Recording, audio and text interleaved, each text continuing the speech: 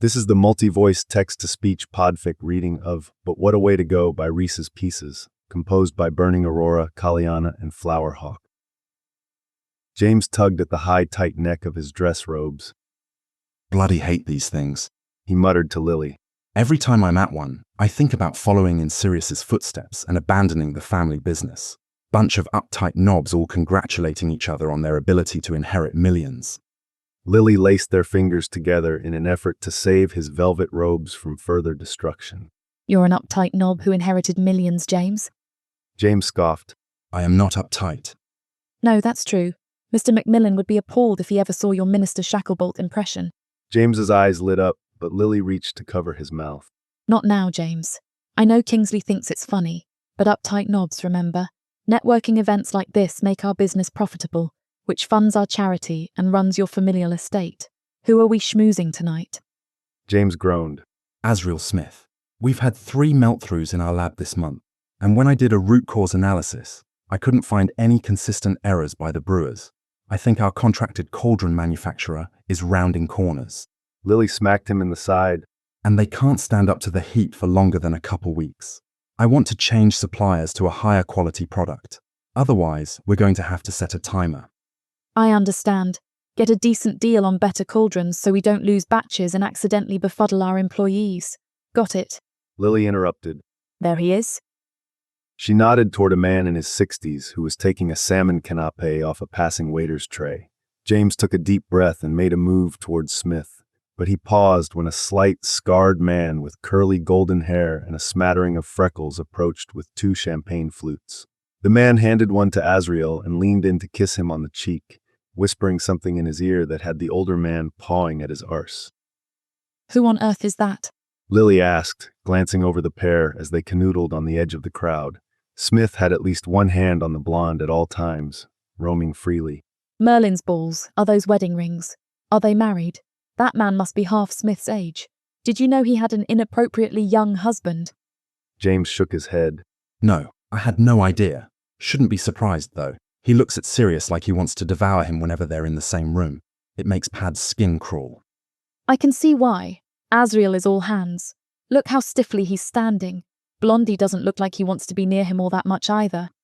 He doesn't look much older than us. Shouldn't we know him? Do you think he's a muggle? Or maybe not British? He definitely didn't go to Hogwarts. I would remember him. James said, sizing the stranger up. Yeah, you definitely would have met him in a broom closet or two. He's just your type. I know how much you like men who look like Victorian orphans. They make you feel all big and strong and protective. Very Gryffindor of you. His wife teased. James wrinkled his nose.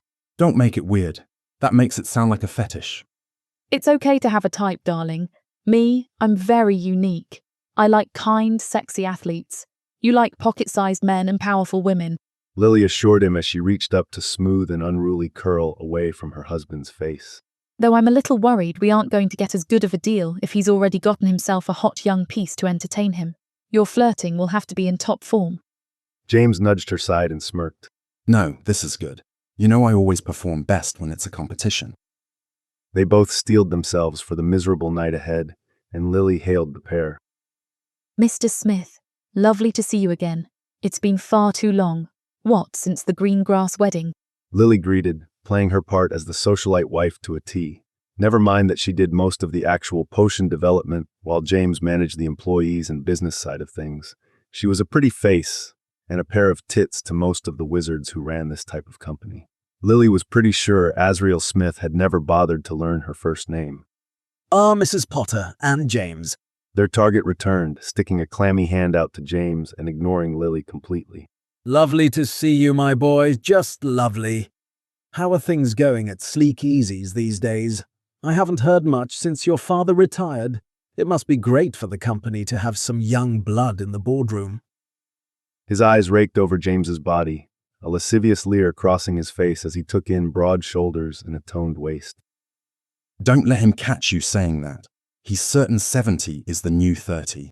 James let out a good-natured chuckle, accepting the offered hand with his right and gently touching Azriel's bicep with his left. The blond man's eyes zeroed in on the point of contact, then traveled to James's face. A coy smile quirked his lips as he leaned into Smith. Asriel, I don't believe I've been introduced to your friends. He purred into his husband's ear, voice low and rough. Lily bit her lip to contain a laugh as James's eyes widened. Of course, my pet. This is my husband, Remus. Remus, this is James Potter and his wife. Smith trailed off, looking panicked. Lily, She offered, reaching out to shake the man's hand. congratulations on your marriage. We didn't realize, Asriel, or we'd have sent a card. It was a bit of a whirlwind, I'm afraid. Remus said softly, turning to gaze into Smith's eyes. The older man preened under the attention, basking in the adulation clear on his husband's face. We eloped. I just couldn't wait any longer to have him as my own. We're still planning to have a reception, but this one is so busy with work. We haven't had the time. Remus sighed, and Asriel patted his hand in a placating gesture that made Lily roll her eyes. Soon, my sweet, soon. James pulled Lily into his side, mirroring the other couple's position, and beamed at her. We're so lucky we have the opportunity to work together, partners in business and in life. God, he was so cheesy. Honestly, if Lily didn't know he was being sincere, she would think he was mocking her, which, actually, might be what he's going for. Neither of them had ever known another business mogul to see their spouse as anything other than a socially necessary obstacle standing between them and a never-ending supply of arse. Sometimes Lily forgot how good James was at this, despite how much he hated it. Oh, do you work at Sleek Easy's too? What's your position? Smith asked. Lily answered through a smile that hid gritted teeth. I'm the head of potion development. I've always had a knack for it, and I apprenticed under Monty and Effie for my masters after Hogwarts. It was a great experience that allowed me to know both their methods for potion making and what direction they wanted for the company. Oh, it's so good they were willing to take you. My Remus is something of a brewer himself, you know. It seems you two have a lot in common. Smith said, deftly moving to guide James away from Remus and Lily. Remus cringed and gave her an apologetic look. Do you want a drink? Remus offered, extending his elbow. You seem like you could use it. I've done a little research into your company and your charity. You're clearly a gifted witch, and I'm sorry he was so dismissive. He shouldn't have compared you to a hobbyist such as myself. Lily shrugged. It happens all the time. I just think about how easily I'd be able to poison them, and it helps. They'd never suspect my sweet woman brain would be capable of such treachery, and how could I brew the poison with my dainty little lady hands? Remus gaped at her.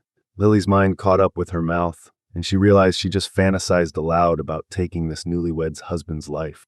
Oh my God, I'm so sorry. That was wildly inappropriate. I can't believe I just said that out loud. Oh my God. Remus burst into surprised laughter, his doubled-over wheeze drawing looks from other guests. No, I get it. We've been married less than 6 months, and I've already been shuffled to the side at things like this more times than I could count. At least with me, there's an excuse. I don't actually touch the business at all. I'm just a trophy husband. Now it was Lily's turn to gape. Remus chuckled at her dumbfounded expression. It's fine, Lily. Remus waved her discomfort away airily. He loves me because I'm young and handsome, and that makes him feel alive. I love him because he dotes on me, allows me the freedom to follow my interests, and is surprisingly sweet, even if he is a bit misguided sometimes. It works for us. Now, shall we get around and see if our partners have come to an agreement? Lily nodded, ordering a brandy for James that he wouldn't drink, and a glass of dry red wine for herself. James would have preferred a Riesling, but he was often ribbed for it, and they'd both realized he closed fewer deals when their colleagues noticed. Judgmental pricks. Remus ordered 2 more glasses of champagne, and the pair made their way back to their husbands. We'll see you on Thursday for dinner at Le Petit Pool Rouge to finalize. James confirmed when they were within earshot, reaching out to shake Smith's hand and smiling in a way that didn't reach his eyes. Yes, of course, my boy. Remus and I are looking forward to it. Lily heard a soft exhale from beside her that could have been mistaken for exasperation. Remus released her arm, and within seconds was once again entwined in Smith's clutches, like he was being strangled by the giant squid. Lily slid under James's arm to let him know she was there. She could tell he was reaching the end of his patience and needed an out. It was great seeing you again, Asriel. Please, feel free to stop in at the lab any time. We'd love to see more of you. Remus, it was wonderful to meet you. I'm really looking forward to our date. She teased with a bold wink. I prefer peonies to roses. Smith laughed heartily, like she was some adorable little nymph who wasn't part of the team, playing him like a fucking fiddle. Lily looked in the mirror by their front door, smoothing an unruly strand of hair back into the pin it was attempting to escape. James wrapped his arms around her waist and kissed the curve of her neck softly. Thank you for agreeing to this, He said. It's going to be terrible. Lily shrugged. The food will be good at least. And I liked Remus at the gala. He was actually kind of fun in the few minutes we spent alone together. Well, let's hope that holds true tonight, too. They kissed Harry goodbye and thanked Sirius for watching him, though honestly, it was a treat for both the 12-year-old and his uncle, then left for Le Petit Pool Rouge. They met the other couple at the apparition point just inside the restaurant. Remus dressed in a stylish, slim-cut muggle suit that accentuated his narrow waist and thin legs. Asriel looked nothing short of smug as he took his place at the table full of young, attractive dining companions. He ordered expensive red wine for the table that Lily adored and James hated, then proceeded to dominate the conversation with talk about his business magnate contemporaries. After 30 minutes where he didn't ask any of the others a single question, Remus tactfully changed the conversation when Monty's name came up. James, Monty is your father, right? He asked in a tone that suggested he knew the answer. James nodded. And is he enjoying his retirement? He must be grateful he was able to leave the business in such competent hands. Lily breathed a sigh of relief. Finally a way to bring this dinner around to its intended purpose. Actually, it almost went to Lily and my brother. James laughed, smiling the way he always did when he got the chance to talk about Sirius. I was intending to do something noble and meaningful that likely would have gotten me killed, but then Lily got pregnant and my priorities shifted. Now I run the company, Sirius runs the charity, and Lily is the genius behind it all. I've read a bit about the Wixon Improvement of Life Foundation. What made you decide to start brewing medicinal potions? Sleek Easies is a cosmetics company. Wilf was my idea, actually. Lily volunteered.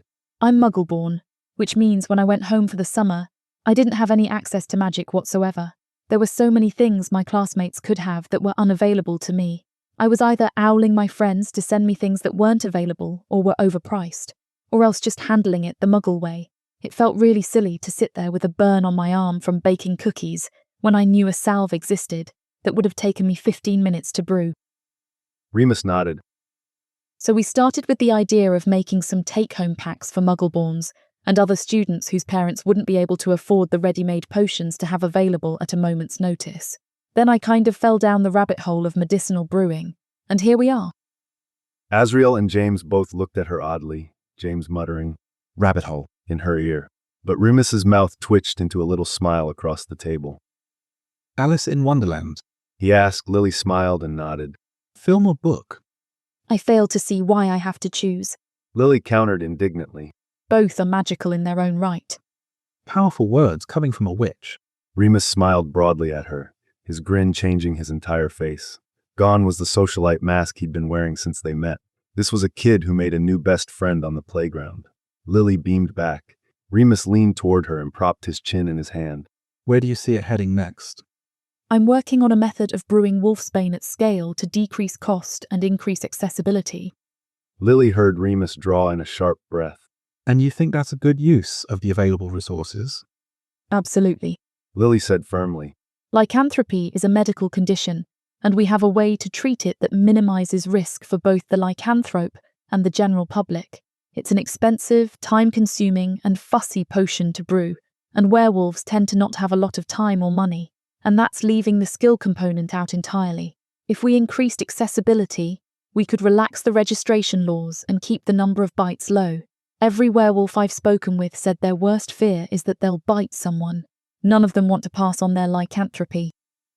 Lily could feel her cheeks starting to flush. Maybe she should lay off the wine. Across the table, Remus chewed thoughtfully on his lower lip as he studied his glass. James, ever tactful, tried to change the subject. Lils, I think we're... There was at least one who did. Remus interrupted, eyes now on his plate. Fenrir Greyback. One outlier is not enough to put an entire community in silver chains once a month. Lily snapped. It's an illness and should be treated as such. Full stop. Remus finally met her eyes. That's a pretty uncommon opinion among Wicks. Well, according to a lot of them, I'm barely a witch. Us misfits have to band together. Remus looked at her curiously, a soft smile playing at the corner of his lips. You're a formidable witch, Lily Potter. Indeed she is. James agreed, relieved that conversation was over. Remus cleared his throat and shot a charming smile at James.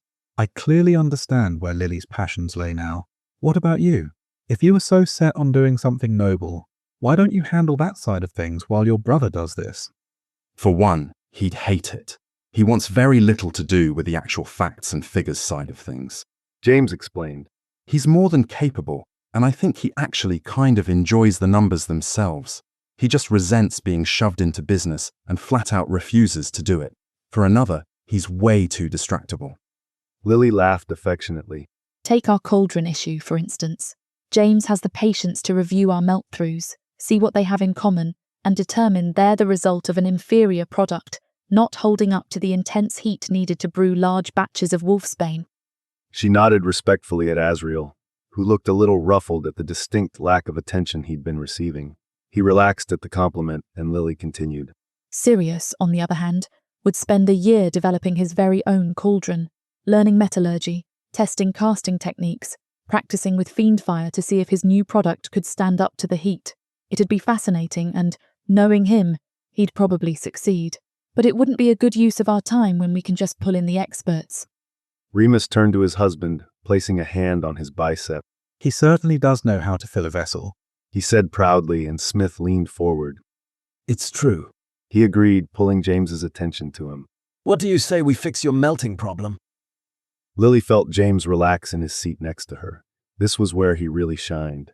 In a matter of 10 minutes, he and Smith settled on contract pricing for the lab's new cauldrons, and Lily was pleased she was less likely to lose her toes to a shrinking solution accident. With the business done, the rest of their meal became a pleasure. The older man seemed satisfied to be the hero in James and Lily's cauldron drama, so he allowed their conversation to float around him while he peered around the restaurant at other diners. Remus and James really hit it off. They had similar senses of humor, and Remus was very quick-witted. He and James traded quips and jabs at a pace even Lily couldn't track in her wine-softened state. By the time pudding was served, Remus was offering to lend the Potters books and making plans to meet them for tea in Diagon the next week. James and Smith shook hands one final time, and the Potters bid the other couple good night. That was, dare I say, fun. James said after they sent Harry to bed and filled Sirius in on their successful business dinner. You and Remus really seem to get along. So did you. I'm looking forward to our tea next week at the very least, which is the first time I can say that for a business acquaintance. Lily agreed. And you're a master, James Potter. The pricing on those cauldrons is lower than what we pay now. I don't know how you do it. It's the Potter charm, baby. You can't see it because it worked on you too. Over the next couple months, James and Lily each grew to enjoy Remus's company. Lily and Remus frequently met for tea and exchanged favorite books. James and Remus sent owls back and forth most days, and Remus met James for lunch every couple of weeks. In late August, a few days before Harry went back to Hogwarts for his third year, James got an owl notifying him of Asriel Smith's untimely death. James, I'm writing to tell you that my dearest Asriel has passed. We're having a small funeral, family only, as it would be difficult for me to navigate anything more with his wide array of business contacts. I'm writing to you more as a friend. I wanted you to hear it from me, not the newspaper. Remus. Remus, I'm so sorry for your loss. Your relationship barely had a chance to begin. To see it cut short is a tragedy. Please, let Lily and I know if there's anything we can do to support you. Would you like to get coffee, tea, something a little stronger? You know where to find me. I can clear my schedule at a moment's notice. It's one of the perks of running the company. James. James, I do think spending some time with friends would help. My family isn't nearby, and it's been lonely rattling around Asriel's big house by myself. Coffee on Saturday. I know a great little place in the restaurant district, a combination used bookstore and coffee shop on Gast Row. Remus. Remus. I'll be there. Send me the address. James. James, never one for following directions, ignored Remus's request not to attend Asriel's funeral. Regulus used his extensive network of contacts to get them the date and time, and that Thursday, James and Lily crashed their first burial.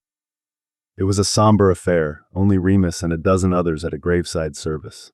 The casket was ornately carved and blanketed in fragrant white roses. Asriel's niece read a thoughtful, if slightly cold eulogy, while a recent portrait hovered next to the lectern and leered at the attendees. Remus stood stoically off to the side. The golden, joking demeanor and bright smile Lily knew was replaced by pale skin, and dark purple shadows beneath his eyes made the hazel irises nearly glow amber. Oh, he looks so lonely. Where's his family? Lily hissed to James from their position in back. I know they're out in Wales, but you make the trip to London when your son's spouse dies for Merlin's sake. I know. I'm so glad we came. James whispered back. He needed us, whether he'll admit it or not. After the service, they were the last people through the receiving line. James. Remus breathed when he saw them. And Lily, it was so kind of you to come. I really didn't mean to take you away from work. James pulled him into a tight hug, running his hand up and down Remus's spine a few times before clapping him on the back. Remus melted into the contact, sniffling heavily into James's shoulder while James rocked them gently from side to side. I'm so sorry, mate. How are you holding up? Everything is a mess. I feel like a mess. Remus said with a thick, awkward laugh. I look like a mess. Thanks for asking. Lily examined his clothes. He was in tailored black dress robes that highlighted his willowy limbs in such a way to make him appear taller, despite the fact Lily knew he had only a couple inches on her 5'5" frame. He must have put an impervious charm from head to toe because he was somehow dry despite the autumn London rain. James studied his face and bit his lower lip. You look great, actually. Fittest new widower I've ever seen. Blood rushed to Remus's cheeks, and for the first time all day, he didn't look on the verge of death himself. A small smile tugged at the corners of his mouth as he looked up at James through long lashes. Stop making me blush at my husband's funeral, James. People will talk. Let them. James instructed with a wink. Remus lightly shoved his shoulder, and Lily resisted the urge to roll her eyes. There was no harm in letting James flirt a little. Remus seemed to be enjoying himself, and James was forced to stop hitting on men who looked like they were about to succumb to tuberculosis when Regulus married Kingsley. Is there anything we can do to make this easier for you? Please, name it.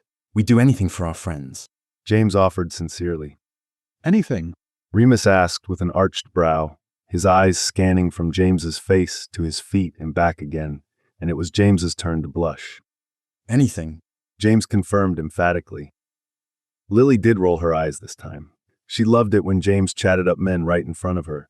She knew he'd die before leaving her, and she enthusiastically participated in some adventurous bedroom activity to satisfy James's more pansexual desires. But really, there was a time and place. She cleared her throat and nudged James to the side to claim her hug. I'm sorry, love. This must be awful for you. Owl us any time. We'd love to have you for dinner. There's plenty of room if you want to stay for a few nights.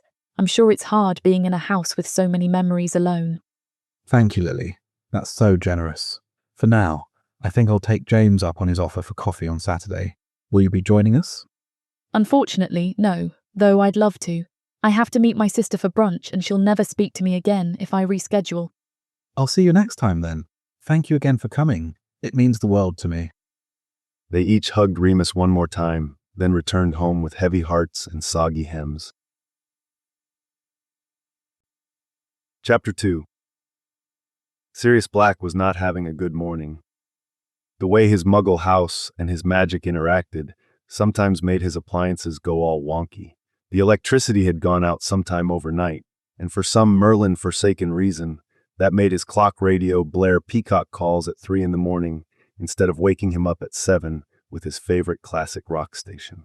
After 20 minutes trying to shut it off, even unplugging it hadn't done the trick, he finally just broke the thing. So because his alarm clock was broken, he woke up late.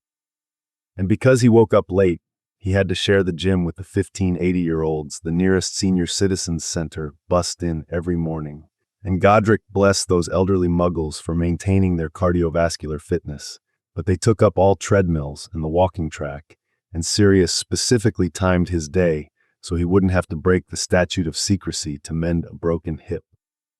After his less than satisfying workout, he came home to shower. He found communal showers disgusting under normal circumstances, but they were even less appealing when he had to share with Clyde and Percival from Help the Aged, and found his hot water heater had gone cold with the power outage.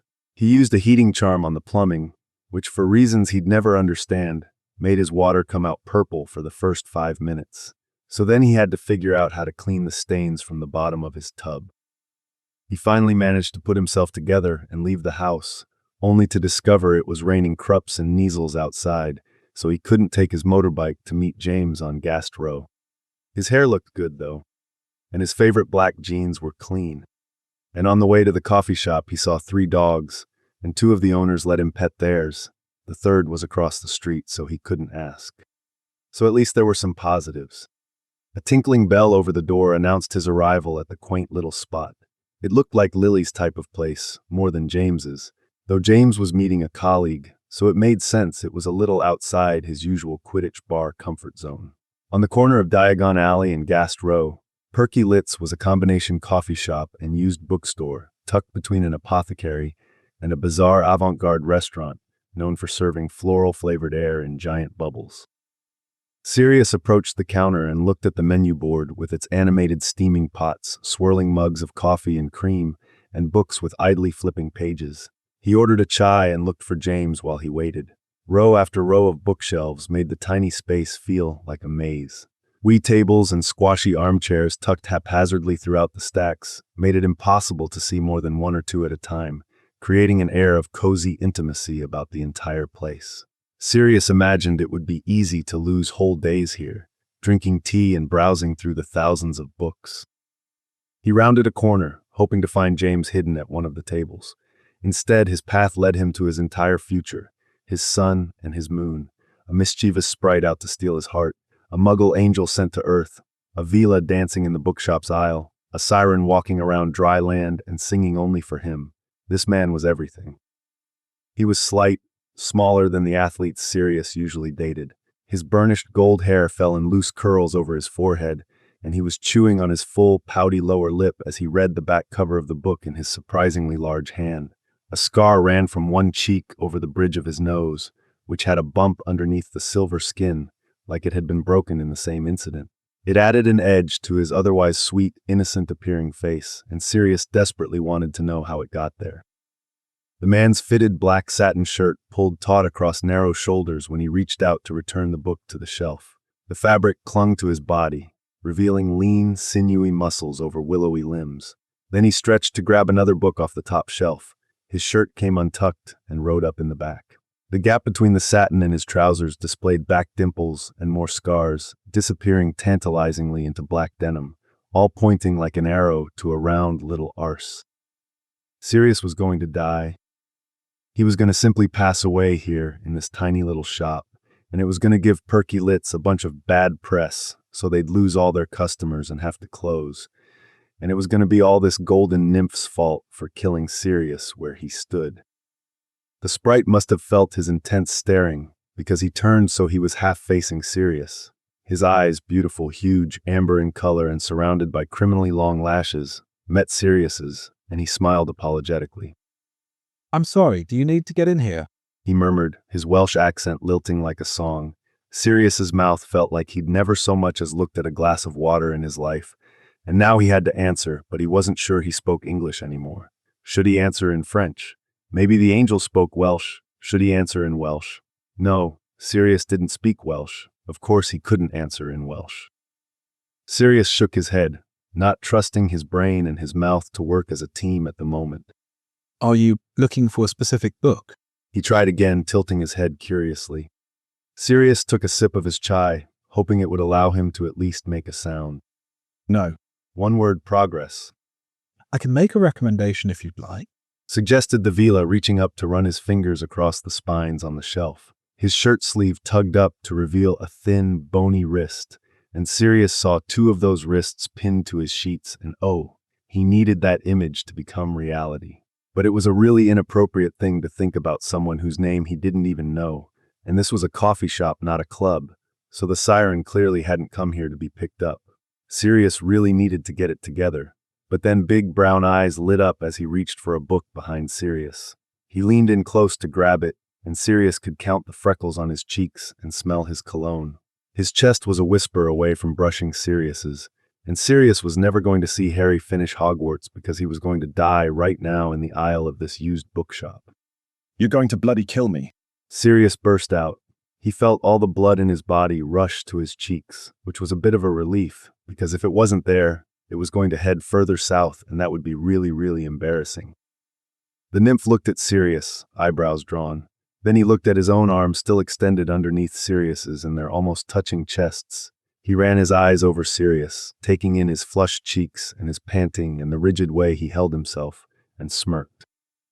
I think you're safe. The man reassured.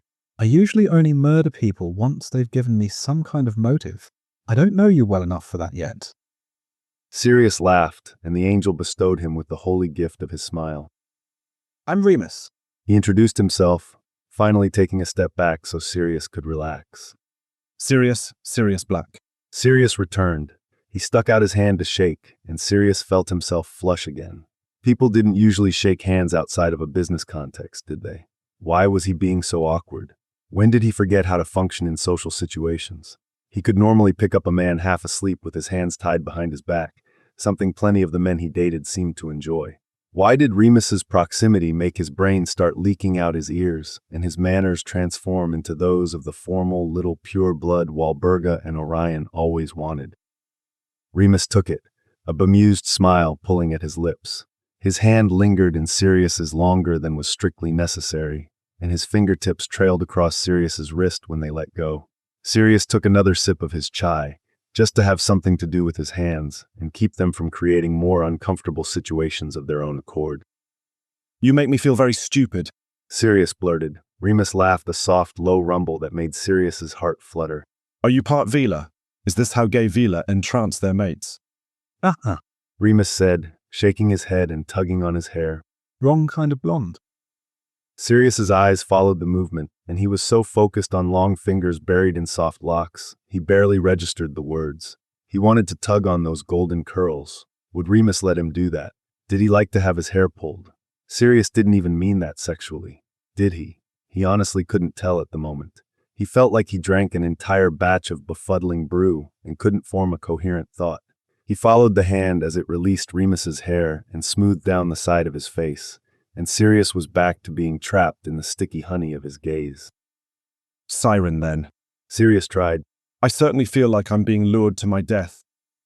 Remus guffawed, an abrupt, loud sound that drew some indignant huffs from around the corner. Sirius raised his eyebrows and smirked.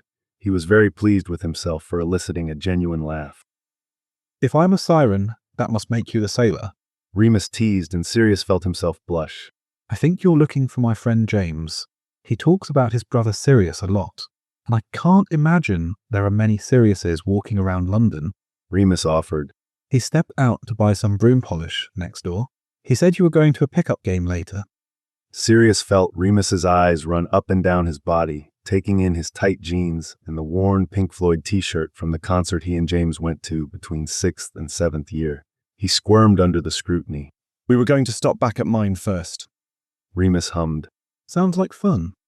Sirius opened his mouth to invite Remus along, all impulse and no plan when he heard James's voice. Sorry.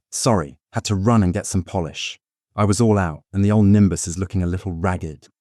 James. Remus brightened, and Sirius felt a sharp spike of envy that James's return could elicit such enthusiasm. You're back. I guess I'll leave you two to it then. Yeah, it was great seeing you, Ree. Next week, maybe. I think Lily should be free then. She'd love this place. James suggested. Remus nodded, looking a little put out. Unless you'd like to come with us today. Yeah. Remus and Sirius asked together. Sirius's eyes snapped to Remus's, gratified when he saw a light pink flush in his cheeks. Sure, our positions are pretty settled, but everyone's generally okay to switch if you'd like. James assured. Do you play? Remus scoffed, as though playing the most popular sport in all of Wixenkind was ridiculous. No, I'm not much of a flyer. I'm happy to watch, though. It's your prerogative, mate. Sirius and I are going to make a couple more stops. Then Cinderella has to get ready for the balls. Remus snorted, and Sirius felt his cheeks get hot. We'll meet you at the park on Physic at 1. I wouldn't miss it. Remus confirmed, giving Sirius one final look over before they separated. See you later, sailor. He winked. He fucking winked. Sirius just about died. He grinned, overflowing with happiness. Of course, James, generous mate he always was, somehow managed to give Sirius the time he wanted with Remus, an opportunity to show off a bit, and the game they had planned all week.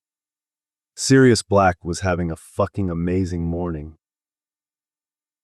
James, Prongs, love of my life, other half of my soul. Why were you hiding the most perfect man I've ever met? How did you not introduce us earlier? How deeply does this betrayal run? Sirius, his husband died last week. He's not dating. James rolled his eyes. We went to the funeral 2 days ago. Give the man a chance to mourn. Sirius was silent for a few moments, turning the information over in his mind and applying that context to the interaction he just had. Have you asked him, though? He seemed like he was interested in dating to me. James huffed. Yes, Sirius, I'm sure. Some things you just don't need to ask. Sirius hummed, skeptical, and thought about Remus as he trailed James around Diagon Alley for the next hour. Harry had changed his elective course from divination to arithmancy at the last minute, much to Sirius's delight. He loved arithmancy and already volunteered to tutor, and he needed a new course book sent to Hogwarts. James had to replace a pair of shoes he ruined trying to help Lily in the lab last week. He spilled the hair growth potion they were brewing, and his trainers now had mustaches and grunted with every step. Sirius needed some potions ingredients, as he'd cleaned out his stores of almost everything trying to combine hangover cures with pepper up. Purchases made, they apparated back to Sirius's so he could change into his Quidditch kit. Sirius dug frantically through his drawers until he finally found the shorts he wanted in the bottom of the laundry hamper. He pulled them out and cast a quick cleaning charm, replacing the smell of week-old ball sweat with spring rain and clover. He found a tight, long-sleeved shirt he knew emphasized both his broad chest and his biceps, and he changed clothes. When he walked into the living room, James wolf whistled. Damn, Padfoot. September might be a little late for your cheek peekers. Aren't you going to get cold? Sirius looked down at the shorts, already riding up to reveal his thick, well-toned Quidditch thighs. Perfect. I can keep a warming charm on while I play if I need to, but thanks for the concern, Prongs. James shrugged and grinned at Sirius. Works for me. It's been a while since I've seen your knob. I'm starting to miss it, truth be told. I got used to having it around in 6th year. Stop. When you and Quit. Lockhart were shagging 4 times a day. James managed to shout over Sirius's protests. Sirius groaned in embarrassment. It was 1 month, Prongs. 17 years ago. Let it go. Lockhart was good-looking and one of the few men willing to approach Sirius at the time. Sirius wasn't proud of it, but he was 16 and stupid and hornier than an erumpet on Amortentia. What was he going to do, turn down easy access to passable sex? James snickered and dodged Sirius's pepper breath hex. I will actually imperio you to stop you from saying that in front of Remus today. Don't test me, Potter. My brother runs the Wicks Intelligence Agency and is married to the Minister for Magic. They will get me off. I know incest runs in the family, Pads, but you don't have to announce it like that. James cackled as he squirmed away from Sirius's attempt to wrestle him to the ground. James was too shifty for hexes after years spent dodging Slytherins and Sirius's tempers alike, but Sirius could usually beat him in a physical tussle. A few minutes later, James laughed whilst he cast a wandless impervious charm over his face as Sirius pinned his arms to the ground and threatened to drop spit on his cheek. They got to the Quidditch pitch at 1:45 and raced each other for a few laps. They landed when they saw the rest of the team arrive, already just a touch sweaty and breathless. Remus popped into the apparition point, while Sirius was bent at the waist to stretch out his hamstrings, and he wondered if someone spiked his chai with Felix Felicis. James sent a gentle, tickling hex to pull Remus's attention to the right field. Remus, now dressed in a tight-fitting green cardigan and light jeans that looked soft with wear, pulled out a Muggle camp chair and made himself comfortable on the sideline. Hi. Sirius greeted him, not missing the way Remus eyed him from his seat. He seemed to think September was a perfectly acceptable time for short shorts. I'm glad you could make it. Remus smiled softly, eyes flicking down for the briefest moment like he couldn't stop himself from looking. I'm very happy to be here. Hopefully it's a good showing. I wouldn't want you to be disappointed you came. Sirius smirked suggestively at Remus, who dipped his head to hide a blush. Merlin, he was cute. Look at him, all shy in his little canvas chair. Adorable. Remus looked up and raised a challenging eyebrow. I have impossibly high standards, so it'll be hard. Sirius's stomach lurched. How did he do that? How did he flip a switch from being bashful and pink-cheeked 1 second to tossing Sirius a wicked smile that made his cock twitch the next? It was incredible. And Sirius desperately wanted to impress him. Felt like maybe he'd just crawl in a hole and die if he didn't, which was stupid. Remus was a stranger, an incredibly fit stranger. He'd like to fuck into his mattress until neither one of them could see straight. But a stranger all the same. Sirius shouldn't be aiming all his self-esteem quaffles for this one hoop. I was an animagus by 16. Impossible is my standard. James whistled sharply, and Sirius turned away from a slack-jawed Remus. He was quite pleased with himself as he picked up his beater's bat and mounted his broom, flexing his legs a little more than he'd bother under normal circumstances. The two teams took flight, Sirius, James, and their friends against Benji Fenwick and his crew of former Ravenclaws. It wasn't a tough match. Sirius and James had always worked well as a team, even though they played different positions. Sirius was a damn good beater, if he did say so himself, and actually improved after Hogwarts with access to Muggle weightlifting equipment. The sudden dearth of pranking that freed up a lot of his spare time didn't hurt either. His aim was less precise, but what he lacked in accuracy, he more than made up for in power. Paired with Marlene, whose ability to read an off-fence was unmatched, as his partner, and James, who was an absolute menace in the sky, Here Comes the Broom never had a chance. James was fast as lightning and fearless on a broomstick, swerving and swooping between Fenwick and the Pruitt twins so quickly they only just missed colliding. Sirius spent the entire match hitting bludgers into their chaser formation, making them scatter like Muggle bowling pins at every opportunity. James, Dorcas, and Mary easily ran up the score every time they intercepted a dropped quaffle. The opposing team's chasers did manage to get a number of shots past Eddie Bones, but Sirius wasn't worried. The Ballbusters had never lost a match when they had Regulus as their seeker. Reg, who was too busy and too much of a security risk for Quidditch League, played only to humor Sirius. A match last March where he finished the game in 10 minutes and James didn't even get to break a sweat led to negotiations to set a minimum time limit. Otherwise, what was the point in getting them all together? After a considerable amount of flirting, cajoling, and all-out pleading, Reg agreed to wait until at least an hour before catching the snitch.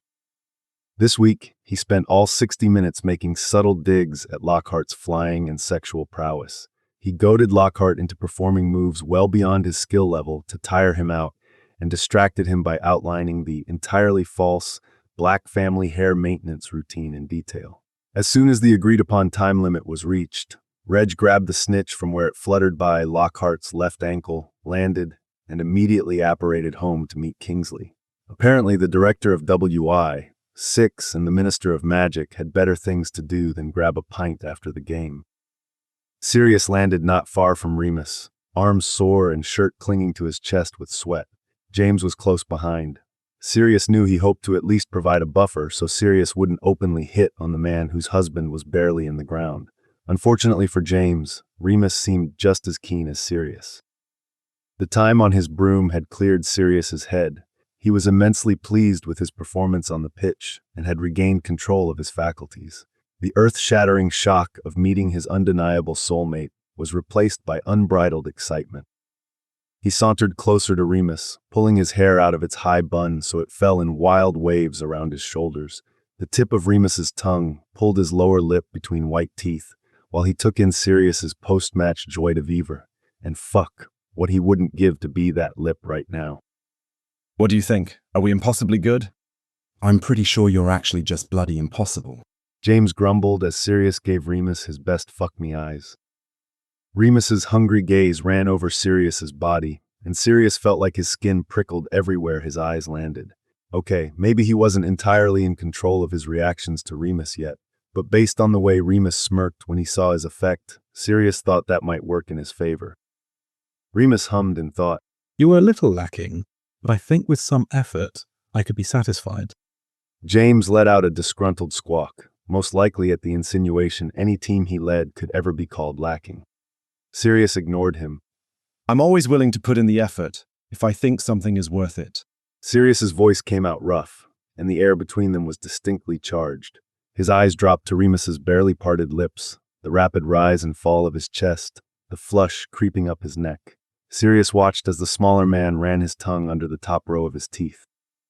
Remus looked starving. Sirius was ready to serve himself up on a silver platter. James cleared his throat, trying and failing to regain his friend's attention. I'm not sure if Lily's home yet. Would either of you want to grab a pint? Sorry, James, I'm famished. Probably shouldn't drink on an empty stomach. Remus shook his head, sparing James a minute glance. Pubs do have foo. Sirius interrupted. Me too, absolutely ravenous. Fine, but Maybe we should order together. Faster that way. Do you like curry? Love it. The spicier the better. Sirius arched an eyebrow, and a slow, predatory grin spread across Remus's face. are you sure? I mean, I just thought, maybe you both should just… James made a distressed sound, clearly aware he'd lost control of the situation, and Sirius felt a rare twinge of irritation. It's not like Remus needed protection. He agreed to dinner of his own volition. This was all his choice. Sirius sighed internally, long and suffering at his best friend's inability to stop being so fucking noble. Remus's eyes never left Sirius's whilst he comforted James. We're fine, James. You can go. We'll be all right. James shifted in Sirius's peripheral vision. Normally, he wouldn't have even offered to get a drink when Sirius was in the middle of a pull like this. A small part of Sirius wanted to laugh hysterically at James's utter failure to switch from wingman to cockblock. It made sense. He was a chaser, not a keeper. Go back to your lovely wife, Prongs. He'll tell you when he's home. Fair. James hummed non-committally, less than satisfied with this plan, but couldn't seem to come up with a reason to argue. He gave them one last worried look, then turned on his heel and disappeared with a crack. Do you mind side-along? I'd offer to give you the address if that's more comfortable, but I live in a muggle neighborhood and don't want you to suddenly appear outside the wards and scare Mrs. Dodson next door. Sirius offered his arm to Remus, who took it and looked up at him with wide amber eyes.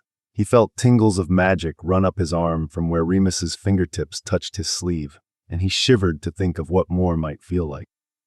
He turned on his heel, pulling both of them through a tight tube to wind up neatly on the entrance mat on his disillusioned front step. I was thinking Indian for dinner, but, Sirius twined his fingers in Remus's hair and pulled their bodies flush as Remus pressed a desperate kiss to his lips. James was going to kill him. He was specifically worried about this exact thing. It was too soon. Sirius knew this wasn't the socially acceptable response. He couldn't remember the appropriate mourning period after a spouse's death before dating. He was sure Regulus would be able to tell him, but Regulus wasn't here. Thank fuck for that, because the fingers on one of Remus's hands were pulling up the hem of his little mesh shorts and gripping his arse so tight he was sure it would bruise. The other hand cupped his cock through the slippery fabric, and Sirius's dick could cut diamonds with how hard he was right now. He backed Remus the step and a half toward the door and pinned him in place, moaning as he felt the hard line of Remus's own cock press into his hip. They panted into each other's mouths, barely remembering to move their lips as their bodies aligned. Sirius felt like he was on fire. Every point of contact was a piece of kindling, a place where a blaze could break out at any moment. Embers glowed between their lips. A spark ignited on his skin under every one of Remus's fingertips. A veritable forest fire burned between their hips, where they both rutted shamelessly, searching for friction. Sirius had never desired anyone so much in his life. He groaned when Remus untied his shorts and slipped a hand inside, stroking him firmly while he resisted the instinct to buck into his grip. Sirius bit along Remus's jawline and down his neck, scraping his teeth across firm jawbone and delicate skin alike as he worked Remus's flies open and dropped to his knees. He nosed down the thin trail of hair leading from Remus's navel to the waistband of his pants, kissing and licking and nipping and shoving Remus's hips back against the door as he looked up to meet his angel's big brown eyes. Remus nodded, biting his lip, while he watched Sirius pull his pants down around pale thighs, breath hitching as he bobbed free from thin cotton, and Sirius caught him in his mouth. Remus's fingers threaded gently into his hair, never demanding, just a soft scrape of nails against his scalp.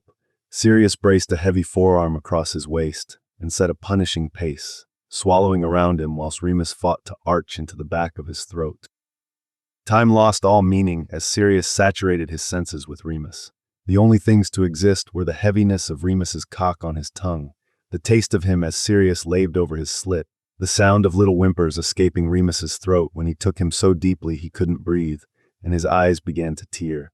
It could have been seconds or hours later, he had no way of knowing, when Remus's moans reached a crescendo. Sirius, please.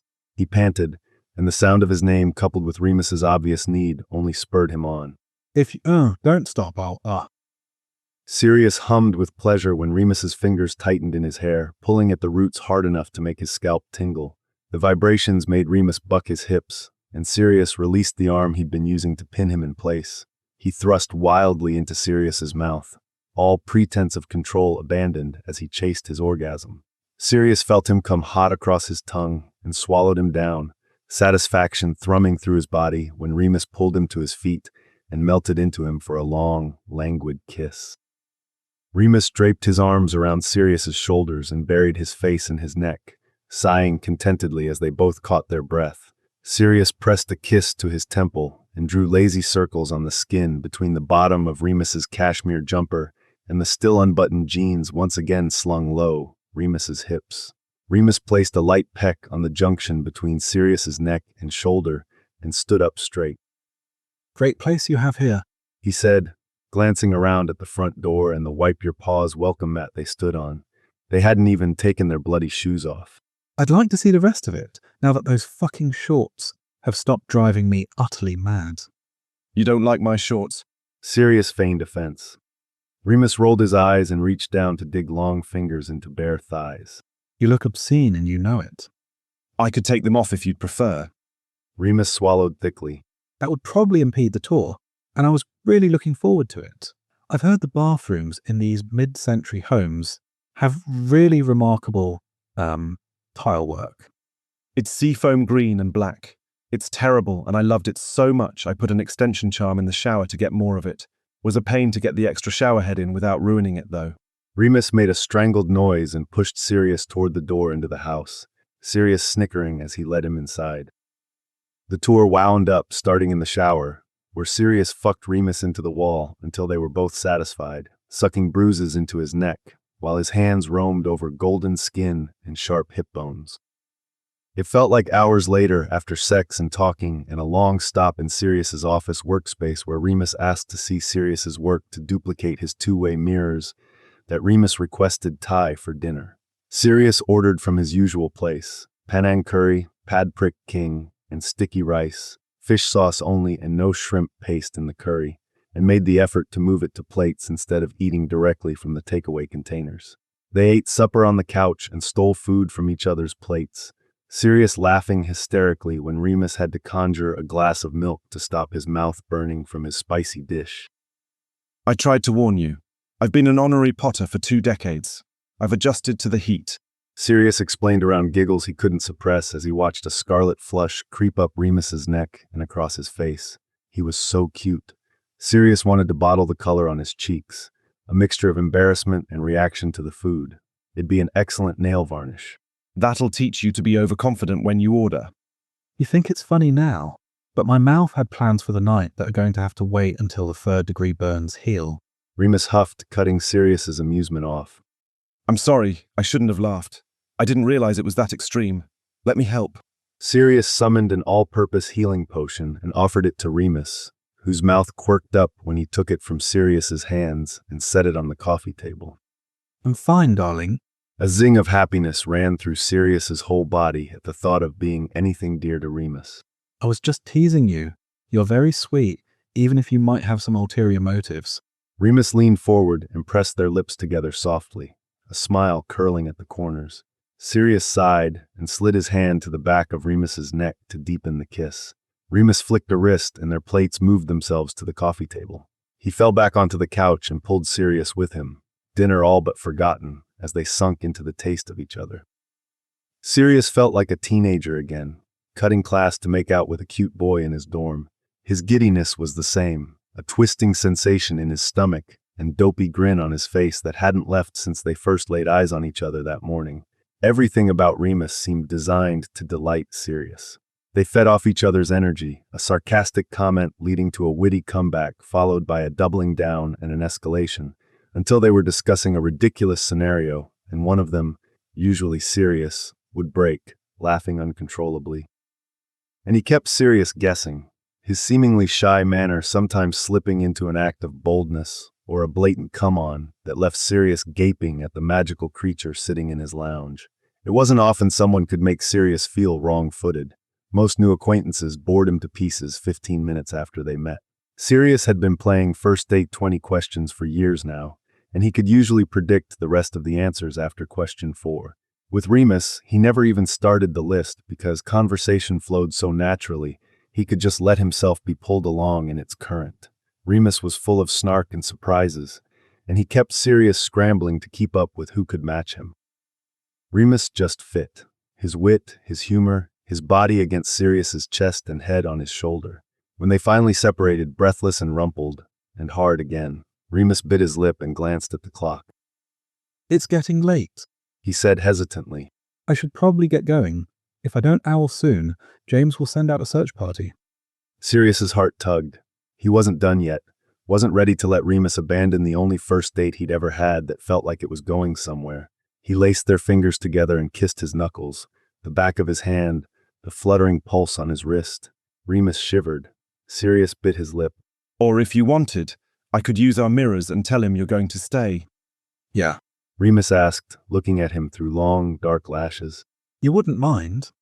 Sirius snorted. Ridiculous, man, as if Sirius ever wanted him to leave again. I'd love it if you did. Remus made a pleased sound and snuggled into Sirius's chest. All right. No need to be so pushy about it. Sirius barked a laugh, pushing Remus's shoulder at the teasing and almost sending him, squawking in indignation, off the sofa. Sirius caught him and was pleased to have an excuse to wrap him in his arms again, pulling him tight to his body under the guise of not having enough room on the couch. They got ready for bed, Sirius offering a pair of joggers and a spare toothbrush. Remus raised a questioning brow.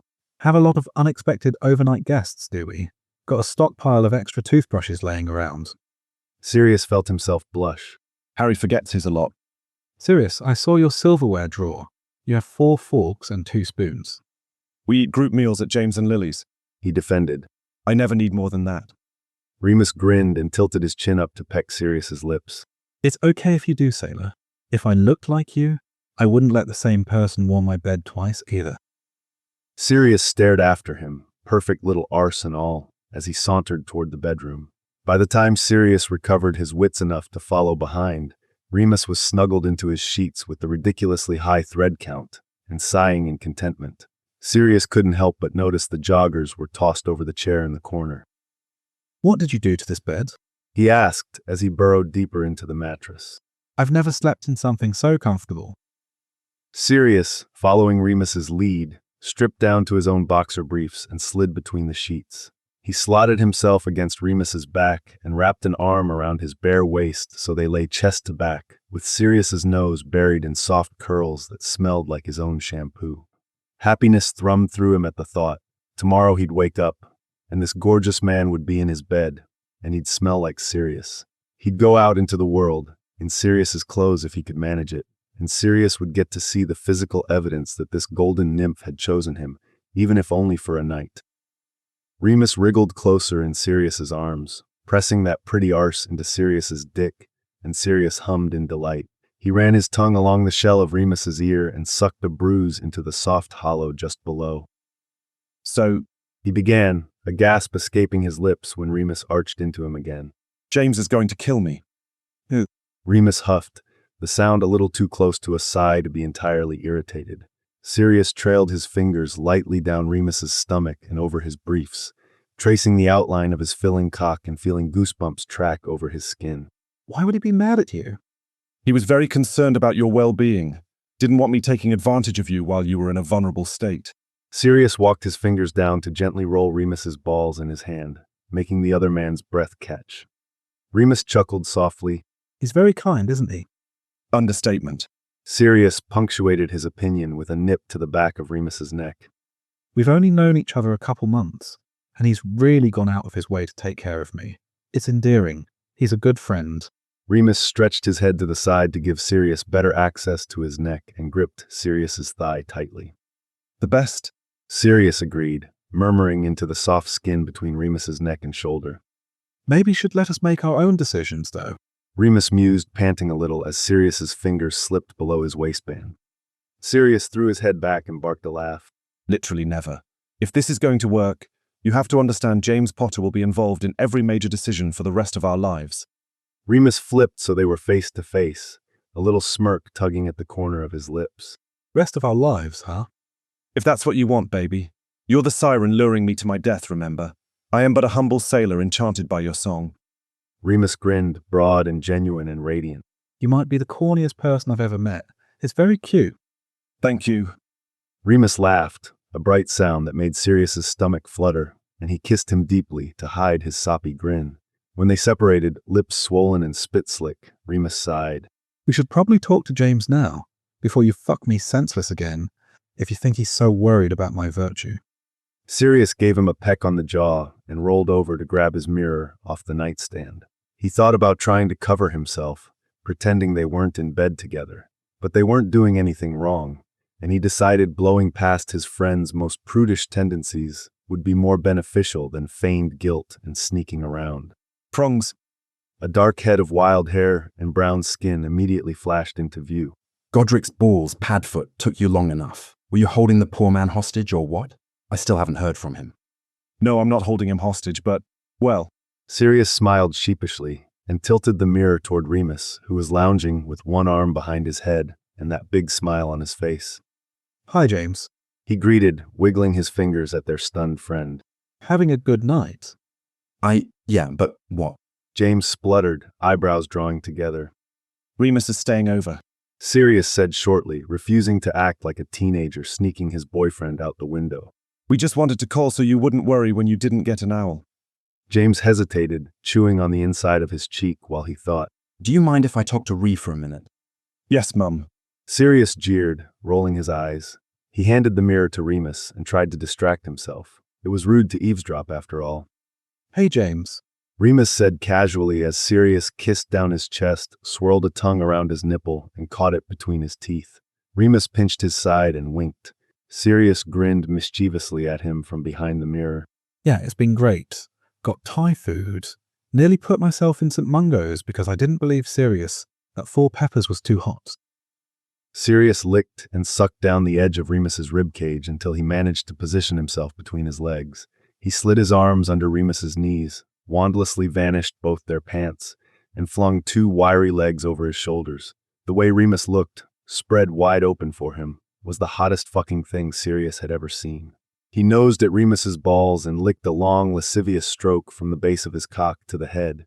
Remus buried his fingers in his hair and pulled, shaking his head almost imperceptibly when Sirius made eye contact. He shifted back, pouting, while James rambled on from his end of the connection.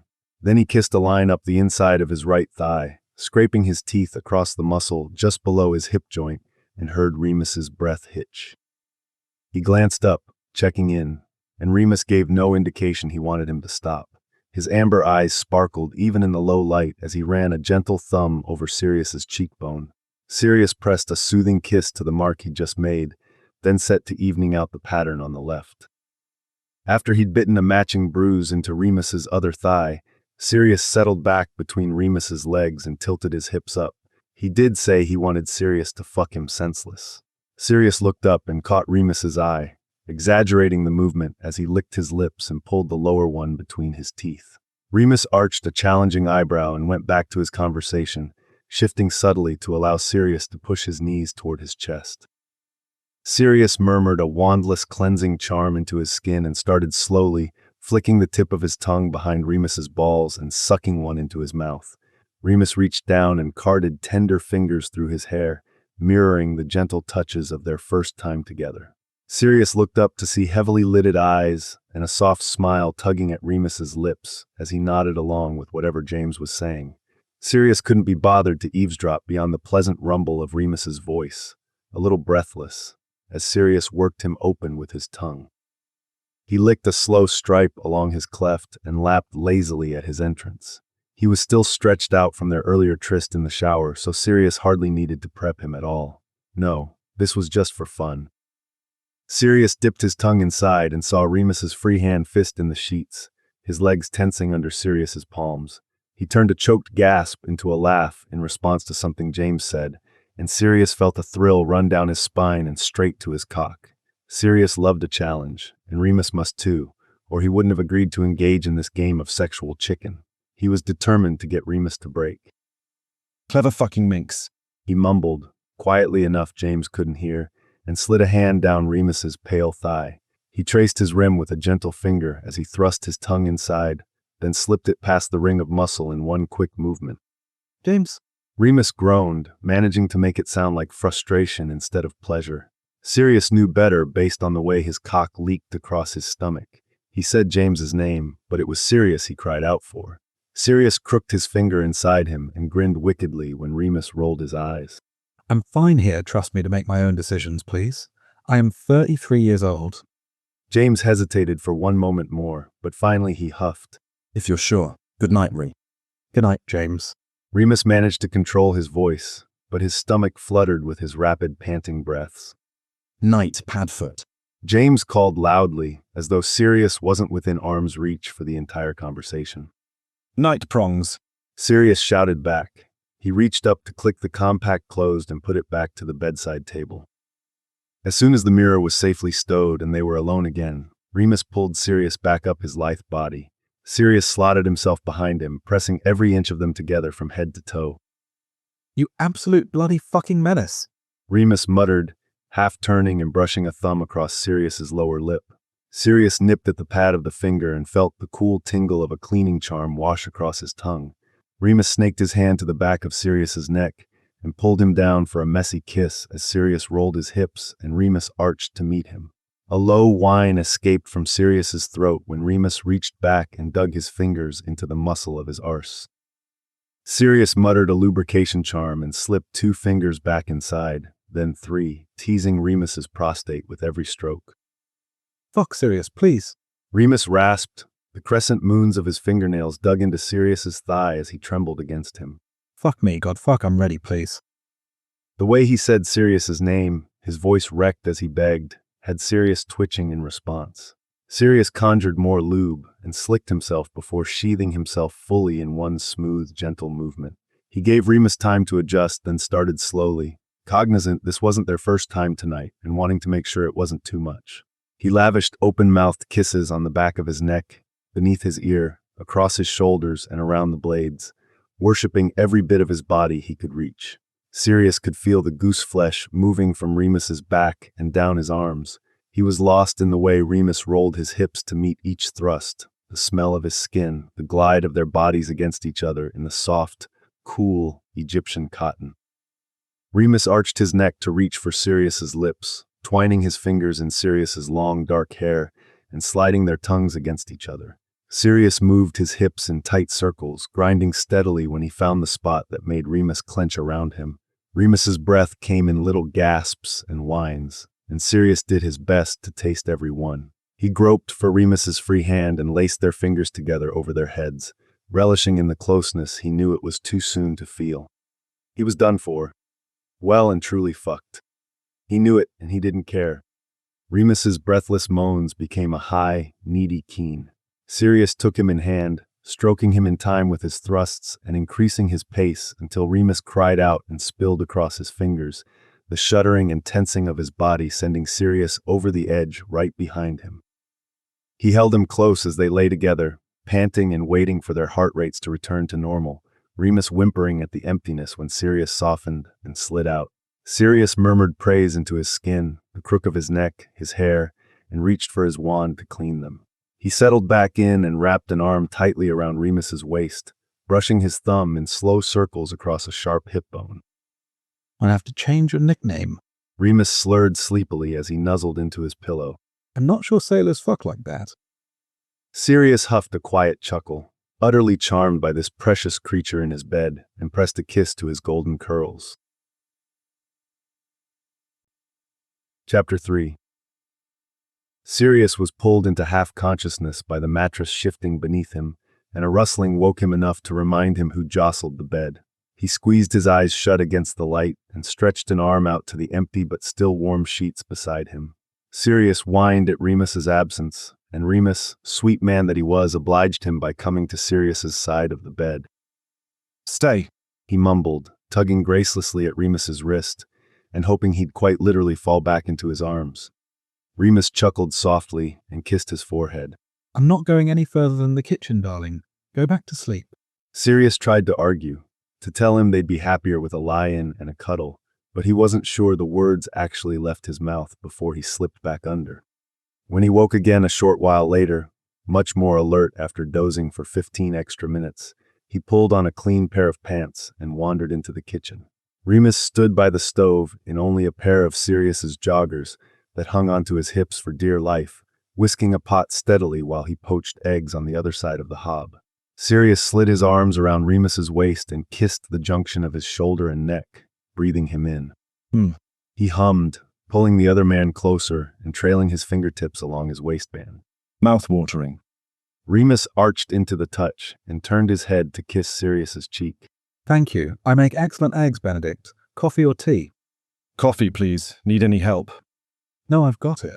Remus waved his wand and the coffee poured itself, settling on the small table next to the window. 2 minutes. Sirius watched while Remus scooped the eggs expertly out of the boiling water and assembled breakfast, all without using magic once. He levitated both plates over to the table, along with his own tea, and sat across from Sirius. Soft morning light filtered through gauzy curtains, highlighting dust motes in the air and casting everything in an ethereal glow. This looks delicious, thank you. You're very welcome. I may have underestimated you. Your fridge was well stocked for someone with such a dismal cutlery drawer. It felt natural, sitting here with him, smirking over breakfast and steaming mugs. He looked adorable in the morning with his sleep-mussed hair and his soft eyes and smile. Sirius was absolutely smitten. He never, ever wanted Remus to go home. Or rather, he wanted Remus's home to be here, with him. Do you need to get going this morning? Sirius asked, and the openness on Remus's face dimmed. Oh, buggering shit, that's not what he meant at all. I just wondered if you wanted to hang out. Hang out. Was he 15? Merlin's saggy testicles, he was bad at this. He rarely made it through the first date still wanting to see the person, much less to a second. How does he ask? Do you want to move your things in now? It seems like it will save time. Without sounding like a stalker who will collect Remus's toenail clippings. The look on his face must not have been very convincing, because Remus forced a smile. Don't worry, I'll be out of your hair soon. I'm sure you have things to do. No, that's not it at all. Sirius assured, waving away Remus's concern. I mean, it is a little, because I told my godson I'd help him with his arithmancy homework today. But if you're willing to sit through that for an hour or two, I'd really like you to stay. He bit his lip and looked down at the table, suddenly shy, which was absurd considering he'd been buried in this man's arse not 12 hours before. He looked up through his eyelashes to see a disbelieving half-smile on Remus's face. Yeah. He asked, clearly uncertain if Sirius's invitation was sincere. Yeah, absolutely, yes. I'll probably have to go home for at least a bit. I don't have any clothes, and I used up most of your groceries. We'll have to leave for food. Wear mine, or we'll order takeaway. I was mostly concerned that I don't have clean pants, Sirius. Yesterday's are still on the floor. Sirius blinked rapidly. He knew, he could see there was nothing under those joggers, but still, knowing and knowing were different. That's not a problem for me, he assured him. Please never wear underwear again. He miraculously managed to keep in his brain. Sirius. Remus admonished. The thought must have been written across his face.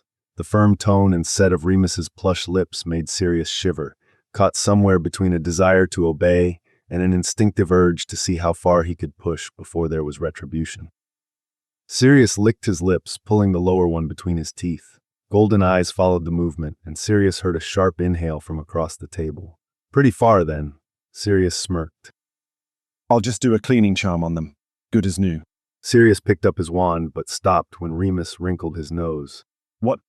Remus smoothed his face into a soft smile. You're very sweet to take care of me like this. Nope. Sirius shook his head. You made a face. What is it? You're allowed to have preferences. Remus hesitated, his expression moving from surprised to skeptical to mildly embarrassed. They tingle. What do you mean? Laundry charms. They make my clothes tingle. Yes. Sirius agreed, confused. How else do you know they're clean? You put them in the washing machine with soap. They're clean when it's done. And they don't make your bollocks shrivel up like you're standing outside Starkers in January. Sirius laughed, elated to uncover this scrap of insight into Remus's mind. So your parents did it the Muggle way then? Is that why you cook without magic? Remus nodded. Magic makes everything taste metallic. Huh, I've never noticed. Sirius had only ever tasted food prepared using magic until he moved into his first flat, and he still didn't know how to run the washing machine in the kitchen. He'd transfigured it into more cupboards shortly after he moved in. Maybe the Muggle way was better. Remus did have a point. His balls always did a hasty retreat into his abdomen for a few minutes after he got dressed every morning. He just never thought of it as an avoidable experience. Are you Muggle-born then? Remus shook his head. Half-blood. My mam's a Muggle, Dar's a wizard. Why didn't you go to Hogwarts? You'd have had more wicks around to teach you. Boarding school wasn't an expectation for her when they got married. We're not all posh like you. He teased. My ma didn't want me gone 10 months a year, and my Dar lives to make her happy, so he stayed home to teach me himself. It gave me a unique way of practicing magic too. He's really interested in international methods of magic use, and focused a lot more on wandless magic than Hogwarts does. My spells are less powerful than they could be, but I'm not helpless if something happens to my wand, so it's a trade-off. He paused for a second, then shot Sirius a crooked smirk. Plus, it's really great for sex. Sirius felt a flush crawl up his neck while heat pooled in his groin. The effect this man had on his body was absolutely maddening. He needed to get himself under control. He liked Remus, was already falling for him, and Sirius didn't want him to think he saw this as only physical. He willed away the thoughts of the bruises he left on Remus's thighs and the smell of him in his bed, and instead worked on how to get Remus to stay. Tell you what, I'll transfigure the washing machine back. You can teach me how to do Muggle laundry, and I'll use my cleaning charm on your shirt from yesterday so we can compare. You get clean pants, and I get to spend the day with you. It's a win for us both. Remus raised a dubious brow. You're just trying to spend the day staring at my nipples. Tingly clothes have the opposite effect on those. No. Sirius denied, then let his eyes flick down Remus's bare chest. They were truly exquisite nipples. Well, maybe. It's an experiment. For science. If you don't like it, you can wear mine. The idea of Remus spending the day in his clothes, joggers puddling around his ankles and jumper cuffs rolled up over his wrists, filled Sirius's stomach with squirming, uncontainable joy. Deal. Remus agreed and waved his hand to set the dishes washing. Sirius furrowed his brow. The magic was impressive, but also unexpected for someone who just said they preferred Muggle methods of doing chores. Remus grinned at his confusion. I would rather have the food taste weird than have to do the fucking dishes. Sirius barked a laugh. They spent the rest of the day in a state of domestic bliss like Sirius had never known. He changed the washing machine back to its original state and Remus showed him how to run it. It was all well and good until the first time it drained. Apparently, being transfigured ruined the water lines, and instead of flowing into the pipes, it spat soap bubbles into a high arc that splattered all over the floor. Remus tried to apologize, but Sirius was having a wonderful time. He scooped a handful of foam and plopped it on Remus's honeyed curls, instigating a soap fight that had them both giggling and slipping and cursing.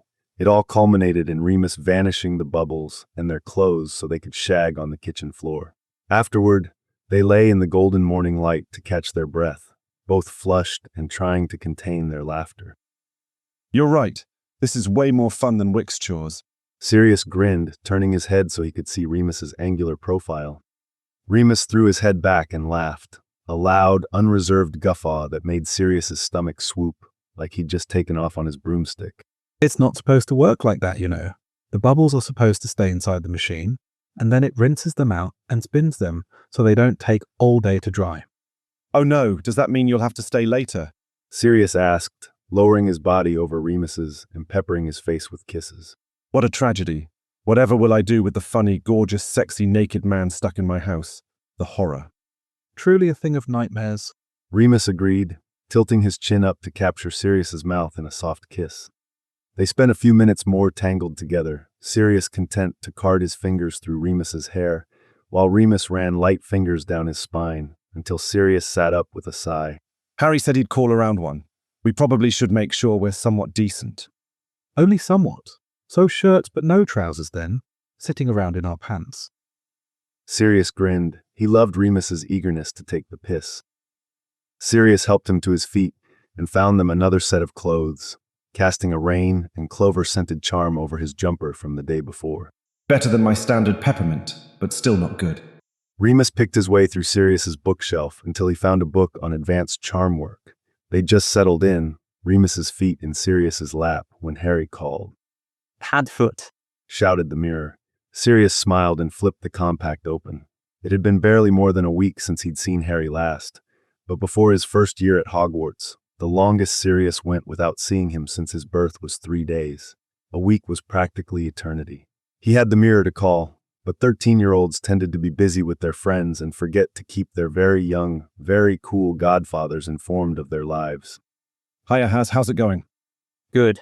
I kicked ass in the team race in Quidditch warm-ups this morning, and then Oliver let me play Chaser for a little bit while he showed us some new plays. I really liked it, and I think maybe next year I'll try out for that instead of Seeker. Oliver told me I had a good arm. Then Fred almost knocked Angelina off her broom by accident, and Oliver was so mad I thought his head was going to explode. He swore better than you do, Paddy. And then... Hey, I don't swear. Sirius interrupted, partially because it was fucking true, and partially because if he didn't head Harry off early in his Quidditch speech, he wouldn't hear about anything else. What else? How are classes? Are you torturing McGonagall yet? She showed us her Animagus this year, and I answered all her questions right and got 10 points for Gryffindor, because I explained the whole thing, even more than Hermione could, because you and Dad told me all about it. I told her I wanted to do it before I was 15 so I could beat you, and she laughed at me, Padfoot, like it was ridiculous. Then I told her that you did it when you were 15, and she said she was well aware but she'd never make that mistake again. And then I argued with her and lost 5 points, and... Sirius barked out a laugh. Sorry, Hazard. I think we might have ruined your chances until after school. She only helped us through it because she thought it would give us something better to do than wreak havoc in the halls. She was partially right. It worked for a year until we managed it. But then we started running around the forest, hunting acromantula, trying to befriend the centaurs. Harry's face lit up and he opened his mouth, but Sirius stopped him before he could start. Do not tell your mother I told you about that, and stay out of the forest. Keep your rule-breaking within school grounds, please. Bloody hypocrite. Harry complained. Sirius squawked his offense. This kid, truly, what set of smartarses raised him? He heard an amused huff to his left and fought down a laugh of his own. Harry wasn't always chatty, often not looking for much more than a quick hello and help with his homework. It was his first week back at school, though, and that meant lots of news and, based on the frequency of Oliver mentions, a bit of a revived crush. Sirius shifted in his seat, making himself comfortable for what promised to be a long conversation. Who the bloody hell are you? Harry must have seen Remus, and in true Potter fashion, directed a very blunt question his way. Harry, don't be rude. Sirius didn't feel the need to harp on Harry's swearing. He took it as a sign that Harry trusted him enough to show him his bad behavior, and hoped it gave him opportunities to intervene when necessary. But the rudeness couldn't stand. Well, who is he, Padfoot? Did you get a boyfriend? Or is he just some bloke you shagged? Godric, don't answer that. I don't even want to know. That's disgusting. Well, you're the one asking. Don't ask questions you don't want to hear the answers to. Harry narrowed his eyes. Where a 13-year-old learned such a patronizing look, he didn't know. I want to talk to him. Sirius looked at Remus, unsure if he wanted to meet one of the most important people in Sirius's life. This felt a little heavy for a second date. Remus nodded, smiling brightly, and moved from his spot in the corner of the sofa. Sirius was pleasantly surprised. There would have been a Sirius-shaped hole in the door of any man who did this to him. Hi, Harry Wright. I'm Remus. What are you doing at Padfoot's house, Remus? Harry set his mouth in a firm line, looking eerily like his mother when she was preparing a lecture. Sirius had to bite his lips together to keep from laughing. People always said he looked so much like James, but oh, there was a lot of Lily in him. We're on our second date. Harry wrinkled his nose and searched out Sirius's face. Really, Padfoot. You're just sitting on the sofa and helping me with homework for your second date. Merlin? Adults are boring. Remus burst into loud laughter, the mirror shaking in his hand. I can't argue with you, Harry. We really are. Harry huffed, suspicious about the enthusiastic acceptance of the insult. What kind of broom do you ride, Remus? What position are you? Remus tamped down a smirk as Sirius stifled his laughter. I'm not much of a flyer, honestly. I was homeschooled, so there were no house teams to play on, and I didn't have the build for an athlete anyway. Not like your dad, and godfather at least. Oof. Harry hummed critically. You know my dad then? Yeah, I know both your parents actually. They talk about you all the time. I kind of feel like I know you already. Harry rolled his eyes. He'd recently gotten to the age where he was sure no adults really knew him, or knew anything at all. Uh-huh. He said flatly. How do you feel about Padfoot's motorbike? Has he taken you for a ride yet? Remus caught Sirius's eye and raised his eyebrows. A ride, indeed. No, we haven't taken the bike out yet, but I think it's very wicked that he has one. Harry stared blankly into the mirror for a few seconds. May I have Sirius back, please? He requested, and Sirius worked to school his face into less of a borderline hysterical expression. Hey, He greeted, still wiping tears of laughter from his eyes from the absolute disaster of his, hopefully, boyfriend meeting his teenage nephew for the first time. You can do better. Harry stated, uncaring that Remus was still within earshot. He doesn't even play Quidditch. Even Regulus is cooler than he is. Remus let out an affronted squawk, and Sirius squeezed his calf in comfort. Well, Regulus is a secret agent, so that seems a bit unfair. He's still an uptight knob, and even he's better than that guy. Well, I like this guy, so I think I'm going to keep him around anyway. Sirius said, smiling softly at Remus over the top of the mirror. Harry heaved a put-up-on sigh. Fine, I guess. It's your funeral. Sirius managed to get Harry back on track and helped him through his arithmancy assignment, then detailed the antics of the Weasley twins and agreed to plans to meet his parents and Sirius in Hogsmeade later in the month. They said their goodbyes, Harry very politely if reluctantly including Remus, and Sirius closed the compact. He's a good kid. Remus commented, slipping himself under Sirius's arm and resting his head on his shoulder. The best, actually. I love him so much. Remus looked up at him with a soft smile that turned Sirius's insides to melted chocolate. I can tell. He adores you too. Thank you for talking to him. I know that's kind of a lot for a second date. Usually I'd save the interview portion until at least the fourth. Remus snickered and tilted his head up to kiss the hinge of Sirius's jaw. Getting grilled by your godson is the equivalent of a background check. No, that comes from Regulus. Sirius corrected, and Remus laughed. Sirius decided to just let him believe that was a joke. Harry was enough for one day. I do have one other question, though. Remus said, Did you become an animagus at 15 because your teacher thought you were such a pain in the arse? Sirius snorted. Yeah, pretty much. Based on the amount of very magically complicated trouble we were causing, she thought we weren't being challenged enough and needed an independent study. Remus blinked up at him, looking somewhere between confused and awed. That's very fucking hot, actually. Sirius tilted his head down to kiss him. If you like that, you'll really love it when I show you my inner beast. He mumbled into his mouth. He leaned forward, slowly guiding Remus until he was flat on his back. Oh, I will I? He smirked, quirking an eyebrow. Definitely. Sirius kissed down his neck, inching his way toward Remus's waist until he relaxed and closed his eyes. Then, Sirius transformed into Padfoot and slurped a wet doggy kiss across the side of his face. Oh my god, stop. Remus giggled, pushing Padfoot's face away. You great mutt. Why would you do that? He wiped the slobber away, still fighting down his laughter as Sirius slipped back into his human skin and grinned down at him. That was disgusting. Remus shoved Sirius's shoulder lightly, but he was firmly planted in a straddle over his hips. At least now I know why Harry kept calling you Padfoot. Sirius wiggled, very proud of himself, and maybe the movement rubbed his crotch into Remus's dick. It might have, just a little. That's what James named my animagus, and it stuck. James is a stag. That's why I call him Prongs.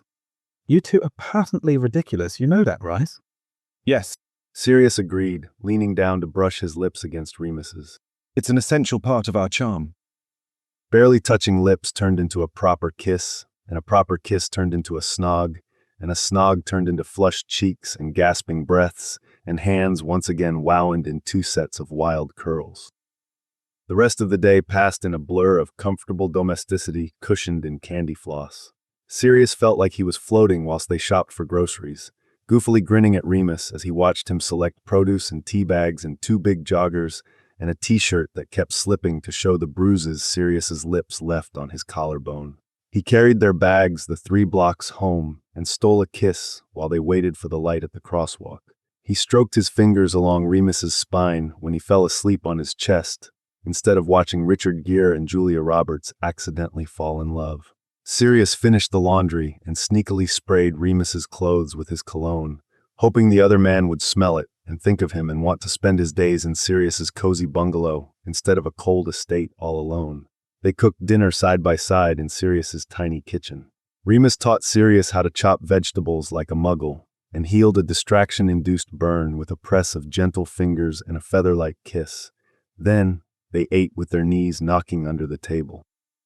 Late in the evening, well after dark, and just as Sirius was getting his hopes up for Remus to stay again, the smaller man sighed and looked toward the door.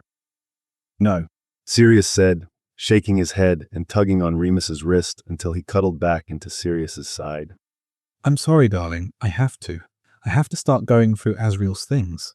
And I know the longer I let myself stay here, the harder it'll be to go back. But it's so late. You might as well stay tonight and get back to it tomorrow. Sirius suggested hopefully, frowning when Remus stood up but accepting the hand he offered to pull him off the sofa. Remus squeezed his hand and moved them toward the door, Sirius dragging his feet the entire way. This is going to sound stupid since we just met yesterday, but I'm going to miss you. I liked waking up with you. Remus reached up to tuck a strand of hair behind Sirius's ear and grazed his thumb over his cheekbone. I like that too. I won't be gone forever, I promise. Can I see you later this week? Literally any time. Stop by my office, I can bring you breakfast. If you wake up at 2 in the morning and can't fall back asleep, come over. I'll always have time for you. Sirius sounded desperate, and he knew it. But he also did not give a fuck. He didn't form more than surface-level attachments very easily, and he wasn't going to bother playing coy when he found someone he liked. That's incredibly sweet. Remus snaked his arms around Sirius's neck, and Sirius put his big hands on Remus's narrow waist, pulling them closer together so he had to tilt his head up for their eyes to meet. Should we plan on lunch Wednesday, if we can manage to hold off that long? Sirius rested his forehead against Remus's. The tips of their noses touched, and their lips were barely a breath apart. I'll make a 1 o'clock reservation and owl you details. I make no promises I'll be able to wait that long, though. I'm not known for my patience. It's a good thing I think the whole over-eager puppy thing is very endearing then, isn't it? Remus lifted himself up on his tiptoes to capture Sirius's lips in a kiss. Sirius returned it enthusiastically, trying to convey how far he'd already fallen without having to say the words. He broke the kiss with a contented sigh and a small smile curling at the corners of his mouth. I'll talk to you tomorrow. Maybe, if I'm feeling generous. Sirius swatted him on the backside and gave him one last peck on the lips before he opened the door. Good night, you absolute minx. Good night, sailor. Remus winked, and with a twist and a crack, he was gone. Luckily for Sirius, Remus felt generous the next morning. He opened his eyes to pecking at his window and let in an irritable owl. It took a bit of skin out of his forefinger when he removed Remus's letter and cowed Sirius with its yellow stare. Good morning, sailor. I'm up before the sun because I slept terribly without you. Now I'm staring over a cup of tea to an empty chair where a raven-haired beauty should sit, but instead I'm eating alone. I made a grave error coming home last night, and I'll defer to your expertise in the future. When can I see you again?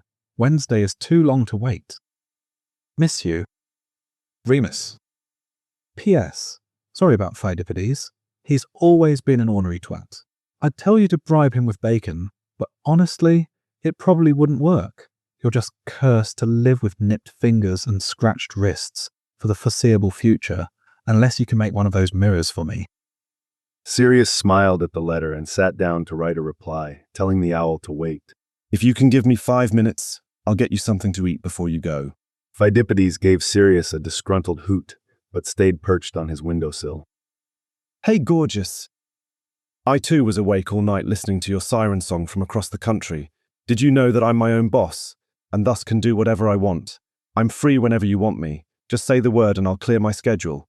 You have a standing invitation. I'll see you today, as soon as you deign to grace me with your presence. Love. Sirius. P.S.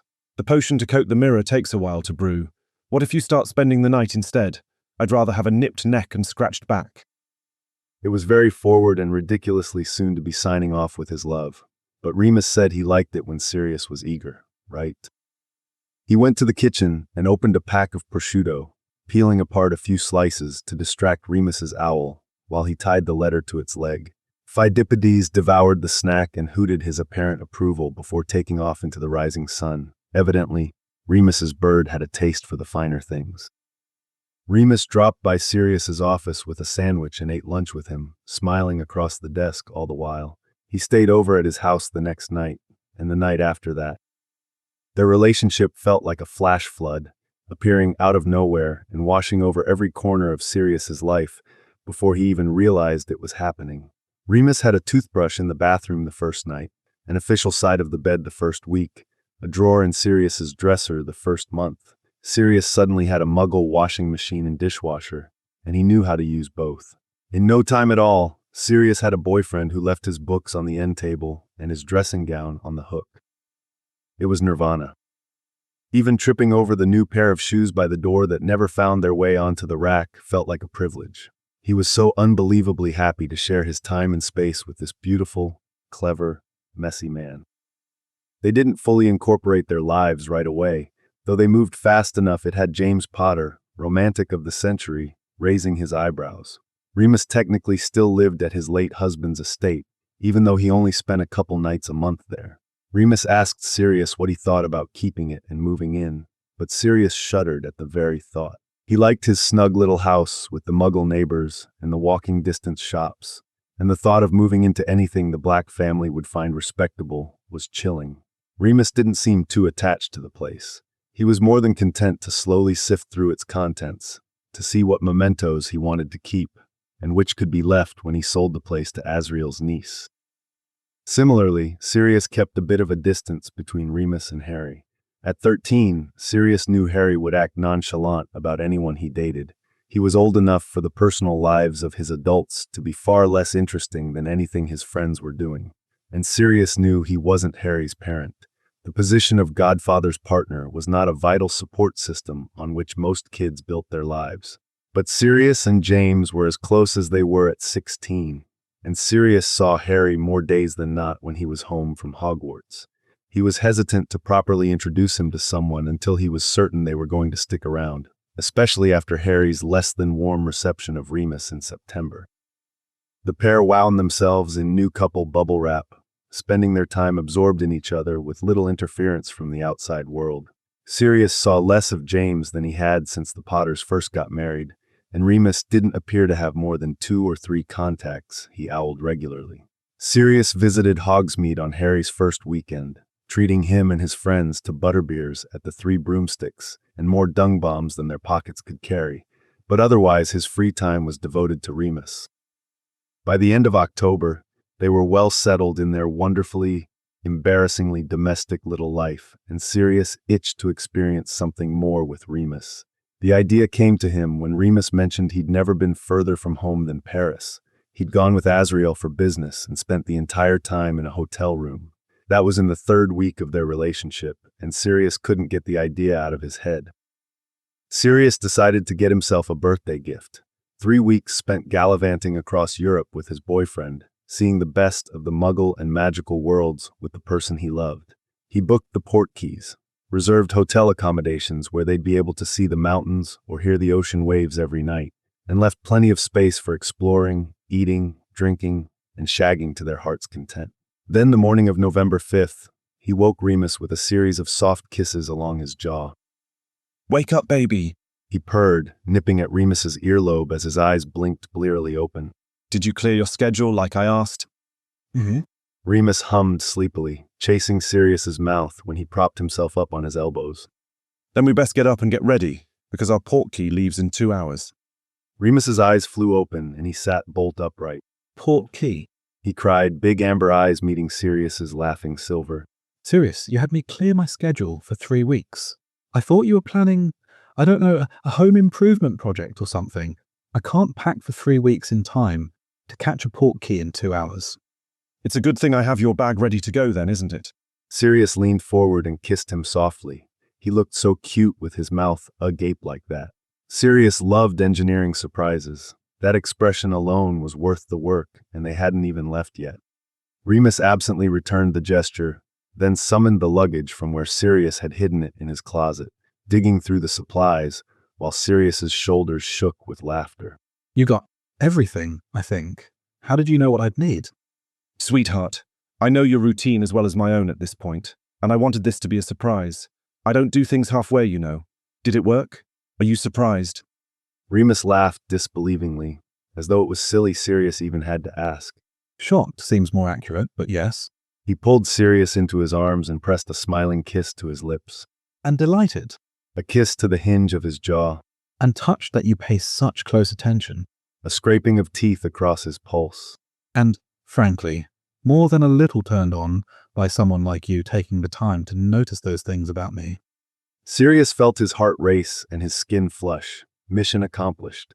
He was proving himself better, more caring than the one before him, assuring Remus life could and would get better if he kept Sirius around. He tilted his head back, allowing him to push him flat on his back with a soft huff of laughter against his skin. It's a good thing I gave us extra time to get ready then.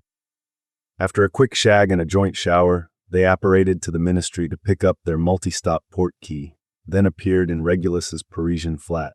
They spent a few days there, Sirius showing Remus his favorite spots in the city and enthusiastically supporting Remus's desire to see all the tourist traps.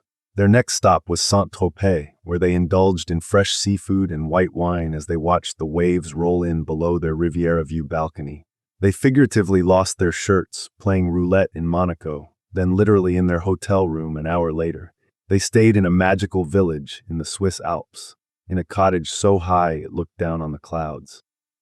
Sirius spent the first 2 weeks watching the sparkle in Remus's eyes and the freckles in his cheeks grow from afternoons spent in expansive gardens and beautiful scenery. He barely remembered a single thing the tour guide said or the sights they visited. His whole world narrowed down to the man by his side, the rumble of his laugh as he smeared gelato across Sirius's face in Venice, and the taste of wine on his lips when he kissed Sirius across their trattoria table in Rome. As they laid in bed one night, wrapped around each other so tightly, Sirius couldn't tell where he ended and Remus began. Sirius traced the now familiar paths of scars crisscrossing Remus's chest. Another idea that had been niggling his brain just would not rest, no matter how many times he tried to shove it down. It was crazy, reckless, completely irresponsible. But Sirius had never been good at denying his impulses. He took a deep breath, steeling himself for the almost certain rejection that was to come, but he couldn't help himself. I love you, he whispered softly into the salt-tinged air. I've never felt this way about anyone. Remus pressed a kiss into his hair and squeezed him tighter. I love you too. It's never been like this for me, either. Sirius turned to him in surprise. Remus had been married after all. Didn't he love his first husband? You haven't. You're so cute. Still such a puppy. He smiled, cupping Sirius's jaw and brushing a thumb over his cheekbone. Yes, darling. It wasn't like this with Asriel. I was fond of him, but that relationship was as much a business arrangement as it was a marriage. Sirius cuddled back into Remus's chest and took a few minutes to process Remus's words. Remus trailed his fingers lightly over his shoulders, down around his blades and across his spine, exhaling a soft laugh through his nose when Sirius shivered. Would you do it again, do you think? Do what again? Remus asked, voice wavering with uncertainty. Get married. Yeah. Sirius breathed. Like with me. Sirius, I would marry you tomorrow. Really? Sirius's head jerked up again, his eyes searching out Remus's in the darkness, looking for any sign of hesitation. Finding none, Sirius grew bolder. Will I marry you? Remus clarified, beaming so brightly Sirius would swear the room lit up. Yes, tomorrow. Absolutely.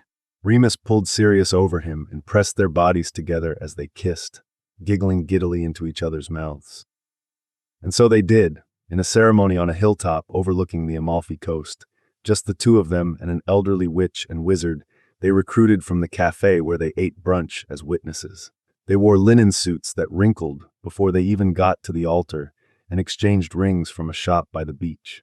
The wizard marrying them only spoke Italian, and they were both pants at translation spells, so they only understood half of what was said, but it was perfect all the same. At the end, they were surrounded by a warm golden glow that promised to bind them together until they were parted by death, sealed with a passionate kiss, and Sirius was certain It was the best day of his life.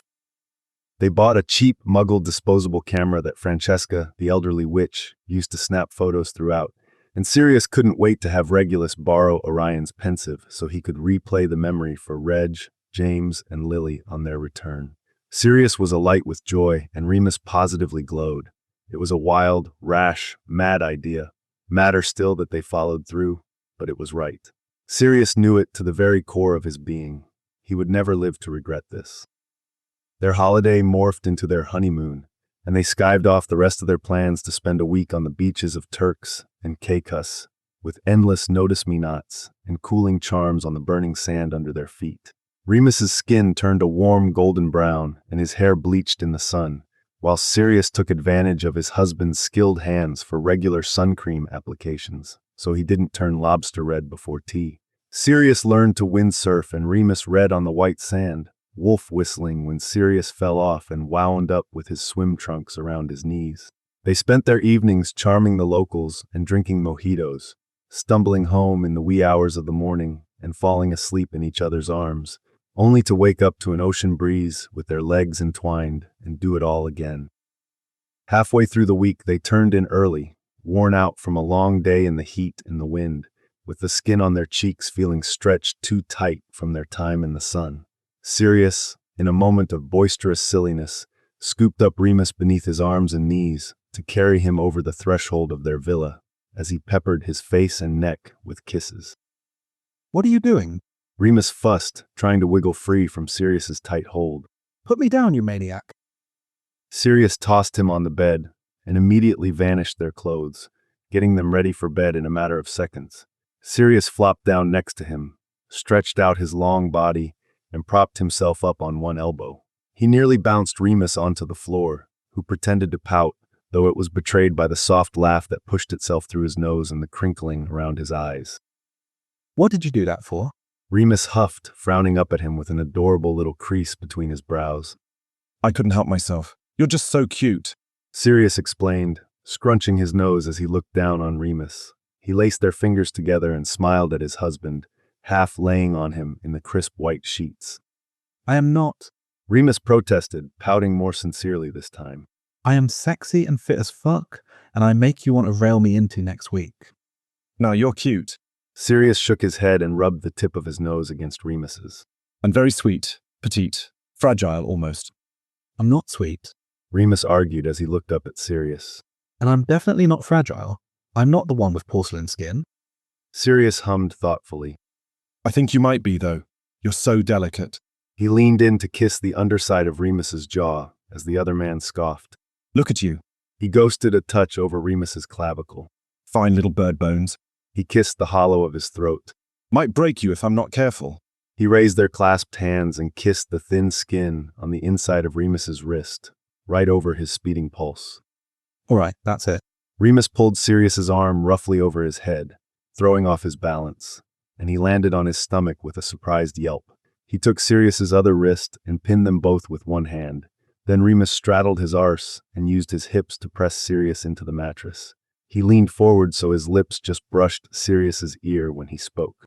I can handle myself, sweetheart. Don't make me prove it. Sirius's breath caught in his chest, and he felt himself chubbing up between his thigh and the bed as he succumbed to Remus's surprising strength. Remus leaned forward and pressed his chest to Sirius's back, nipping his neck and his shoulders hard enough to toe the line between pain and pleasure. Fuck, his husband was hot. I'm not convinced. Sirius panted, arching his hips into Remus's now rigid cock, spurring him to action and seeking some friction for himself. Oh, you cheeky little shit. Remus pinched Sirius's arse hard. Sirius hoped it would bruise. I will stick your hands to this bed and fuck you until you can't remember your own name. Don't test me, Sirius. Sirius wanted very much to test him, actually. If I forget mine, I'll just take you. Remus snapped out cleansing and lube charms and had his fingers buried in Sirius's arse before he could finish the sentence. I thought my delicate little bird fingers wouldn't be much trouble, so I went right for 3. That's okay, right? He cooed, his warm breath brushing against Sirius's ear. Oh, Godric, fuck, yes. Sirius nodded frantically, relishing the burn and stretch of Remus's fingers inside him. He tried to rock back on Remus's hand, urging him to move, but but Remus was a cruel tyrant and stayed maddeningly still. I want to make this very clear. He said, voice flowing like smooth silk over the skin of Sirius's neck. His hands were still pinned to the bed over his head, unable to move. He was completely at Remus's mercy. You fuck me at my pleasure, darling. It's not because you have to take care of me. Not because you have to treat me gently or I'll break. Not because I'm not strong enough to fuck you. It's because I want you to. Yes. Sirius nodded and swallowed thickly. That was just it. Sirius would build his life around doing the things Remus asked of him. If that meant letting him fuck him into the mattress, well, Sirius could think of far worse ways to prove his devotion. I need your word, sweetheart. Fuck Ree, anything. I'll do anything for you. You know I'll do anything. Please, just move. Sirius groaned, once again trying to twitch his hips, only to be held firmly in place. Such an excitable little puppy, so eager. Remus clicked his tongue, the disapproving sound holding Sirius still better than any sticking charm ever could. I don't know if I can take you at your word with you occupied like this.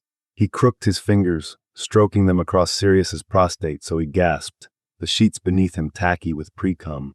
Maybe I should just... He slowly, teasingly began to pull his fingers out, and Sirius whined, already mourning the loss. The thing was, Sirius wasn't the slag Remus thought he was when they first met. Especially in his 30s, he wasn't interested in shagging a line of faceless men who couldn't carry on a conversation. When he did bring someone home, usually a casual Quidditch buddy or a bloke from the gym, he almost never bottomed, and he hadn't at all since he and Remus got together. But holy fuck, based on the way Remus was torturing him, he knew exactly what he was doing, and once Sirius convinced him to get started, he was sure he'd never want him to stop. Please, Ree. His words came in desperate whimpers, his ragged breaths shaking both of their bodies. He barely even knew what he was begging for at this point. He just knew Remus wasn't giving it to him. Please, I need, please. Do you want me, Sirius? I need to know you trust me before I can fuck you, sweetheart. Am I delicate? Remus asked, his voice low but authoritative. Dangerous, like he held Sirius's fate in his hands, and he knew it. He spread his fingers apart, stretching Sirius's hole, then pressed steadily against Sirius's prostate again, until he writhed and keened beneath him. No, please, I need. No, what? No, you don't want me. You don't need my cock in your ass. Remus clarified, tone like hard granite as he drove Sirius mad with his fingers. Sirius sobbed at the thought of not being full of Remus, not feeling every inch of him inside himself. That was what he needed. That was the thing he was missing. Not delicate. Never delicate.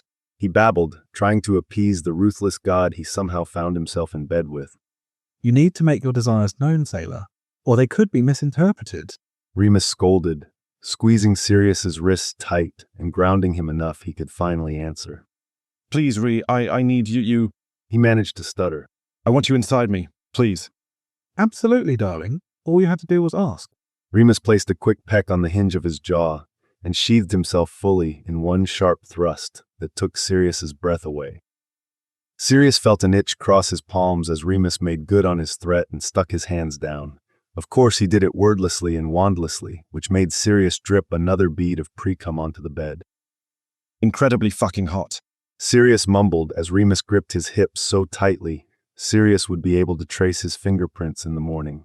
He set a punishing pace, driving into Sirius until his brain fuzzed at the edges, and all he could think about was the places their bodies connected. His cock was achingly hard, neglected by Remus and out of reach from his own bonded hands. Sirius was overcome and whining with need.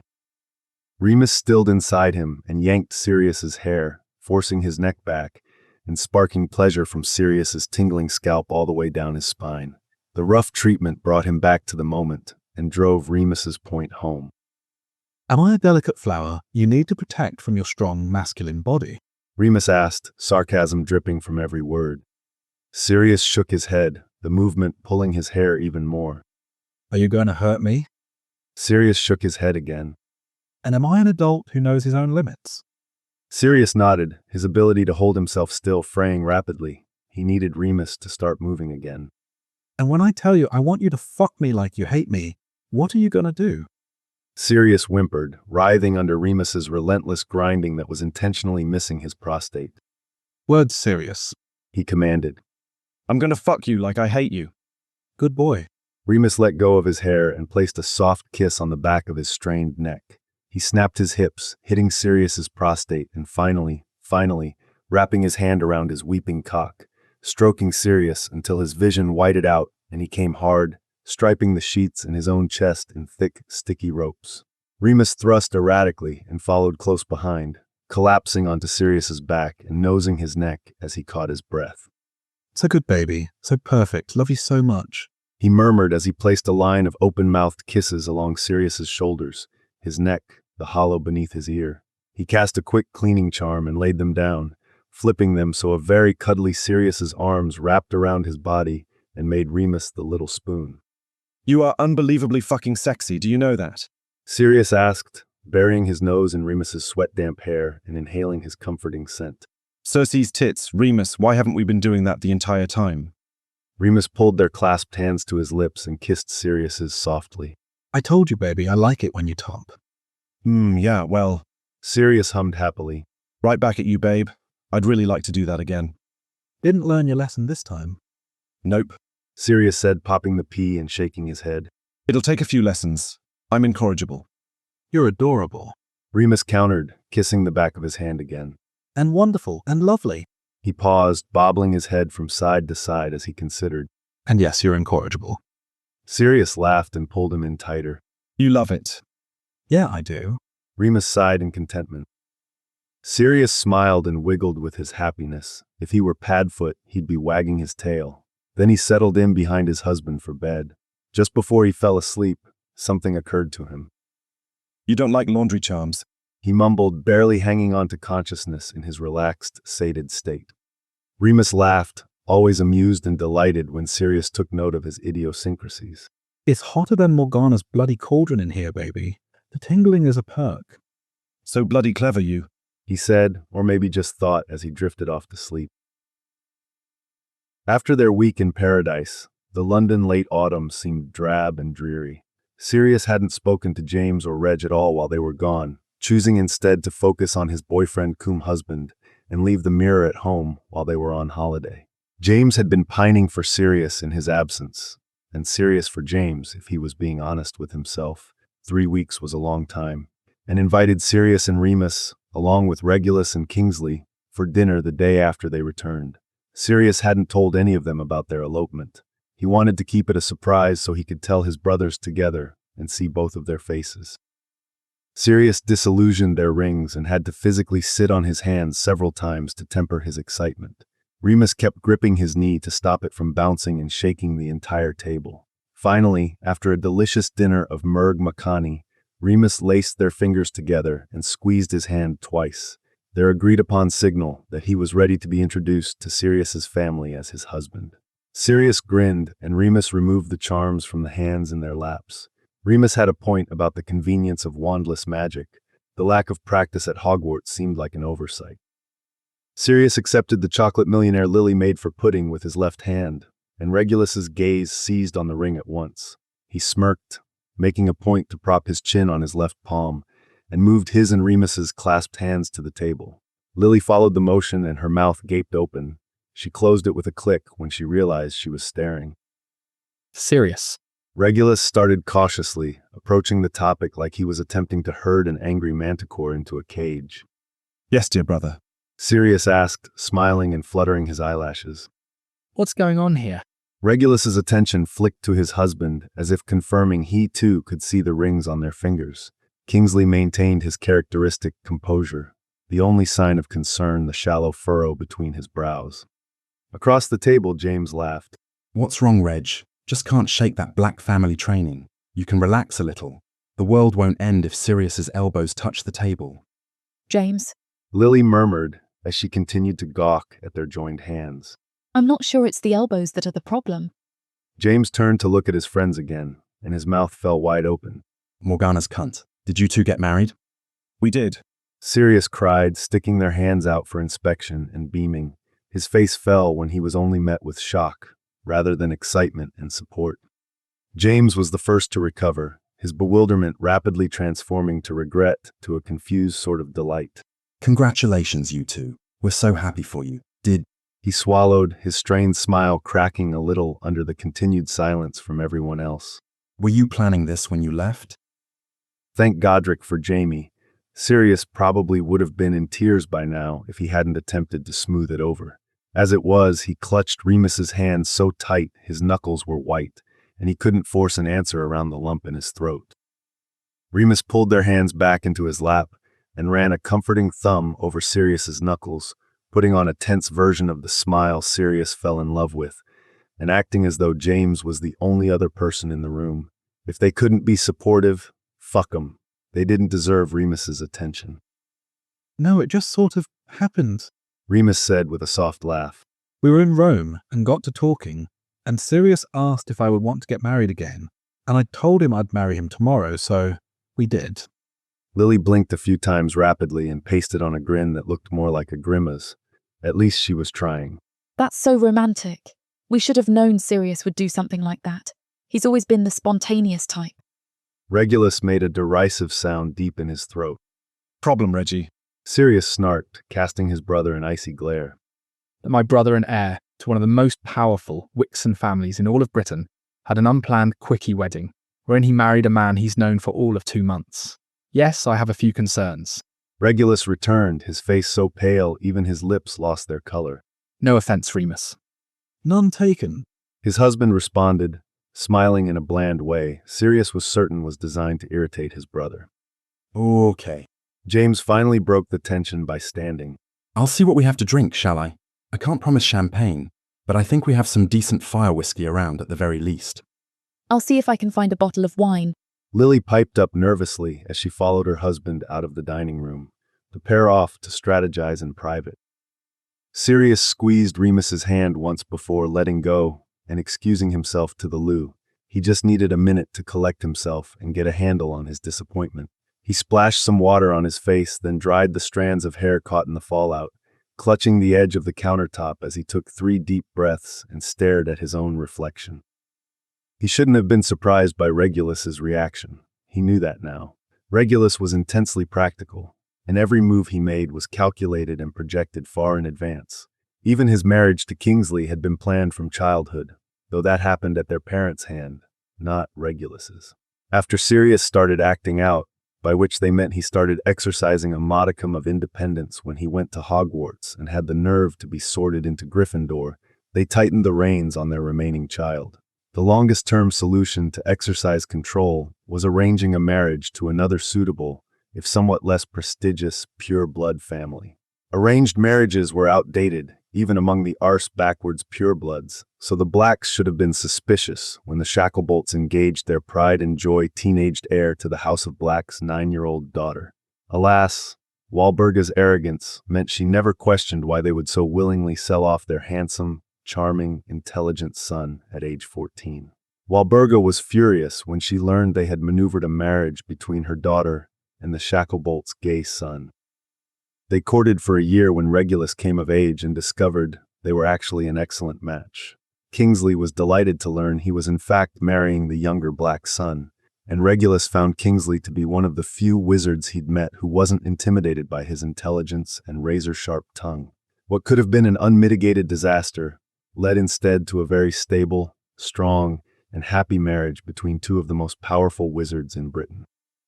Sirius loved his brother dearly, but they were very different people in myriad ways, and he was hurt.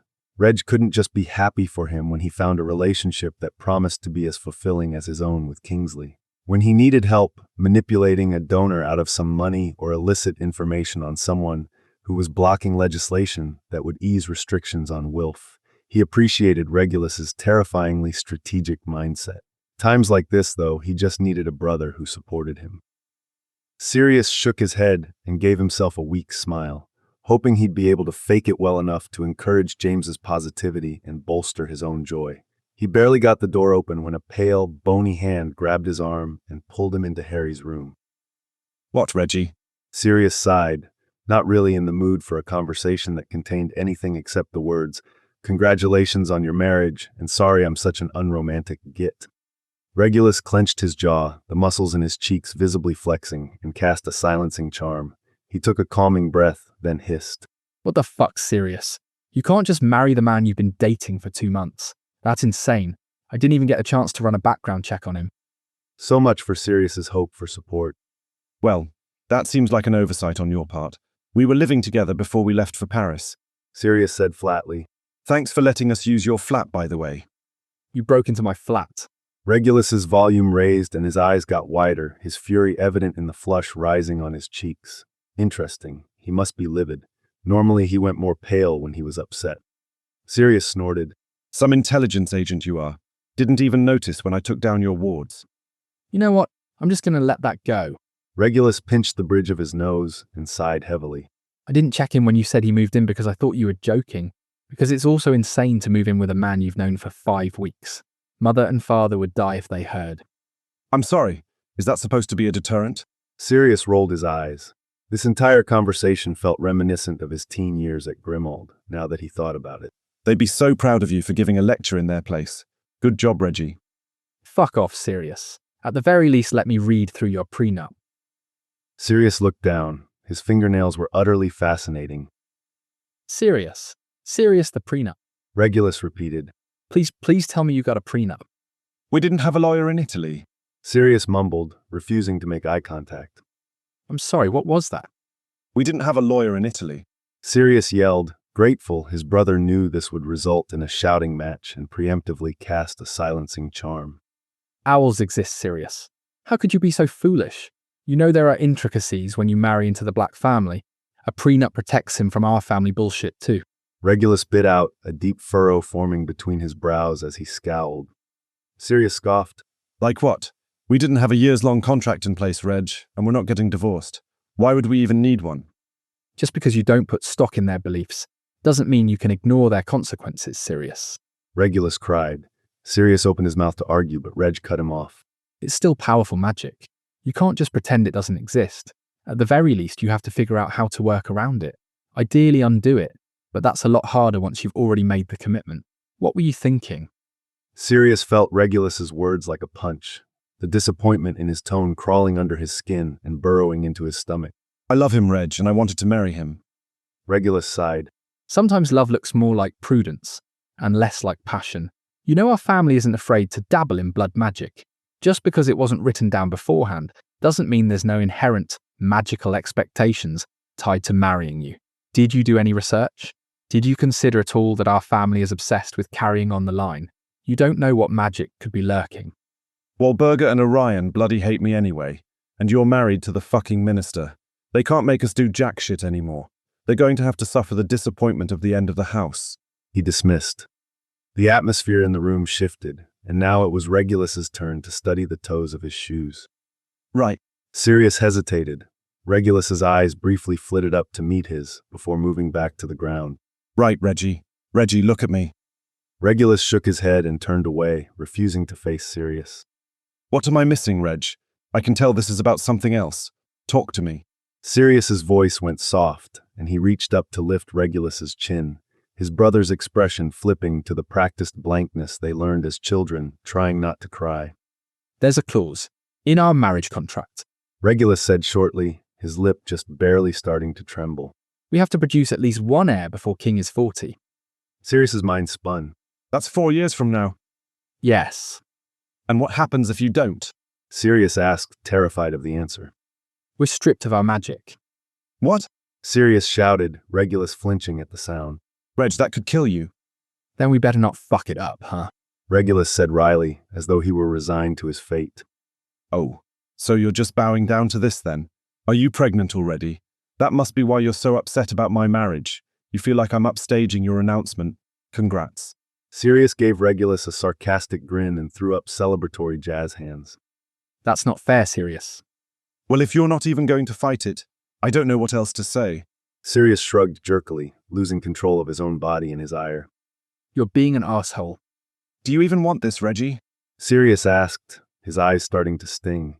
Though whether it was anger at their mother for forcing Regulus into this situation, or frustration with Regulus for his acceptance, he wasn't sure. I assumed we'd have children at some point. Regulus shrugged. It's a little earlier than I'd like, but I guess what's the difference between 35 and 42? Regulus trailed off. I didn't think I would have to carry them. I thought I escaped what this family demands of its daughters. I thought I was free. The unspoken words sat heavily between them. That's not what I meant. Sirius held his breath, knowing if he prodded Regulus to answer a question he wanted to avoid, he'd wind up on the receiving end of a curse that would leave him covered in boils for a week. Reggie, do you want to be pregnant? Is that a thing you're ready to do? Regulus's lip wobbled and his eyes shone. Sirius didn't need a further answer. Oh, Reg. He said softly, pulling his brother into a hug and pressing his face into his chest. I fucking hate her. He whispered, more to himself than to Regulus. Regulus huffed a laugh and sniffed as he straightened himself up. Sirius tactfully ignored the twin wet spots just below his shoulder. He squeezed Reg's forearm and frowned. I'm going to figure something out, okay? I'll get you out of this. Regulus nodded and released an exasperated exhale. I've done a lot of research, talked to the best curse breakers, and several healers specializing in blood magic and curse damage to see if they can undo it. Tried to argue the contract was signed when I wasn't old enough to consent and wasn't binding. We haven't found anything. I'm not sure what you can do that the Minister for Magic can't, but you're welcome to try, I guess. Sirius smirked at him, mischief written in his features. Well, I've always been the smart one, and I'm an excellent creative problem solver. You definitely should have tapped me in sooner.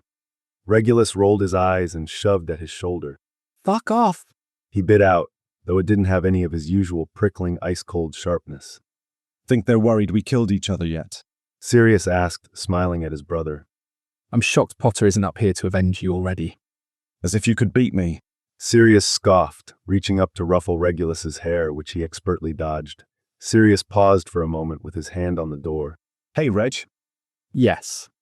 I do need you to try and be happy for me, yeah? Sirius implored cautiously, not wanting to reignite the beginning of their argument. Yeah, Sirius, I can try. Thanks, Reggie. Sirius opened the door and headed back to the dining room, Regulus following close behind. By the time Regulus and Sirius rejoined the table, Kingsley, Lily, James, and Remus had worked their way through at least one bottle of wine and, if the flush in Lily's cheeks was an indicator, at least one glass of fire whiskey. Everything okay? Remus murmured in his ear after kissing his cheek. Sirius nodded once, though he wasn't sure that was quite true. Now wasn't the time to discuss it, though, so instead he split the rest of the wine between his and Remus's glasses. His husband was a little pink in the cheeks himself, though his eyes were still clear and sparkling as he and James traded quips across the table. Sirius and Remus had been living in their shiny new relationship bubble for as long as they'd been together, and sometimes Sirius forgot Remus was friends with James and Lily in his own right. He loved watching him interact with them, slotting in like a piece they hadn't realized was missing until he turned up. Anyone need another drink? Lily asked, half standing from her chair. No thanks. Regulus shook his head, face set in the tense expression he hadn't managed to shake after their discussion. We need to get going. Thank you for inviting us for supper. We had a pleasant, if exciting, evening. Regulus smiled tightly at Sirius and Remus.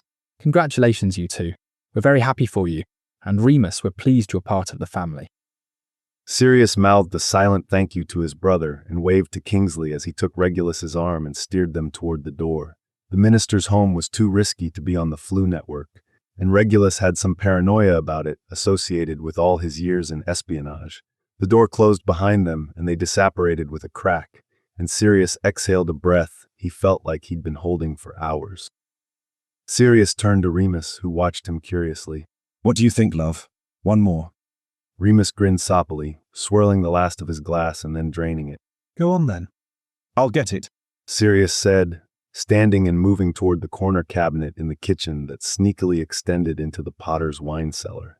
It was a really great feature, though Sirius found it a little funny that James, who only drank 2 varieties of sweet white wine, and Lily, who didn't care what she drank as long as it was dry and red, had such an elaborate setup. Let's get James something, shall we? He's been a good sport with my selections so far tonight. Lily requested as she came up behind Sirius. He hadn't expected her to follow. He was as comfortable at James and Lily's house as he was in his own, and could more than manage picking a bottle of wine. Sirius nodded and grabbed a Riesling, conjuring a corkscrew because he wasn't certain whether opening it with magic would affect the taste for Remus. Listen, Sirius, I'm really sorry about how we reacted to your news earlier. Lily bit her lip and her big green eyes, so very like her son's, watched as Sirius opened the bottle. We were just taken aback. You haven't been together very long, and Remus had barely lost his husband when you started dating, and Sirius slammed the corkscrew down on the table, taking a deep breath to steady himself. This night really hadn't gone according to plan at all, and he could not have an emotionally fraught conversation with Lily right now. Lils, can you please leave it? I clearly should have warned you all instead of springing it on you at dinner, and I should have known better, but I just can't talk about this right now. Lily nodded, trying and failing to catch Sirius's eye. I just wanted you to know, we love both of you very much and are happy you found each other. Sirius sighed, deciding to accept the peace offering at face value for the night. Thanks, Lils. We're really happy too. We can tell. She said, speaking for both herself and James in that coupley way that implied their opinions were one, that he had the support of both or neither, that they were a consistent, united front. He wondered when he and Remus would start talking about each other that way, or if they maybe already did, and Sirius just hadn't noticed. Sirius smiled at the thought, carried the bottle back to the dining room, and topped off the other three's glasses. He passed on another drink, ostensibly because someone had to be able to get him and Remus home without slurring their address. Though actually, he just didn't trust himself not to pull James aside and spill Regulus's secrets if he let alcohol drown his inhibitions. James kept throwing him concerned looks across the table, which Sirius studiously avoided, and Remus and Lily carried them through the rest of the evening while Sirius brooded. He wasn't worried about himself and Remus. Sirius was far enough outside the Black's influence that he was relatively certain there wouldn't have been any major binding spells placed on him. Sure, he wasn't officially disowned, and he was still set to inherit the Wizengamot seat allotted to his family, but between Alfred's fortune and the Potter's influence, he wasn't in danger. He'd have a healer check him over for blood magic, do some reading in the law and lineage books he kept at home in case of Black family fuckery, and he'd make sure they were free and clear before the end of the week. Regulus, with his stupid arranged marriage and its archaic contract, was going to be a different story, and Sirius couldn't believe Reg hadn't told him about this earlier. How long had he known? Had he really been sitting on this information for the last decade? What had Sirius done to make Reg feel like he couldn't be trusted? Oh fuck, maybe he blamed Sirius. The main reason Reg had an arranged marriage at all is because their parents were losing control of Sirius. If Sirius had been easier, less stubborn, more willing to compromise himself until he came of age, Reggie probably would have been able to make his own decisions and dealt with nothing more than their parents' typical level of pressure. Finally, Remus started yawning and they bid the Potters good night, with James saying he'd call in the morning. It sounded more like a threat than a promise when it was combined with the meaningful look Prongs gave him, but Sirius could handle that tomorrow. Sirius flew them home. The relief he felt when they were back in their own living room settled his nerves to a low hum instead of a skin-crawling buzz. They got ready for bed in tandem, brushing their teeth next to each other at the sink and stripping down to their underwear before crawling into bed. Remus turned out the lights and curled himself into Sirius's side, breathing in time with Sirius and resting a hand over his heart. You okay? He asked. His hand tapped a soft rhythm that matched the racing in Sirius's chest. How do you feel about having kids? Sirius blurted, unable to stop the words as his thoughts swirled around and around. What would they do if there was some kind of unexpected blood magic running through his body? Loath as Sirius was to admit it, Regulus had a point.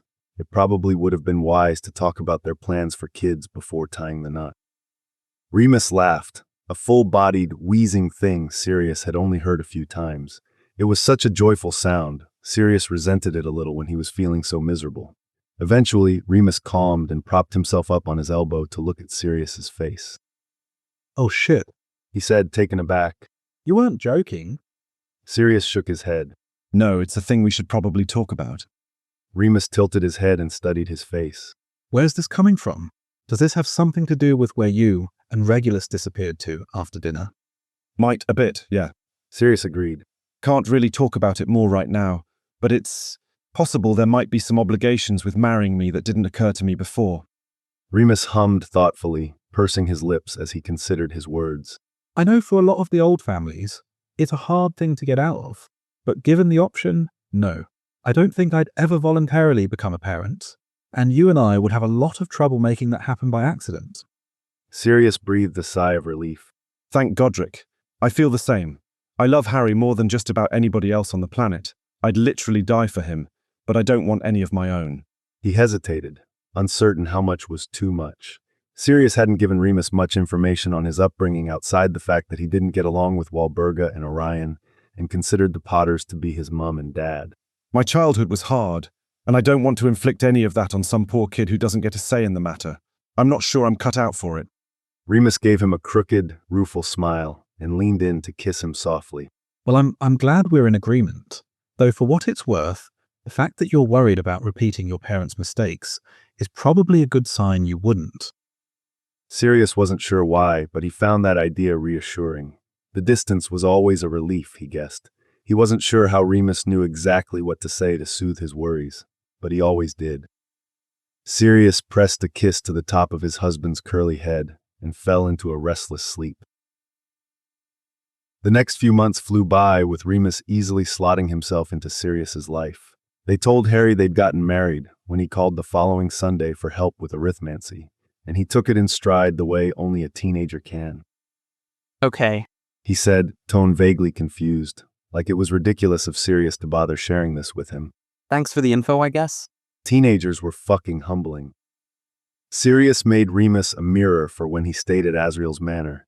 He hated the nights they spent apart and felt better knowing he could still say goodnight and good morning while he was gone. By early April, he finally finished going through their things and sold the place, so all his nights were spent in their little London 3-bedroom bungalow. He visited a healer to see if he had any secret curses or jinxes or blood magic that obligated him to reproduce. Other than some nerve damage he waved away as leftover from a misspent youth, not technically a lie, though the healer seemed skeptical that side effects that very, very closely resembled those of the Cruciatus curse could be caused by one too many hiccuping hexes. Sirius was completely healthy. His search in the family tomes turned up information that worked in their favor.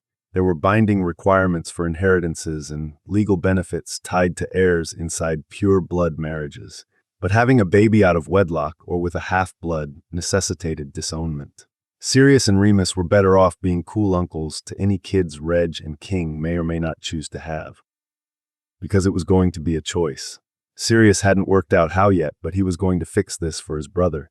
It became his next big project, diving into law books, history books, genealogy books to tug on possible loose ends.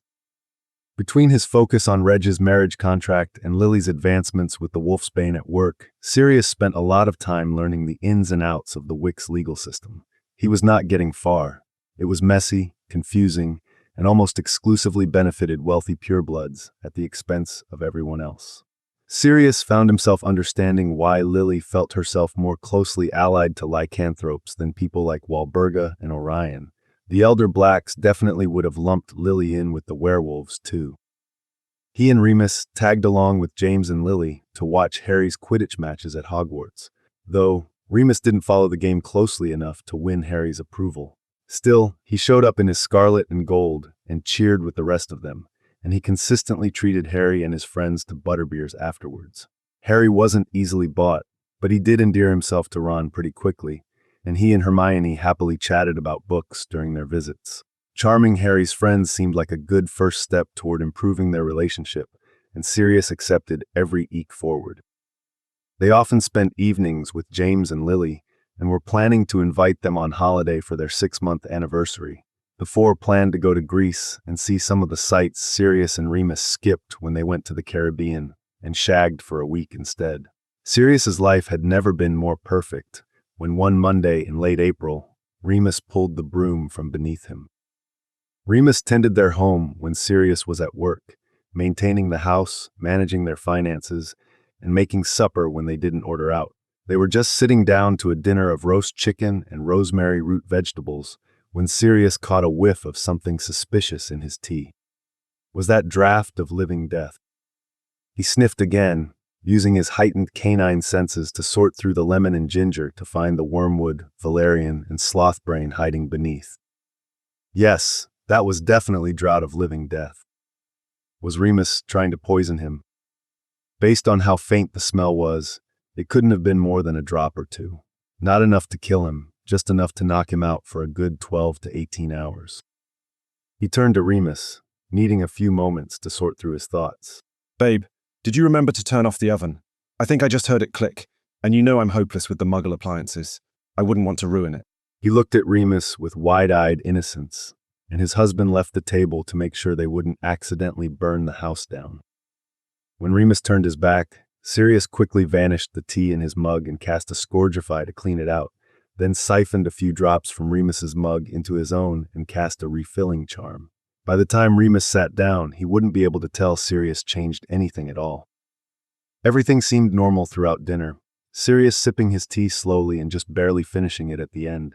He wasn't sure what Remus's goal was, just that he wanted him unconscious for multiple hours, so Sirius decided the best way to gather more information was to play along. After they ate, he stood up and stumbled. I don't feel very good. He mumbled woozily. I think I'm going to go to bed. See if I can sleep whatever this is off. Oh, I'm sorry, sweetheart. Let me know if I can get you anything, yeah? Sirius hummed an agreement and shuffled into their bedroom. He lay awake, waiting to see what Remus would do with the time he'd bought himself. Sirius heard him sigh in what sounded like relief, set the dishes to cleaning themselves, and slip out the front door. Sirius watched the full silver moon float across the sky for hours as he waited for Remus to return, but he never did. Sirius dozed on and off until mid-morning, and Remus still wasn't back. He seemed pretty confident the potion would keep Sirius out for most of the day. Sirius considered going to James's to tell him what happened, but he couldn't see a scenario where James wouldn't panic. Then he considered going to Reg, but Reg's only response would be murder, and though this was a questionable act, Sirius still loved the man and didn't want him dead. So instead, Sirius spent the entire day sitting in their living room and wondering what the fuck.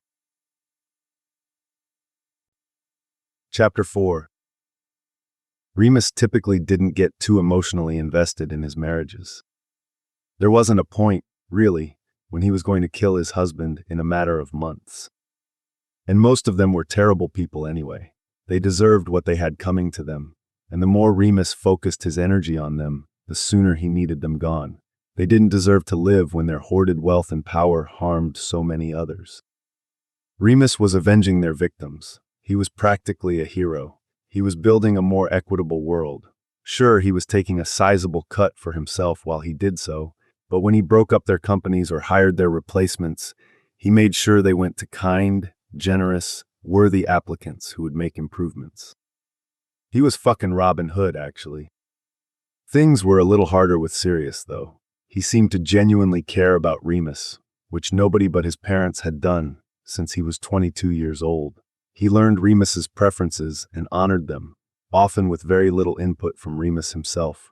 He treated Remus with respect instead of as an empty-headed doll whose only functions were to suck cock and fawn over his status. It's what had done it that night on their honeymoon, when he'd gone a little moony and fucked Sirius senseless.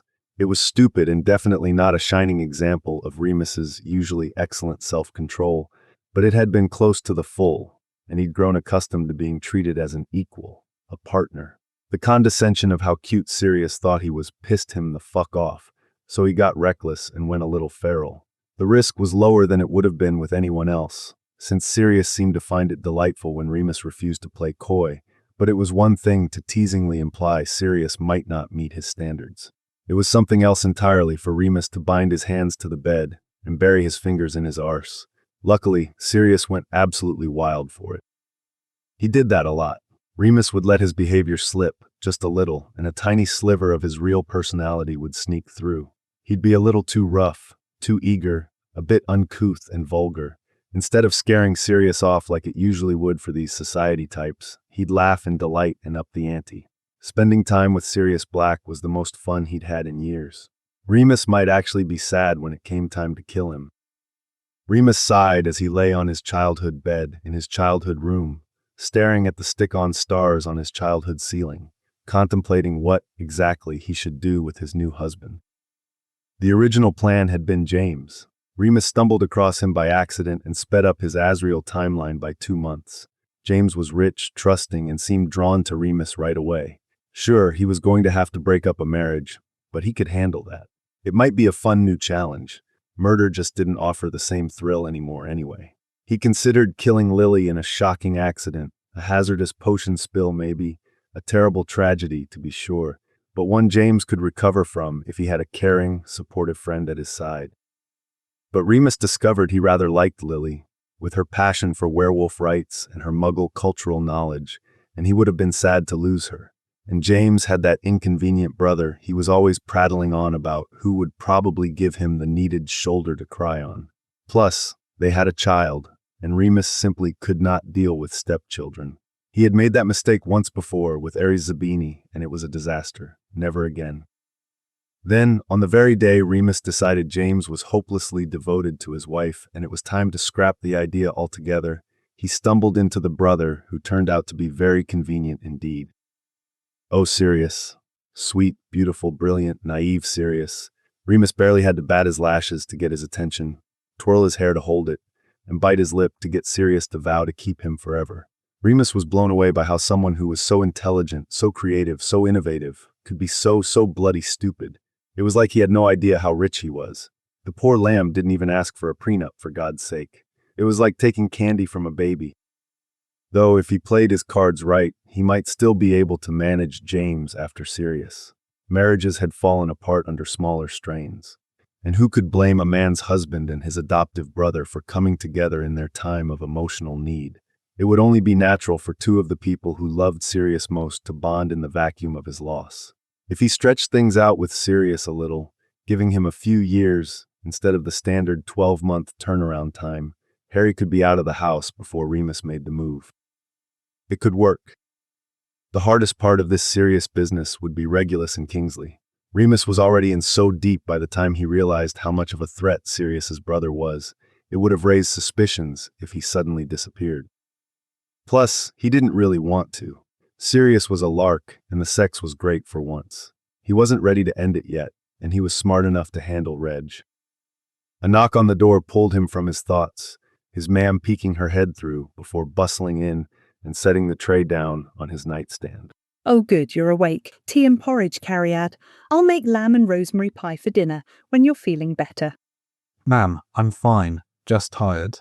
I don't do nearly the damage I used to now that I have the potion. I just wish I could figure out how to get the wolf to sleep. I have to get home early. Oh, need to rush back to your boy, do you? His mum teased. Ma'am. Remus blushed, hiding beneath his covers. He loved his parents, he really did, but staying in this house made him feel like he was 15 again, and not in a good way. She laughed and tapped him lightly on the thigh, dismissing his embarrassment with a twinkle in her eye. Oh, don't hold out on me. Tell me all about him. Is he a keeper? He's different from the men I've been with before, that's for sure. Remus hedged. Different was a bit of an understatement. The other men Remus dated, the men he married, wanted him to be quiet, small, demure, a pretty little thing they could show off at parties while they talked over and ignored him. Sirius, on the other hand, liked when Remus challenged him. When Remus surprised him, he'd bark a loud laugh and look at Remus like he hung the moon. Sirius enjoyed making him laugh, hearing his opinions, having silly conversations late into the night that gradually turned solemn and heartfelt. For someone who was set to inherit more money and power than all of Remus's late husbands combined, he was incredibly grounded. Well, maybe that's a good thing. Find something that's a little more fulfilling, something you can sustain over the long term. You haven't brought anyone home to meet us since Jonathan. Hope gave him a meaningful look, and he scoffed. Butt out, ma'am, I've got it. Oh, thinks he's too grown up for his ma'am, does he? Eat your gruel and drink your tea, you ingrate. She kissed his forehead and left him to eat and stew in peace. Remus got back to London just before tea, hoping he'd be able to sneak in before Sirius woke up from a very long night of sleep. He hummed happily to himself as he apparated onto the front step, the wards welcoming him home with the warm amber and sage of Sirius's magic. He cast a silencing charm on the hinges so he could sneak in and pushed open the door. It's been almost 20 hours, Remus. The dose would have worn off at least 2 hours ago. You need to work on your punctuality. Oh, fuck. Sirius was sitting in the armchair, which had been rearranged to face the door, with a cup of tea in his hands and a glass of ice and an unopened bottle of fire whiskey on the side table. His smile was wolfish, predatory, and Remus could feel the exhilaration of adrenaline coursing through his blood. Normally, he would rather do anything but fight the day after a full, but the look on Sirius's face promised to make things exciting. Play dumb. Make him tell you what he knows. What are you talking about? It was a beautiful day, so I went to the park while you slept. Are you feeling any better? I'm a little tired after staying up all night, considering the reasons my husband could have for slipping draught of living death into my tea. Otherwise, I'm peachy. Thanks for asking. Not just late then. See if he has anything worth admitting to. Remus kept silent, arranging his expression to one of cheerful bemusement. Sirius was a talker. If Remus let him have the floor, he might give Remus something to work with. The fact Regulus wasn't waiting for him, and he hadn't been stunned on sight, suggested Sirius wanted to make this work. Or else he was a cat who wanted to play with his food. But Remus suspected the former. The thing about growing up in a powerful family known for their mastery of dark magic is sometimes you acquire an unusual skill set. Reg is uncommonly good at surveillance spells, for instance. Our parents were disappointed when he used it to help the government instead of for blackmail, but still, it was something they thought he should know. Now me, I'm the heir. That meant I was the most likely target for assassination, so I had dueling lessons when most kids were playing in the park. Another thing they thought important to teach me, my dearest husband, was poison detection. I could identify the 78 most common poisons by sight, smell, and taste before I went to Hogwarts. It was incredibly foolish to try and sneak that by me, but how could you have known? Still, I needed to know why. Sirius stood and slowly circled him from arm's length, stalking his prey and searching for any undefended vital organs. This close to the moon, the wolf and its instincts were barely below the surface, and it knew he was at a disadvantage. Remus wanted to curl in on himself, protect his belly from the sharp claws of Sirius's logic. He held still, head high and face neutral, as Sirius continued his attack. I can be a bit jealous, I admit, and my first instinct was infidelity. All those nights away while you closed the estate, as often as not coming back exhausted and looking like you hadn't slept a wink. I told myself it was grief, that you wanted to be left in peace as you mourned your late husband and the life you could have had, even if you were happy with me. Was I wrong? Was there someone else? Sirius sighed, eyes rolling heavenward as he chastised his past self for being so gullible. But no, that's not it. You don't smell like another man. He ran his nose along the side of Remus's neck and inhaled deeply before catching his earlobe between pointed canines. Sirius snapped his fingers, and Remus's shirt disappeared with that vanishing charm he normally saved for sex. He knew he'd find it neatly in the laundry hamper they used for light colors. It was impressive magic, most likely of his own invention because Remus had never seen it from anyone else. And damn sexy, the bastard. No new scratches. Those bruises aren't love bites or from rough sex. Nothing to imply a passionate affair. No, I'm confident it's not another man. Remus exhaled a breath in relief. That would have been a hard thing to explain away. So then, Sirius continued, propping his hip casually against the side of the chair, as though he interrogated his half-naked husband in their living room every day. I thought maybe some sort of criminal enterprise, something needing cover of the night, like burglary or drug smuggling. But you don't need the money with what you inherited from Asriel, and I think I would have noticed by now if you were cavorting with shady characters at all hours. Sure, there were nights away, but nothing regular enough for drugs or a petty crime ring. And I've seen you get stuck in your own jeans multiple times, love. You don't have the coordination to be a cat burglar. Remus snorted at that. The jab was accurate, and the image of himself scaling a trellis to break into a window, combined with the stress of the situation, pushed him toward hysteria. The imagination on this man, truly. Sirius smirked, pleased he got Remus to break. So we're in agreement. That would be ridiculous. Remus resumed his stoic expression. Every reaction was something Sirius could draw on, and he needed to give him as little as possible. So finally, I came to the only logical conclusion. Sirius nodded once, convinced of his own cleverness. You were trying to poison me and failed. Oh shit, too close. Deflect. Remus gasped, eyes going wide with shock and fear. No, Sirius, I wouldn't. Yet. I couldn't. Until I figure out how to handle your brother. Too bad, that would have been hot. Remus rolled his eyes. Why would you even think I'd want to kill you? I love you. Sirius hummed thoughtfully. Probably because you're sick of having to clean my hair out of the drain. That's not funny. I disagree. Sirius cracked a grin. The fucker always found himself so goddamn amusing. No, that's what I want to know. Why do you want to kill me, Remus? I don't, you absolute asshole. Not for a couple years, at least. The fucking poison in my drink says otherwise, Remus. If not that, then why in the name of Morgana's hairy snatch would you put it there? A lie is easier to cover when you hide it under a painful truth. Because I'm a bloody werewolf, okay? Remus shouted, throwing his arms wide in a show of vulnerability. I needed to leave for a full night and day, and I needed you not to ask any questions. I felt like the only option was to make you sleep through it. I hate that I had to do it, Sirius. I'd never want to do anything to hurt you, but I didn't have a choice. His voice broke on the last word, and his lip trembled. Perfect. Sirius's eyes ran over Remus's face and down the scars visible on his neck and chest. He stared into the middle distance, like he was trying to mentally assemble a puzzle and had just been handed the piece that would make it all come together. Remus could see the moment it all clicked into place. The scars, the nights away, the fact he didn't attend Hogwarts and maintain no friendships in the Wixen world. It took him all of about 5 seconds to process and accept Remus's story, and it only took 2 more for him to decide how he felt.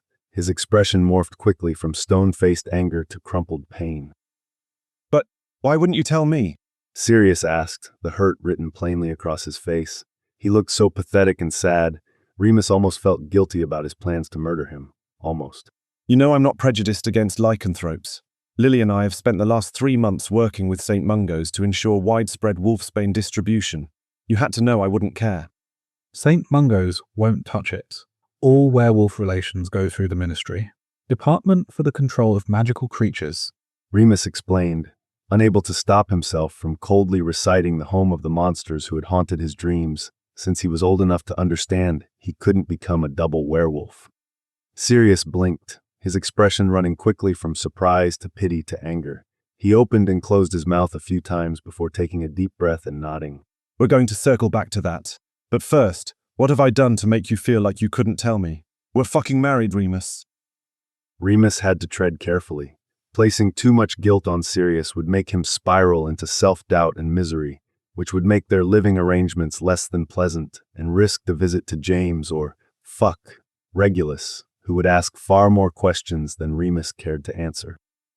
At the same time, Sirius was serving him absolution on a platinum platter.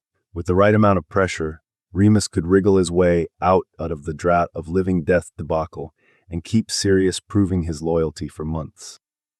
Easy, Lupin. Remus sighed, biting his lip and struggling to meet Sirius's eyes. I knew Lily wasn't prejudiced against lycanthropes. He clarified, finally looking up at Sirius through his lashes. Sirius was helpless against his puppy dog eyes, which was hilarious given he often used his own, very literal version of the same to get his way. I hoped you weren't. I believed you weren't. But sweetheart. Sirius flinched at the endearment. You know how Wicks are about werewolves? Lily's muggle-born. She doesn't have all the biases people who grow up in our society have. I couldn't risk it. So what, you were just going to poison me a little every month for the rest of our lives? Hope I wouldn't notice. Remus shrugged. Just enough of the truth to distract from the lie. None of my other partners ever have. Sirius looked appalled. He was always bothered when he heard how little attention the men in Remus's past paid him. Perfect. Thread that needle. Then Sirius gasped in realization. Is this why it took you so long to sell the estate? You were using it as cover for full moons. Remus cringed. It was gone within the first month. I visited my parents once a fortnight after that.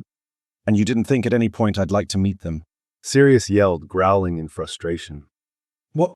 Remus didn't know what to do with that. He hadn't planned to introduce Sirius to his parents. The only one of the others who met them was Jonathan. That's a distraction. Put it away. And no one else showed interest in anyone from Remus's past. Your parents, Remus. People you care about. The ones who made you who you are. You don't think I want to get to know them? To show them how much I love their son? What's the problem, Remus? Are you embarrassed by me? Do you think they won't approve? Remus had completely lost control of this situation and found himself scrambling to redirect. Well, you are English, he said, just barely letting a smirk slip through. Sirius made a sound halfway between a scoff and his normal barking laugh, but Remus could see a smile tugging at the corner of his lips. Holy shit, that worked. Remus, please. All I'm asking is for you to let me in, okay? If you trust me enough to marry me, for fuck's sake, I think I can handle a furry little problem. Remus glared, more out of principle than actual anger. Furry little problem? I turn into a slavering beast once a month, and it hurts like fucking hell. Oh shit, I'm sorry, baby, you must be exhausted. Sirius immediately started fussing over Remus, summoning his favorite jumper and some pillows, shuffling him to the couch and tucking him in with a blanket and a book, and scurrying off to the kitchen to make tea. He really did take good care of Remus, he had to admit. When he placed the steaming mug on the table, he looked over Remus's cozy position and cooed. Oh, look at you. Such a fearsome, dangerous monster. Doesn't even use bookmarks, just dog-ears the pages because he's practically feral. Never mind, he was a sarcastic prat. Fuck you. Maybe later, darling, if you feel up to it. Sirius winked. Chapter 5. Remus was stuck. His Da was in Germany hunting a Nachseher, the magic he'd used to seal down some loose shingles until it got warm enough to fix them properly had worn off. The roof was leaking in the unseasonably rainy May weather. Remus didn't want his mam crawling around on the roof to fix it herself, and Sirius wanted to meet his parents. There was no way he could just tell him he was going to help his mam. He'd insist on coming along, and frankly, Remus thought they'd get along like a house on fire and didn't want to disappoint her with his inevitable untimely death. There was no way he was going to bring Sirius around until his choices were to either introduce them or suffer a divorce that would leave the Wicks society set chattering for years. And if Remus told Sirius he was going but he wasn't invited, he'd want to know why, and Remus would have to come up with a reasonable lie for something that didn't make logical sense in a regular, non-murderous marriage. So far, he'd only come up with one other option. It was stupid, given Sirius's ability to identify 2 drops of draft of living death in his tea, which was incredibly fucking sexy, by the way. The man's understanding and control of magic was unparalleled in anyone he'd ever met, and Remus always found that brand of easy competence spine-meltingly hot. But this had worked before with other men. It would be easier to hide than the rancid sloth brain in the sleeping potion, and Sirius said he'd been trained to detect poisons from a young age. He never said a word about love potions. Just a touch in his pudding would make Sirius so suggestible and yielding. Remus sighed. He fucking hated brewing amortentia. Remus cracked a window and got to work. The scent was overwhelming, and he knew he wouldn't be able to focus enough to get the dosage right if he was love-drunk by the time it came to make dinner. A couple hours, 2 playthroughs of The Wall, and an obscenely expensive measure of powdered pearl later, the house was inundated with the bright smell of grapefruit, the devil's food cake from his hometown bakery, and forest moss after a rain. Remus inhaled deeply and gave himself until the end of the album to luxuriate in the heady feelings the combination still elicited. Hello, love. He whispered into the empty kitchen. I've missed you.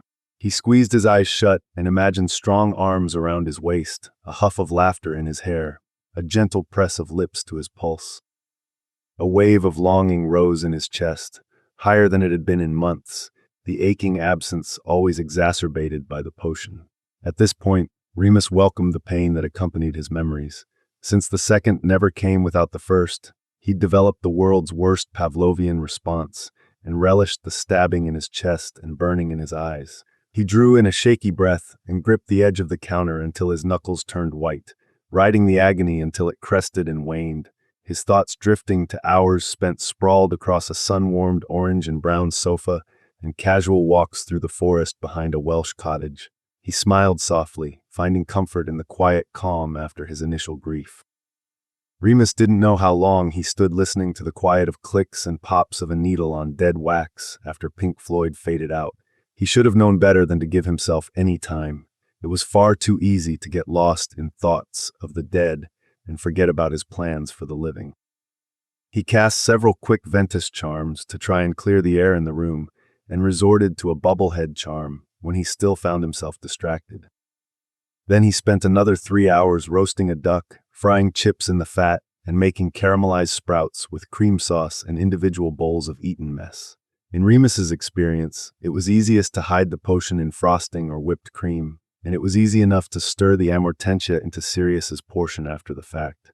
He'd never even notice. A crack announced Sirius's arrival home, right at 5 as usual. Remus appreciated his punctuality. He could put everything under stasis if he needed to, but it made everything taste like iron.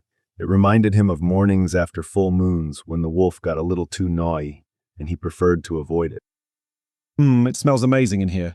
Sirius breathed when he walked through the door. Pale hands slipped around Remus's waist and pulled him into a broad chest. I can just tell it was made with lots of love. An Eton mess. You know it's my favorite. What did I ever do to deserve you? Mwah. Sirius smacked a loud kiss on his cheek. A crooked grin pulled up one side of Remus's mouth as he rubbed his cheek against Sirius's scruff. Something unholy, I'm sure. Sold your soul to the devil, maybe. Sacrificed a few goats. Threw a virgin into a volcano. Rem, I have no idea what any of those things are in reference to, but I would do all of them if it meant Eton mess and getting to be with you. I don't understand why you're so obsessed with the stuff. It's just crushed up ingredients in a glass. It's not even real baking. Remus felt himself blush. Maybe he hadn't needed to waste his time with the amortentia at all. He turned around and pulled Sirius into a languid kiss before breaking it off and swatting his arse. Now go sit. Everything else is already on the table. Sirius obeyed, grinning over the exquisite meal in front of him. Honestly, I don't know that we even had anything like this at Hogwarts, and you do it all without magic. You're amazing. I love you. He popped the golden fried chip in his mouth and moaned in appreciation. Like this. These are unbelievable. How did you make this so good? Magic. Remus winked as he sliced off some of the duck and levitated it to Sirius's plate. Sirius barked a laugh, and Remus smiled. He wondered if Sirius was just humoring him sometimes. He wasn't that funny. They ate and chatted about their days, Sirius talking about his frustration with St. Mungo's and their resistance to developing a dispensary for wolfsbane. According to Sirius, they didn't want to attract the wrong clientele. Remus had to distract him with the day's neighborhood gossip when Sirius's temper got the best of his magic and the table cracked down the middle. So then Brad's car peeled out of the driveway and his garage door just barely closed by the time Alan pulled around the corner. I thought Desiree was caught this time, but no. She just waltzed out of the house and met him on the step with a kiss, easy as you please. You'd never know she was screaming the plumber's name 15 minutes earlier. I cannot wait until they get properly caught. It's going to be delicious. Sirius, now fully invested in the drama, narrowed his eyes. How do you know she was screaming his name? They could just be good friends. You can't verify shit. Werewolf. Remus said simply, pointing a finger at himself. Technically, she was screaming Captain, and I know because I could hear her. The pheromones and scent of her perfume practically connect the two houses, like goddamn sticking charm. They're so lucky I'd rather watch them suffer the natural consequences of their actions than engineer a reckoning. Can you imagine how much fun that would be at a block party? You're bloody terrifying, do you know that? Sirius asked, stifling a laugh. Thank you, sweetheart. Remus blew him a kiss and brought pudding to the table, placing the potion-laced dish in front of his husband. Sirius stuck his spoon in and had a bite halfway to his mouth when the volume on the record player turned itself from atmospheric to blaring. Remus went to the living room to turn it down, but the knob didn't work. He sighed. Stuff like this happens sometimes. The Muggle technology and the ambient magic interacted and made their electronics go haywire. Sirius said it had gotten better since Remus moved in, and insisted that Muggle objects be used in a Muggle manner. They hadn't had an exploding light bulb in a couple months now. Still, it was annoying when these things popped up. Remus tried turning the power off, but it turned itself back on immediately. Then he fiddled with the speed, wondering if maybe a switching spell got stuck in the wiring, but the speakers just made an angry hissing noise. Eventually, he gave up and unplugged the godforsaken thing. He'd fix it when he got back from Wales if Sirius didn't get to it first. I don't know what's wrong with it, but I'll work on it later, he said, coming back into the kitchen.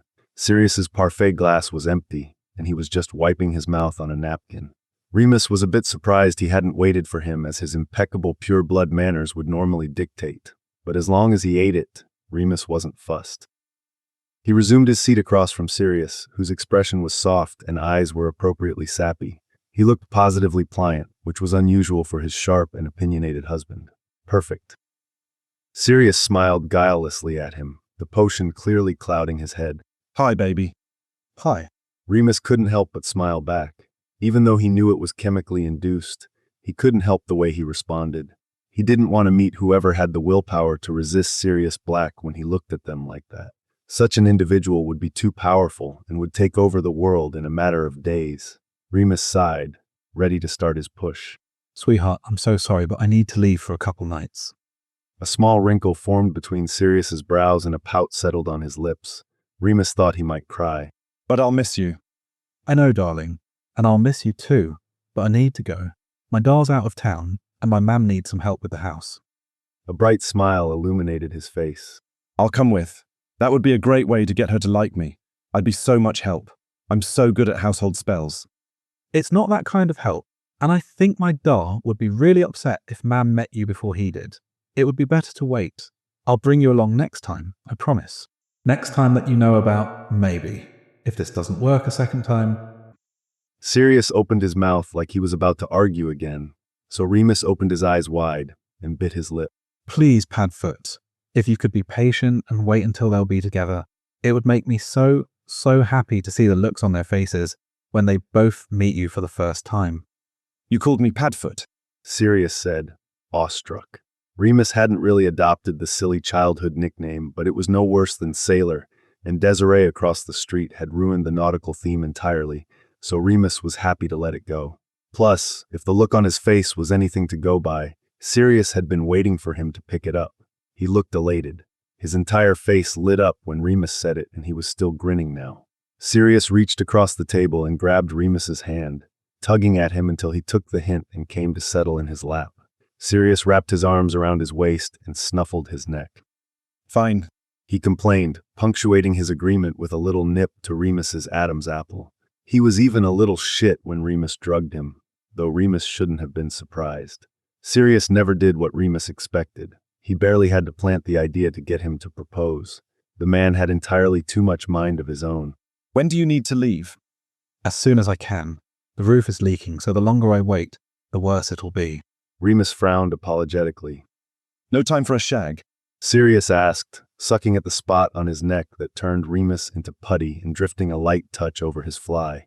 Remus shook his head and Sirius grumbled, waving a wand lazily toward the bedroom and muttering, "Pack," under his breath.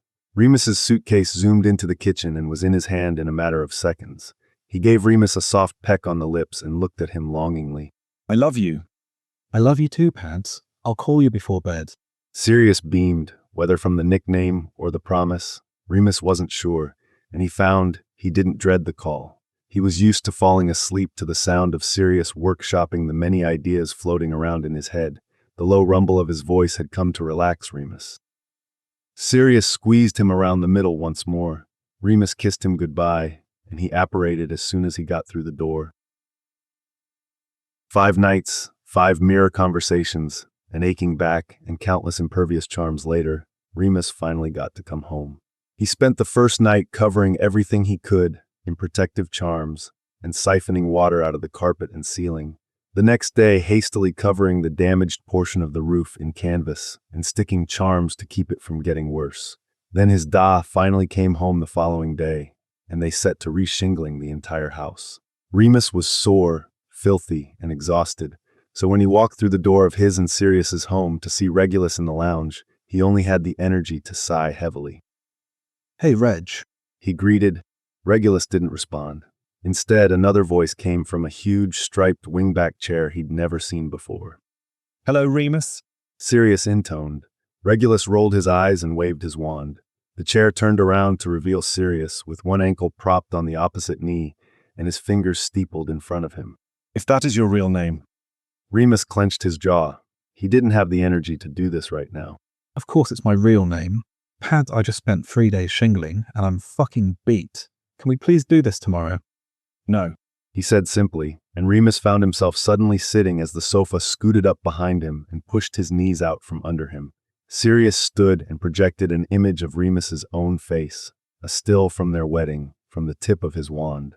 He cleared his throat and looked between Remus and Regulus, who sat stoically in his armchair and somehow conveyed a threat to Remus and exasperation with Sirius without uttering a word.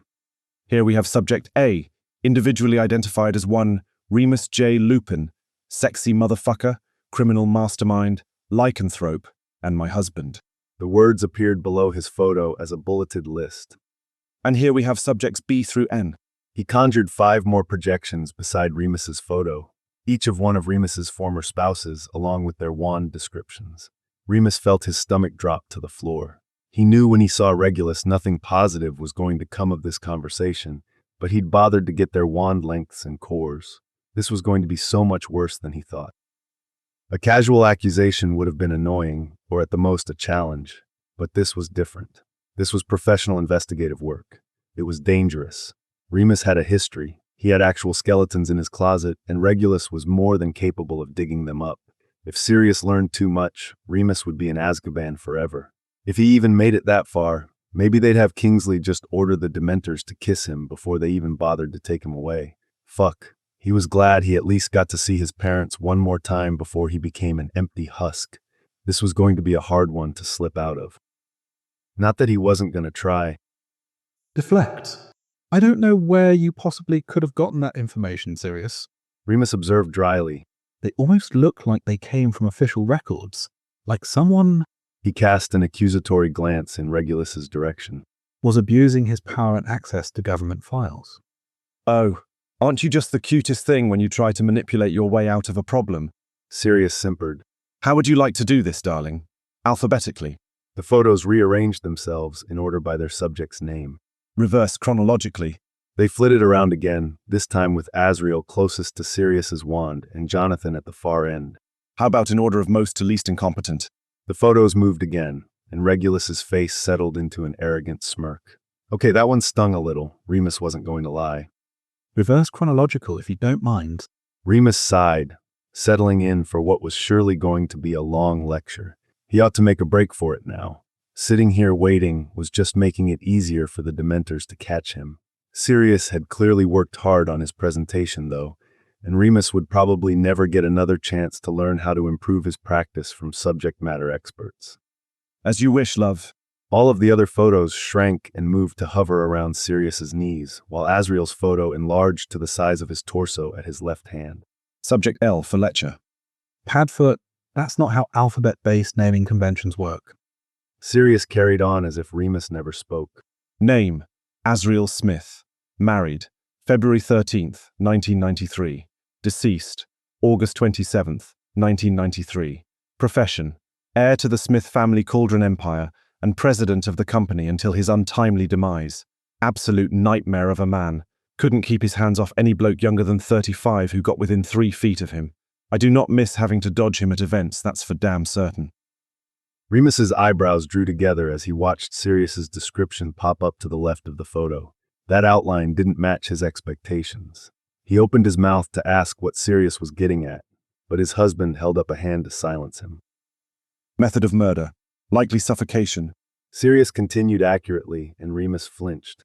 Aurors are idiots and tend to only look for magical means of murder, as though muggles haven't been killing each other with their bare hands for millennia, and there was no evidence of poison or curse. A pillow was clearly missing from the crime scene photos, which leads me to believe it was used as a murder weapon and quickly vanished. Azriel was elderly and unhealthy. A werewolf on a waxing moon nearing the full would be more than capable of overpowering him. What do you have to say in your defense? Remus's eyes darted to Regulus, a literal fucking spec ops agent who snorted. Smith is basically a merchant. Their family doesn't have a seat on the Wizengamot. WI6 has much larger plimpies to poach. This doesn't even qualify as an assassination. Regulus turned up his nose. I have far more important things to do than arrest an incompetent serial killer whose worst offense is breaking up a cauldron monopoly. I should be thanking you. Antitrust lawsuits are exceedingly tedious. He waved a hand, gesturing for Remus to proceed. That's an interesting theory. Remus said, uncertain what he was supposed to say. What were they doing here? Was this a trick to get him to admit to a crime so Regulus could arrest him? He definitely wasn't above lying to get what he needed, and Remus didn't trust his word. Baby. Sirius admonished, his lips pursed in a way that reminded Remus oddly of his Year 4 English teacher. You don't have to lie to us. Regulus said it was fine. I'm not just going to admit to a crime in front of an actual cop, Sirius. I'm not an idiot. Oh, for fuck's sake. Regulus grumbled, shooting out of his chair and leaning over Remus. Legilimens. Memories of his marriage to Azriel flipped through his brain. Their elopement on a small Wix island off the coast of Greece.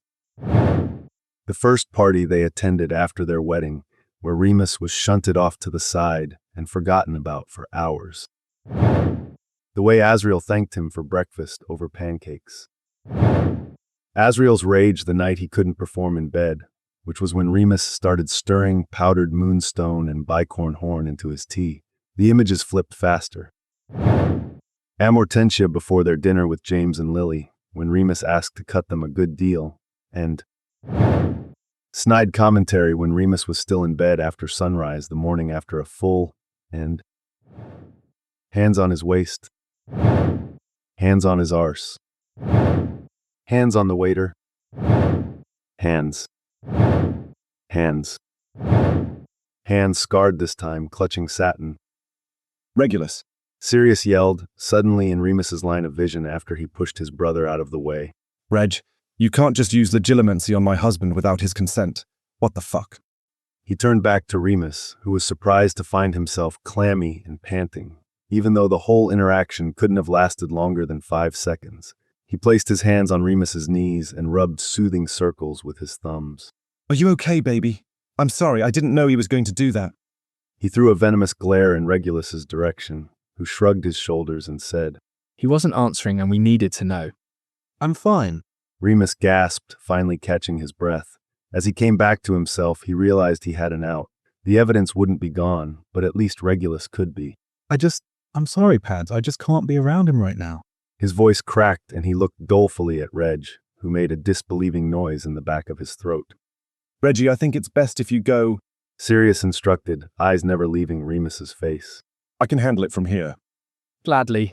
Regulus said as he stood. He raised a sardonic brow as he looked while Sirius perched by Remus's feet. You are such a soft, bloody target, you know that. He asked before turning and disappearing with a crack. Remus breathed a sigh of relief. Rude. Sirius mumbled, looking at the spot where Regulus disappeared. He stood and cupped Remus's jaw with both hands and tilted his head up to kiss him softly. I'm sorry. I shouldn't have had him here for this. I should have known you wouldn't feel like you could be honest with him in the room. He pulled the striped wing back forward so they sat knee to knee. But I'm not an idiot, Remus, and I know what you're doing. I can't just leave you out there to keep killing people and poorly covering your tracks. Finish your presentation then. I know you have more. Remus waved an open palm in front of him, giving Sirius the floor and indulging his melodrama. Sirius grinned, leaning forward to kiss the tip of Remus's nose. I fucking love you, did you know that? He stood and cleared his throat. Next up, Subject F, for Farmer. Remus snorted. His family owns 87% of the domesticated ashwinders in the world, Sirius, and 63% of the billywig hives. Sounds positively pastoral. You're such a bloody snob. Remus shook his head. It's a little reductive to call them farmers. They're basically the reason apothecaries can exist. Name, Bootus Bauman. Sirius talked over Remus, who chuckled as he sat back in his chair and allowed his husband to get on with it. Married, April 3rd, 1992. Deceased, June 10th, 1992. Cause of death, insulin overdose. You didn't even bother vanishing the vial, Remus. What if one of the auras was muggle-born? Remus gaped. How in the bloody fuck do you even know what insulin is? I got buried in biology research with a project for Wilf a couple of years ago. Lily was worried about dental health in Wicks kids after talking to one of Harry's friend's mums. I was looking into the association between sugar and cavities, and accidentally wound up teaching myself about diabetes along the way. That's not important. Sirius flicked a dismissive wrist, like he did stuff like this every day. That one was an abnormally short turnaround time. What did he do? He was a hunting enthusiast. Remus sighed. His poor vetting of Buddhas was a rookie mistake. The animal heads on the walls are tacky, to be sure, but I'm not certain that's good enough of a reason to kill the man. His preferred game was exotic magical creatures. Remus clarified. Erumpet's Chimera. Remus trailed off and cleared his throat. Werewolves. No. Sirius gasped, hand flying to his neck to clutch his figurative pearls. He wouldn't. He desperately wanted to, but luckily for me, he was a shit hunter, couldn't get a thing without a guide, and lived with a werewolf for 6 months without noticing it. Remus shook his head. Kill or be killed, I guess. That's fucking disgusting. He had it coming. Sirius took Remus's hand in his and kissed his knuckles, looking up at Remus with wide silver eyes. Thank you for agreeing. Remus brushed his thumb over the inside of Sirius's wrist, while Sirius nuzzled against the back of his hand. Next one. Subject B, for bird. Name, Aries Zabini. Married July 22nd, 1988. Annulled September 3rd. 1988. Only surviving former spouse of Subject A, as well as the only woman I could find in your dating history. The annulment paperwork was incredibly vague. I am dying to know what happened here. Remus smirked. Do you want the explanation we gave the ministry, or the actual reason? Both. According to the paperwork, we never consummated due to a misrepresentation on my behalf. Remus grimaced as he remembered the awkward encounter with their mediator when he took the responsibility for their separation. It was not an experience he'd like to repeat. Meaning what? I gave her the impression I sleep with women. Remus frowned. Which you don't. Sirius confirmed. No, though she didn't disclose she had an 8-year-old son at the time either, so neither of us were completely honest. We flipped a nut to see who had to own up to the ministry. I lost, clearly. Remus shrugged and gave a sheepish smile. And the truth? Sirius nudged, sniffing out all the information like the curious puppy he was. You can only trade so many poisoned glasses before calling it a stalemate. Sirius laughed, long and loud, bent double at the waist as he caught his breath. Met your match, did you? No, she would have killed me eventually. She was only my 3rd spouse. I was her 5th. She would have crushed me with her experience. Remus smiled, enjoying the recall of his greatest hits, now that he was confident Sirius wasn't going to turn him over to the Aurors. Sirius wiped at the corners of his eyes, where tears had started gathering as he cackled. She tried to seduce me once a few years ago, now that I think of it. You're telling me if I were so inclined, I could have wound up in this situation already. Remus hummed thoughtfully. No, you'd probably already be dead. Ares is a very skilled murderer. He held down a laugh at Sirius's indignant spluttering. It wasn't true, of course. Sirius was proving very difficult to kill, but he was cute when he got all flushed and disgruntled. Fuck you. Sirius finally spat out, the crinkling around his eyes giving away his amusement. Maybe later, darling, if you feel up to it. Remus snarked. Sirius huffed and flicked his wand, retaliation coming in the form of further reviews of Remus's apparent incompetence. Name: Garfield Smithwick. Married, April 13th, 1986. Deceased, December 19th, 1987. Son to the lead healer at St. Mungo's at the time, and working through the program himself. Cause of death, internal hemorrhage. Interesting thing I learned this week. Did you know muggles use similar potions as rat poison and as medicine in humans? Remus hummed. I don't think they're called potions, dear. You know what I mean. Sirius rolled his eyes. Another fun fact. Did you know they were both developed from sweet clover? The same ingredient used in doxycide, Felix Felicis, and bleeding broth. Remus froze. Sirius was way too fucking good at this. That's very interesting. Why? He coughed awkwardly. Why did you learn about that? Well, the Aurors thought they found traces of poison in his system, but all they could find was the clover. There wasn't any adder's tongue, jewelweed, or cowbane, so they ruled out doxycide and bleeding broth. The report suspected recent use of Felix, with the rest of the ingredients leaving his system by the time he died. I thought it was a strange assumption, given there was no more evidence of that than there was any of the others. So, given the solutions I'd found in the sloppiness of the other deaths, Remus made an affronted noise. I thought I'd glance through some muggle medical texts. I think I make a compelling case, no. Fascinating. Remus agreed flatly, and Sirius grinned at him, the smug bastard. What did this one do? Sirius asked, and Remus sighed. Other than being an entitled twat? Nothing. His father wouldn't treat muggles at St. Mungo's, though. Even if they were, say, married to a wizard, claimed it would break the statute of secrecy, despite the muggles already knowing all about magic. Sirius said knowingly. Muggle, ma'am, I understand. Remus nodded, not offering up anything further.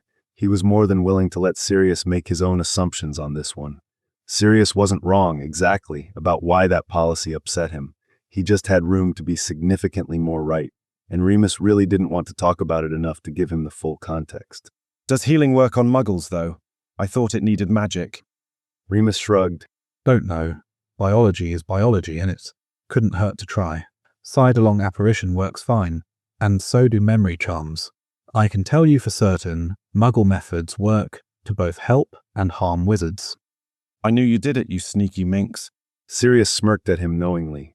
Remus bit his lower lip, refusing to either confirm or deny, and Sirius huffed in frustration. You forgot to tell me his letter. Remus reminded him. Subject N for nepotism. Sirius said. Thank you, darling. Remus arched a scornful brow. That's a bold statement coming from you, Mr. Seat in the Wizengamot. Oh, if you're so mad about it, maybe I won't use my position to campaign for lycanthrope rights then. Sirius stuck his nose in the air and refused to meet his gaze, and Remus felt himself soften despite Sirius's joking tone.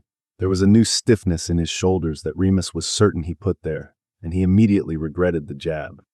He grimaced. Just because he'd gotten plenty of practice at soothing egos and apologizing over the years didn't mean he liked it. He tilted Sirius's chin back down, and amber eyes met silver. Hey, I'm sorry. You can't help the family you were born into, any more than I can help that I was bitten by a werewolf. And I know they aren't pleasant people. I shouldn't tease you about it. I'm sorry. Sirius's mouth pulled into a frown, and a wrinkle formed between his brows. It's okay, love. You're not wrong. It's fucked up that I have as much power as I do in anything just because of my last name. And it's doubly fucked up because Wellberger and Orion are so awful. They're the last people who should be making decisions for Wick society. They couldn't even make decisions for Reg and I that weren't rooted in selfishness. Imagine how they treat everyone else. Remus hesitated. He should ask what Sirius meant, what made him spend as much time with the Potters as with his own family, but he wasn't sure he wanted to know. He didn't like the idea of a young Sirius hiding out at a friend's house to escape cruelty at home, and he liked the thought of him sticking around to defend a young Regulus even less. It made his jaw clench and his ears fill with static, a wolfish instinct to guard what he saw as his from being damaged by others. Still, it might give him some information he'd need. Leverage for the future could come into play now that Sirius and Regulus had caught him out. He pushed through the squirming discomfort in his stomach. I don't really think I know enough to understand. I know you're looking into some kind of law, contract, something for Reg, but I haven't figured out what. Remus paused, then took a deep breath. Do you want to talk about it? Sirius shrugged jerkily. It's fine. Just pure blood bullshit. The only reason they haven't disowned me is because Reg isn't allowed to both run the Wick spy agency and sit on the governing body. He'd never willingly give up his job, and they can't force him to do shit now that he's married to Kingsley. They'd rather have a disgraced, disloyal, disappointing black in the Wizengamot than none at all. Remus winced. Those descriptions did not match the man he'd married in the slightest. He didn't know Wallburga and Orion Black, hadn't so much as met them, but he hated them. And he needed Sirius to trust him, to rely on him, to know he was there for support, even when it was feigned. Much to his own surprise, this wasn't one of those times. He squeezed Sirius's hand. Baby, no. Any time they told you that, it was a lie. You're one of the most remarkable men I've ever met. I'm going to feel terribly sad when I actually manage to kill you. Sirius barked a loud laugh, releasing the pressure that had built up in the room and making Remus smile in return. Love, thank you for finally owning up to your pathetic attempts at murder, but I'm a little offended you think you'd even be capable of killing me, much less getting away with it. It took Regulus and I a combined 27 minutes to solve all of these but one. My untimely death needs to baffle authorities for decades. I have 4 very dead husbands, Pads. Remus reminded him, playing up his offense at the insult. And I'm still walking around free. I can't be that incompetent. Darling, just because the average aura has the same amount of sense as a pickled Grindylow doesn't mean you're good at murder. It just means you haven't killed anyone of enough importance to attract attention yet. Sirius patted his cheek fondly, the air of condescension about him making Remus bristle. Believe me, love, if you managed to kill me, that would change very quickly. They'd have to decide if it was just a murder or an assassination. That's when the people who can count to 20 without taking off their shoes get involved. You wouldn't stand a chance. Remus glared at Sirius, the same feeling of frustration and defiance from that night on their honeymoon bubbling to the surface. He sat forward in his seat and dropped his voice to a low growl. If you think this conversation is going to stop me from trying to kill you, you're going to be sorely disappointed. Sirius looked at him with wide eyes, the black of his pupils almost entirely swallowing the gray, and ran his tongue along the bottom of his teeth. Baby, that's the last thing I want you to do. He mirrored Remus's posture, leaning forward so far their lips nearly brushed.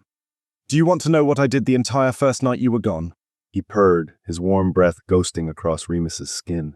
There was a wild glint in Sirius's eyes, and the way his lips just grazed Remus's when he spoke was driving him mad. The fear and anger and adrenaline and desire of the last hour mingled beneath his skin. The synergy drove his pulse faster and made his blood sing through his veins. Remus swallowed thickly and nodded. I spent hours fucking myself wide open with my fingers, imagining your hands wrapped around my throat when I came. I love the danger, Remus. I get off on it. Don't you ever fucking stop trying to kill me. Have I made myself clear? Remus surged forward and took Sirius's mouth in a harsh, brutal kiss. It was desperate and bordering on violent, more teeth and tongues than lips. Remus tasted blood when Sirius abandoned his mouth to scrape his teeth against his jaw. Remus found himself in Sirius's lap, knees spread wide around Sirius's hips as Sirius squeezed his arse and pressed their hard cocks together through their clothes. You're disgusting. Sirius muttered as he licked and bit down Remus's neck. Fucking filthy. What were you doing all week? Remus threaded his hand through Sirius's hair and gripped it in a tight fist, pulling his head back so far his back arched and his breath wheezed raggedly out of his open mouth. I fucking told you I've been shingling for days. Remus nipped at his pulse point and Sirius yelped, his hips shuddering as Remus made him dance across the line between pleasure and pain. So fucking proud of yourself and your own cleverness. Couldn't let me take a goddamn shower before you cornered me? Selfish bastard. Sirius's answering laugh vibrated through Remus's chest, and he pushed off the chair, maintaining his hold on Remus's arse as he apparated them to the bathroom. It was more like fighting than fucking, each of them trying to wrest control from the other, a flurry of torn shirts and vanished trousers, water hot enough to sting while they both tried to gain the upper hand. By the time they were sated, a series of scratches deep enough to bleed intermingled with the scars on Remus's back. Bruised fingerprints covered his thighs and circled his wrists like shackles. One side of Sirius's face was red from where Remus held it into the tile as he fucked into him, and a perfect imprint of his teeth promised to mar Sirius's pale shoulder for days, where Remus sank his teeth in as he came with one hand squeezing Sirius's throat. Completely spent, Sirius turned and flopped his arms around his much smaller husband, loose-limbed and boneless after coming so hard, Remus thought he'd have to scourgify the ceiling.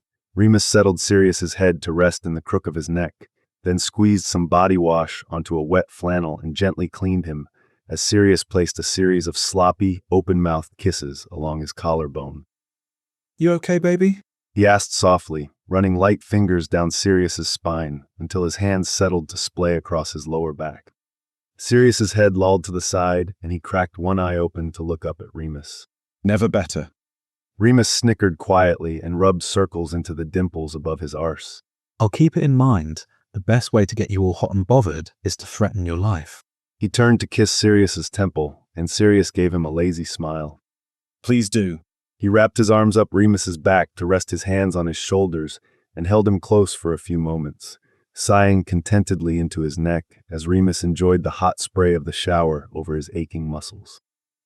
Eventually, Remus shrugged his shoulder, urging Sirius to stand on his own, and turned him again. He reached for the expensive shampoo in the shower basket and took a handful, massaging it into Sirius's scalp with firm circles. When Remus pressed his thumbs into the base of Sirius's skull, he groaned loudly and dropped his head back into the touch. Merlin's balls. If you keep making sounds like that, I'm going to have to fuck you again. Sirius mumbled something that might have been perfect, and Remus laughed into his shoulder blade. He nudged Sirius around so he could rinse the long curls cascading down his back. The light honey and citrus scent of Sirius's shampoo surrounded them in the humid air. Remus gripped his chin with his thumb and forefinger, looking at him closely for the first time, and saw a small bruise blooming across his cheekbone. He clicked his tongue and ran a thumb over the spot, healing it with a wandless charm. I'm sorry, baby. I didn't mean to hurt you. Didn't. Sirius murmured while Remus inspected his body for more damage. His fingers brushed over the bite, angry and red where Sirius's neck met his shoulder, and Sirius hummed in protest. Leave that one, please. I like it. Something new and vaguely unsettling fluttered in Remus's stomach at the idea of Sirius wanting to keep the bruise until it healed on its own, marked by Remus and bearing it proudly. Remus pressed his lips to the spot, a tender kiss to soothe the pain that came before, though Sirius seemed to like the two equally. Sirius made a pleased sound in the back of his throat and reached for the shampoo bottle himself. He worked it into a lather and scraped his nails across Remus's scalp, and oh, that was lovely. How could a touch that should be so innocent feel so fucking good? A wanton moan was out of Remus's mouth before he could stop it, and Sirius stifled a snicker into his neck. Maybe I'll fuck you this time, love. Sirius slid a hand down his slippery back, and between his cheeks, circling his tight rim with one finger. Honestly, baby, if you keep doing this, He wobbled his head. I might just come again anyway. Why is this so amazing? Sirius accepted the gentle rebuff with grace and a huff of laughter and went back to massaging his head, hands gradually working down to rub the soreness from his neck and back, too. He kissed him on the hinge of his jaw and rinsed his hair before working conditioner into first his own long tresses, then Remus's. Sirius ran his fingers through Remus's hair once, twice, a third time, and then somehow put Remus into a nearly meditative state while he twisted golden curls around his fingers until they were smooth and shiny. When he found himself back under the water again, he blinked up at Sirius with wide eyes. Shit. Fuck. Sorry, baby. I should be doing this for you. I'm not the one who got his head bashed into the tiles. Sirius chuckled to himself. Godric, you're cute. There wasn't any bashing. And this is what I want, love. I like to take care of you. Besides, I would never trust you with my hair. You'd ruin my curls. Is this the first time you've ever seen a bottle of conditioner? I think I picked some up for you once. Maybe. Sirius hummed, skeptical, then smiled softly while he rinsed the final bubbles from his hair. Remus relaxed into it, eyes falling closed and a sigh escaping his lips. Just as he thought he might fall asleep, slumped against his husband where he stood, Sirius spoke. Remus. Yes, love. He responded absently, thinking more about their cozy bed in the next room than anything else. I know this isn't the same for you as it is for me. At least. Remus's eyes flew open and his chest tightened in panic. What an idiot he'd been to let himself fall into this degree of comfort. He'd let his guard down too far, and now Sirius suspected their relationship was one-sided, and he'd leave Remus, and everything he'd been working for these last months would disappear. He had enough to support himself for a few years, sure, but Wolfsbane was expensive to brew, and he'd never been able to keep a Wix job for more than a couple months. He definitely couldn't live the rest of his life on his current fortune. He liked getting to live in the magical world, and didn't want to go back to hiding in Muggle society. He opened his mouth to protest, but Sirius held up a hand to stop him. I know this isn't the same for you as it is for me, at least not yet, and I'm not going to try to push you into feelings that aren't real, but it's real for me, and I think maybe, eventually, it could be real for you too. If we even want a shot at that, I need you to do two things for me, all right? What are they? Remus furrowed his brow. There was no way he was agreeing to anything without hearing the terms. I need you to treat this as a real relationship, and I need you to stop lying to me, okay? Sirius tilted Remus's chin up so it was nearly impossible to avoid his gaze. Remus squirmed under the intensity, even as the open vulnerability in Sirius's eyes promised not to push. I don't know what you mean. How can a relationship get more real than marriage? Remus. Sirius leveled him with a look, and Remus was grateful the heat of the shower covered the flush in his cheeks. He used to be such a competent liar, but one challenging conversation with Sirius left him exposed, all his secrets laid bare as his body, no further chance at a reprieve under his perceptive gaze. Remus gulped. I can be honest with you, yes. You already know the things I needed to hide. There's not much point in lying about it when you apparently get off on attempted murder anyway. Sirius hummed noncommittally. That's not exactly what I meant. Remus shot him a look of pure confusion. What else was there to lie about? I need you to be honest with me about your feelings, Remus. I don't want you to say you love me if you don't. Every time you do, it rips me open a little more when I remember the truth. The empty words hurt me, baby. I'm ahead of you in our level of commitment. I know that. It's all right. Just wait until you mean it, okay? Remus felt a lump settle in his throat. It had been a long time since he'd thought of his own feelings as more than an obstacle to overcome. Grief had to be locked away, disgust shoved down, and guilt strangled until it couldn't draw breath as he sought stability. It had been even longer since he'd considered how his decisions might make someone else feel. He'd spent years around men whose singular pursuit of their own happiness meant Remus's actions had little impact on them at all. It's what made them easy to kill. Giants who refuse to look where they're stepping rarely notice the viper beneath their feet until it's too late. He cleared his throat. I think I can do that, yes. And in exchange for my considerable grace with the whole serial killer thing, I'd like you to treat this as a real relationship, rather than a treasure hunt. I want to meet your parents, and I want you to meet mine. Both sets, even the terrible ones. Remus snorted, and Sirius's eyes widened with his sincerity. I'm not joking. This is the first year I've looked forward to their solstice party since I was young enough to think the awfulness was offset by gelato, while Berger and Orion are going to lose their shit when they find out about you. Oh, just using me to get back at your parents, are you? Remus smirked. That part sounded fun, in all honesty. No, pissing off the Black family elders is just a bonus. Sirius shook his head. I also want you to spend actual time with Effie and Monty. No more being too busy for family dinners and running out the door the second they come over. You're lucky James hasn't trapped you in a room with them yet. I've been selling it as nerves after how poorly the big reveal with James and Reg went, but the time is running out, love. Sirius brushed a thumb over the arch of Remus's cheekbone, eyes searching for any hesitation. Just pretend for a while. Follow the mechanics of an actual relationship and see how it feels. You might find you like it when both parties are equals who have all the information. Okay, I'm not going to hold you emotionally hostage forever. I just want you to try. Remus felt something akin to shame. Sirius wasn't asking for much. It would be less effort than Remus was currently going to with all the pretending and the lying. He dropped his gaze, crumpling under Sirius's heavy sincerity. I think I can manage that too. Thank you, Remus. Sirius tilted his chin up and their lips met, sealing their agreement with a chaste kiss. Thank you for trusting me. Sirius leaned around him to turn the water off, grabbed their towels, and cast a quick warming charm across both before wrapping them in the luxurious cloth Remus still hadn't grown accustomed to. He dried Remus's hair with a wave of his wand, knowing he hated to go to bed with a wet head and spend the night with a damp pillow, and carefully scrunched his own curls with an old t-shirt until they were nearly dry. They settled into bed with Remus's head on Sirius's chest, Sirius twirling Remus's hair around his fingers until he was once again putty beneath his hands. Hey, Pads. He asked, burrowing deeper beneath his arm. Yeah, love. What made you start digging? What did I do wrong? Sirius barked a laugh, loud enough to startle Remus and jerk him back to full wakefulness. The amortentia, sweetheart. I was going to let the draft of living death go. It was a tiny dose. I understood your reasons, and it wouldn't have done any actual harm if I would have taken it. But then you tried again, and I had to know more. Did you think I wouldn't notice it? Well, I'd hoped. You said you knew poisons. How was I supposed to know you'd have time for love spell detection too? In the world of Walburga Black, love spells are worse. She'd much rather I died than married down.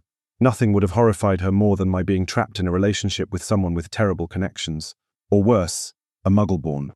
Sirius gave a dramatized shudder and Remus wrinkled his nose. What a fucking purist harpy. There is one thing about the amortentia that I'm a little upset about, though. What's that? Remus asked as he walked his fingers up the ladder of Sirius's ribs. You owe me some eaten mess. I had to vanish all of mine, and you know how much I love it. Remus huffed a soft laugh. I think that can be arranged. Good. Sirius pressed a kiss to the top of his head.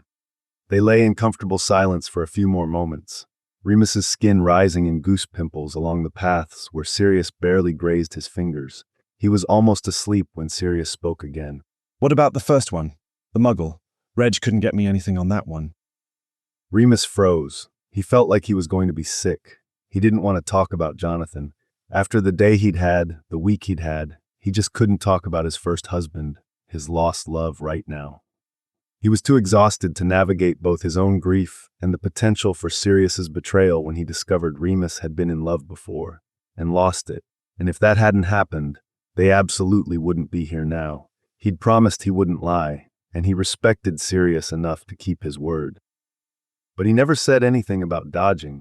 Baby, you can't expect me to give everything away. Let me keep the mystery alive. Sirius sighed heavily enough the rumble in his chest vibrated through Remus's cheek, and he could tell that wouldn't be the end of the subject. But Sirius must have been tired too, because he accepted it for the time being and pulled Remus in for a quick peck goodnight. All right, love. Keep your secrets. Chapter 6. Sirius just adored his husband. Yes, he was a conniving, duplicitous, murderous little tosser, but that just made him all the more interesting. Imagine marrying Sirius Black and thinking you were going to get away with murder.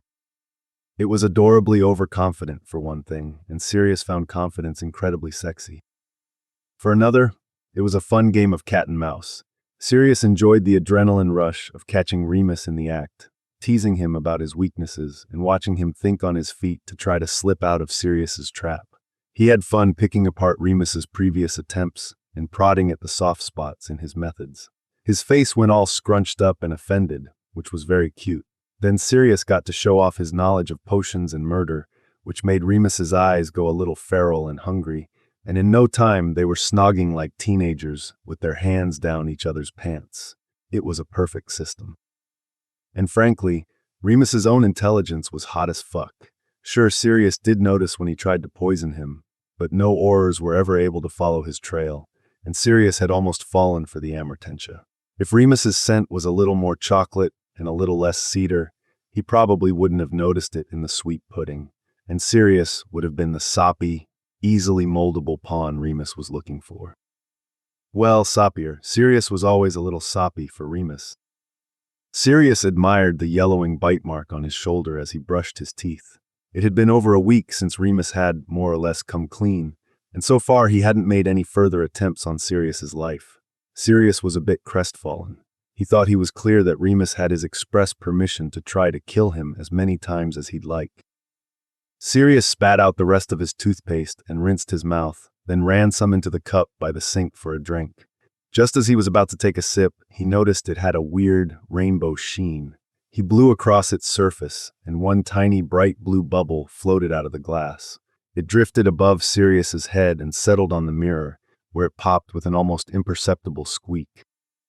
Sirius was elated. He picked up the cup to examine it and noticed a film around the rim. A very faint scent of poppy lingered after he dumped it down the drain. Just as he suspected, stupiferous solution. Now he had to figure out how to tell Remus he'd been discovered. Should he follow the previous pattern and pretend to slur his words and nearly fall asleep into his beans on toast? Should he go confront his husband just to see how Remus would react to being caught in real time? Or maybe he should let him sweat it out a couple days, wondering if Sirius had noticed or if he just hadn't used the cup.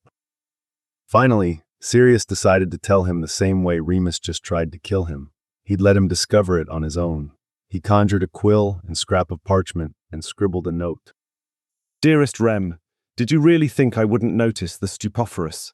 Leaving the residue was clever. I nearly dosed myself. But the properties of the poppy stem are far too detectable, even in such small amounts. This might have worked if you'd used Abetus vitreous. Try again, love. Padfoot. He used a sticking charm to attach the note to the inside of Remus's deodorant cap and went to the kitchen. He could hear Remus on their recently installed telephone, going back and forth with a higher-pitched voice that must be his ma'am. Sirius paused just around the corner.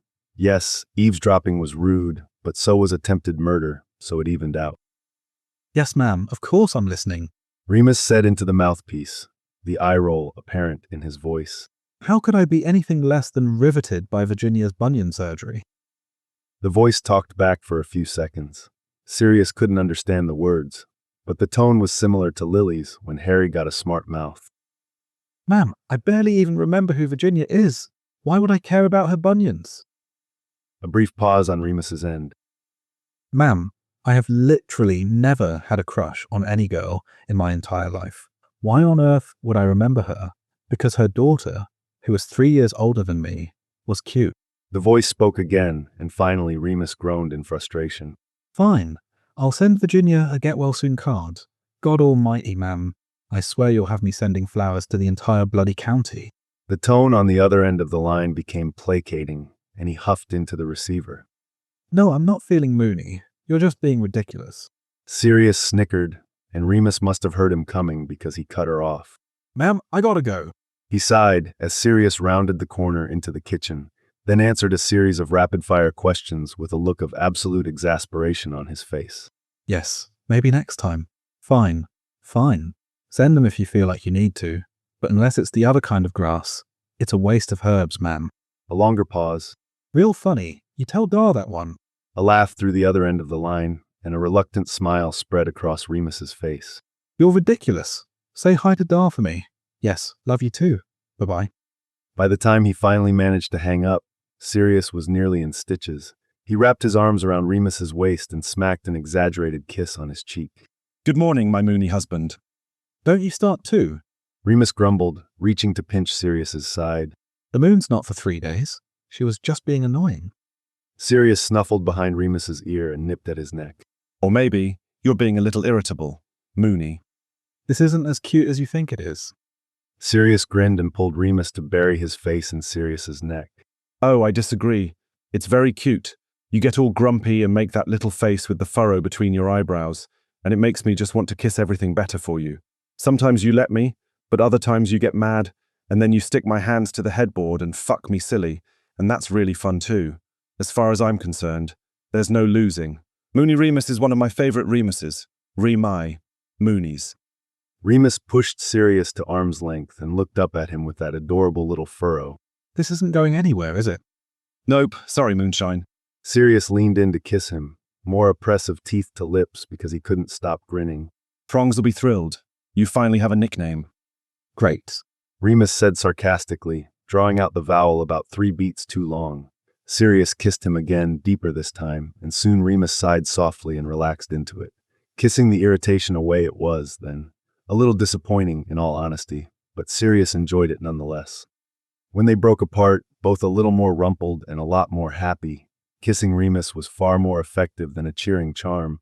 Sirius reached up to twirl one of Remus's curls in that way he seemed to like so much. So, Moony, is your mam owling us something to take the edge off or not? Remus laughed and shoved at his shoulder, then turned to make their breakfast scones. That's not a no, love. Sirius pointed out. Remus sent a wandless tickling hex over his shoulder that had Sirius squirming and giggling as he fought it off. If she does, I surely won't share it with you. Nuisance? He shot Sirius a smile, then started humming an REM song quietly to himself. Godric, he was cute. The May moon was rough. Sirius didn't know what caused it, didn't even know Remus had hard moons when he used wolfsbane, until he came shuffling home late in the evening with sore hips and his arm in a sling to support the shoulder that dislocated itself in the transformation. Sirius fussed over him until Remus got snappy and kicked him out of the bedroom, saying all he wanted was to sleep. This led to a week of on and off arguing about whether Sirius could come along for the next one. He wanted to meet Remus's parents anyway, and had only stayed behind this time because Remus snuck out and apparated away when Sirius was on a mirror call with Harry. Lupin Cottage, Wales was evidently not specific enough of a destination, no matter how determined Sirius may have been. And, while he knew Remus's mother had been caring for him after moons since he was a child, Sirius felt it was time he lived up to the in sickness part of their marriage vows. He wanted Remus to know he was there to love and support him, even when things were hard. Remus, for his part, said he didn't want Sirius to see him like that and held firm to his position. No matter how many times Sirius tried to sweet-talk, cajole, beg, or guilt, he would not be moved. Sirius wasn't sure what it would take to convince him, but he was going to keep trying. 10 days after the full, Sirius went into their bedroom to change into his Quidditch clothes and noticed the scent of Remus's magic permeating the room. Sirius loved the way he smelled, couldn't get enough of it. His body, his magic, his cologne, everything about him intoxicated Sirius. He wanted to drown himself in it. He wondered if his strong reaction to Remus's scent was the canine in them both, drawing them together. He followed it to where it was strongest, which was, oddly enough, Sirius's side of the bed. He buried his face in his pillow and inhaled deeply, only to find himself choking and gasping for air. He managed to push himself away and collapsed onto the floor. You sneaky little minx, he muttered as he lay staring dazedly at the ceiling. If Remus had cast a Ventus to clear the room of his magical signature, or if Sirius had changed before Remus cast the charm, and there were several hours for the magic to settle, he almost certainly would have fallen into bed that night and suffocated. He caught his breath and stood on wobbly knees, then circled to Remus's side to see if he had let the spell contaminate the entire bed. No, it was a perfectly straight line, precisely as far onto Remus's half as Sirius always slept. It was beautiful magic. An obscure spell, too. Sirius needed to look up the countercharm, because why in the name of Morgana's hairy chin mole did an asphyxiation charm even exist? The bastard probably cast wandlessly, too. Bloody show-off. Sirius walked to their bookshelf in the living room and plucked the volume on advanced charms Remus had been reading on their second date. What you doing there, Pads? Remus asked as he glanced up from his spot on the sofa. Sirius cast him a sidelong look while he casually flipped through the book's index. Oh, just a run-of-the-mill murder attempt foiled. Nothing important. Where the fuck was that asphyxiation charm? Not under the A's, not under S for suffocate, not under C for choke.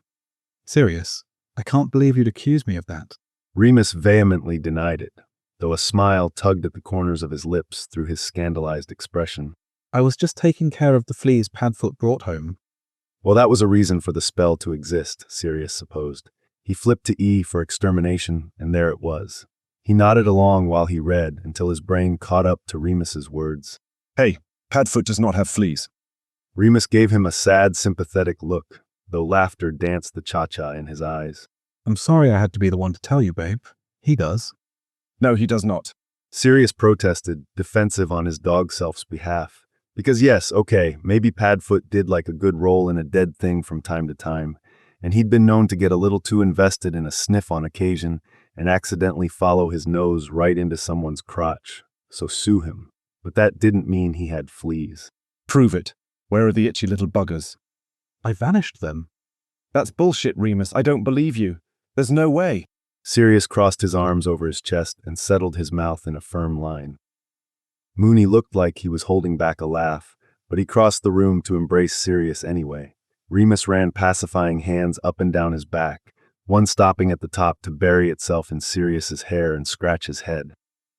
I'm sorry I impugned Padfoot's honor, darling. Mooney apologized, mirth running under his tone, but the words sounding sincere all the same. I'll make sure to let you know in advance the next time I need to do some extermination. Okay. Sirius agreed, then after a beat. Though I still don't believe you found any fleas. Remus grinned and pulled him down to kiss his forehead. The fun thing is, sweetheart, you're never going to know for sure. Sirius came home after working late one night to find a trellis by the window and a potted plant at its base. He was surprised. Remus had never expressed any interest in gardening whatsoever, so the investment in plant-oriented infrastructure was unexpected. He came closer to inspect it, to see whether it would be morning glories or creeping Charlie that would completely overtake their living room, when one of the vines curled toward him at an alarming rate. Oh, fuck no, Defender. He cried, severing the tendril from the base. It fell to the floor and continued to creep in his direction. Incendio. The plant on the rug burst into flames, and Sirius quickly cast an augmenti around it to keep the damage localized. Then he cast a bubblehead charm on himself and set the entire plant alight, and decided at the last second to burn the trellis too. The fire set off the smoke alarm, and in a few seconds Remus rushed out of the bathroom, water running in rivulets down his bare back into the towel he clutched around his waist. That wasn't even a good attempt, you maniac. What are you doing? That fucker could have killed you. Sirius was angry about this one. He didn't even need to know what Remus brought home by name. It could have been Devil's Snare, Venomous Tentacula, or a combination thereof. It didn't fucking matter. No viney, carnivorous plant was selective about its victims, and the idea of coming home to find Remus eaten by a fucking houseplant because he fell asleep on the couch made Sirius's lungs feel like they forgot how to draw air. Promise me you'll never do anything that reckless ever again. Remus rolled his eyes. You're being a little dramatic, Pads. The bloke at the greenhouse said a venomous tentacula accidentally cross-pollinated with the assassin's rope, and the research centers wouldn't take it off his hands for fear of ministry action for illegal breeding. So you brought it into our home. Sirius was on the verge of hysterics. What on Circe's green earth was he thinking? Where had his coldly logical husband gone? This was the action of a harebrained madman, not the skilled murderer he knew. It was less than a year old, Sirius. It wouldn't even have had teeth for at least 6 months. Assassin's rope can kill people well before 6 months, and you know it. Stop acting like I'm being ridiculous. Sirius cupped his chin and tilted his face up to look him directly in the eye. I just want you safe. Promise me you won't do anything like this again. Remus made an irritated noise in the back of his throat, but he acquiesced. Fine. Poisons, charms, beasts, and muggle methods only. I promise. Thank you. Sirius leaned down to kiss him softly. Though you probably won't get far with beasts. Animals love me. Darling, I don't think you're as good with beasts as you think you are. You lived with one for months without noticing. Remus teased. Sirius smirked. That's not much of a defense, Moons. It took you 2 weeks to move in. Like I said, beasts love me. Remus rolled his eyes and arched a silent eyebrow at him, then pulled the towel away from his waist to rub at his hair. Suddenly, Sirius found his mouth was extremely dry, and he would much rather quench his thirst with the water running down the small of Remus's back than win any sort of argument about who was the easier target. Harry came home from Hogwarts in mid-June, and Sirius very graciously waited 6 entire hours before going to the Potters to see his godson. Sirius, Remus, Effie, and Monty came for dinner, where Harry gradually revealed details of his school year. He really was growing up. He wasn't nearly the taciturn and moody teenager Sirius had been at that age, but he wasn't the open book James had been either.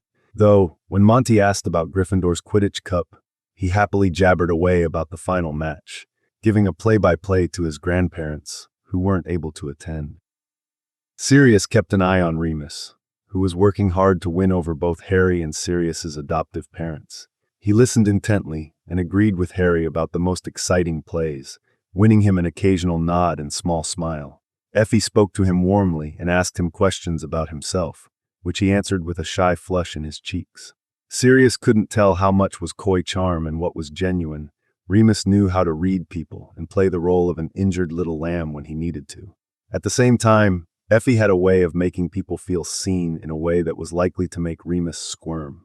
Sirius well remembered how the first meal at the Potters felt, with Effie's kindness and overwhelming concern focused solely on him. He hoped she put Remus just as much at ease as she had Sirius. When Quidditch had run its course and James asked what to expect for exam marks, he mumbled something about bloody Snape that had Lily scolding him, while James and Sirius poorly stifled their laughter. Sirius wasn't worried about his grades. He was a smart and curious kid who learned quickly, as long as the subject held his interest. Unfortunately for everyone involved, Snape started off Harry's first year by insulting James, and the pair had been at war ever since.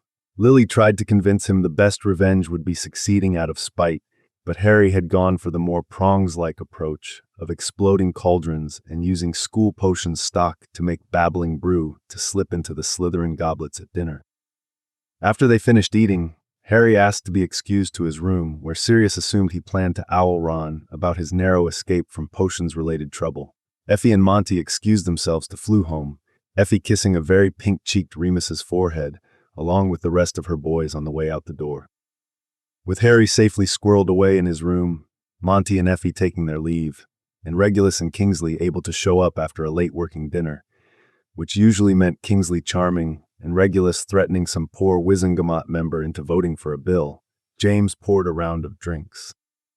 One round turned into two into four, and Sirius soon found himself with a heavy buzz, and much to his surprise, so did everyone else. Regulus, in particular, was never much of a drinker, so when Sirius heard him explaining Remus's marriage history to Kingsley in extreme detail, Sirius reeled in shock. So then I had to try and find these Aura reports for how this Smithwick bloke died, and Sirius ran off to his little muggle medical library. Lupin definitely dosed him with some muggle potion or something. Regulus spoke abnormally loud, eyes wide and sincere as he explained their activities from a few weeks before to his husband. So obviously he was planning to do the same to Sirius, but the poor idiot didn't realise. Okay, Reg, I think that's plenty for you tonight. Sirius interrupted, eyes flicking between where Remus giggled with Lily, and James opened and closed his mouth like a shocked fish. This seems like something that could wait until a later date to tell your ex-Aura and current Minister for Magic husband. Like, never, maybe, would be better. Regulus waved a dismissive hand in his direction and made a sound that never would have come out of his mouth sober. Sirius rather liked drunk, undignified Reg, even if he did have a big fucking mouth. King doesn't care, do you? Regulus turned to his husband and stroked his thumb along his bottom lip, making Kingsley's mouth pull into a broad smile. I'm just trying to help him understand why he needs to accept my offer for trained hit wizards as security instead of his auras. Oui, mon canton. My staff are much more competent. No. We can talk about it tomorrow, love, after you've murdered me for allowing this conversation to happen and before you obliviate everyone in this room. Kingsley patted Reg's hand and refilled his glass with an agua menti. Don't patronize me. That water is condescending, and I don't want it. Regulus shot him a glare that would make the average man's bollock shrivel, but Kingsley just raised his eyebrows and tapped the glass against his index finger. I promise you'll thank me later. When in the last 14 years have I ever steered you wrong? Kingsley asked. Regulus's only reply was to drink his water with an expression of resentment that softened when King kissed his knuckles. Sirius watched them with the warm glow of contentment in his chest. He saw this side of Regulus so rarely, and he always enjoyed the reminder that Regulus was happy in his life. James, however, was less than pleased at the moment. He settled into the chair next to Sirius and cleared his throat. So, were you not going to tell me that your husband, to whom I introduced you, at one point planned to murder you? Well, when you put it like that, it sounds bad. Sirius agreed. No shit, it sounds bad. Why wouldn't you tell me about this? Sirius tamped down a sigh. This was exactly why. He didn't want to have to justify his choices to his best friend. Because I love him, I knew you wouldn't take it well, and I didn't want to ruin your relationship with him when I knew it would all be fine. Fine. James was getting irritated. How could you possibly assume this is going to be fine? Before Sirius could answer, Remus plopped into his lap and flung his legs over the arm of their shared chair. He likes it. Remus grinned up at Sirius dopily, also clearly well on his way to pissed. He thinks it's sexy. He sang and poked his finger into the apple of Sirius's cheek. Gets mad when I stop. James's face moved from hurt to alarmed. I'm sorry, did you just say he gets mad when you stop? As in, you're still trying to kill him? Yep. Remus nodded enthusiastically, all big brown eyes and floppy curls. He loves it so much. Thinks it's adorable and sweet when he catches me, don't you, baby? Pads, what the fuck? When did you develop a death wish? James was starting to venture back toward anger, though whether it was at Remus or Sirius, he wasn't sure. Butt out, Prongs. Sirius warned, frowning at his best friend. I don't criticize your degradation kink. Just let me have this. I do not have a degradation kink. James denied, looking to Lily for backup, who pointedly looked away. Please, you won't drop your panties for anyone who insults you fewer than 3 times a day. Sirius sneered. James rolled his eyes and shook his head, and Sirius barked a loud laugh. Lils, can you back me up here? Instead, Regulus chipped in from his seat next to Kingsley. Potter, are you too thick to recognize your own needs, or are you just too ashamed to admit them? What? That's not... Why, what?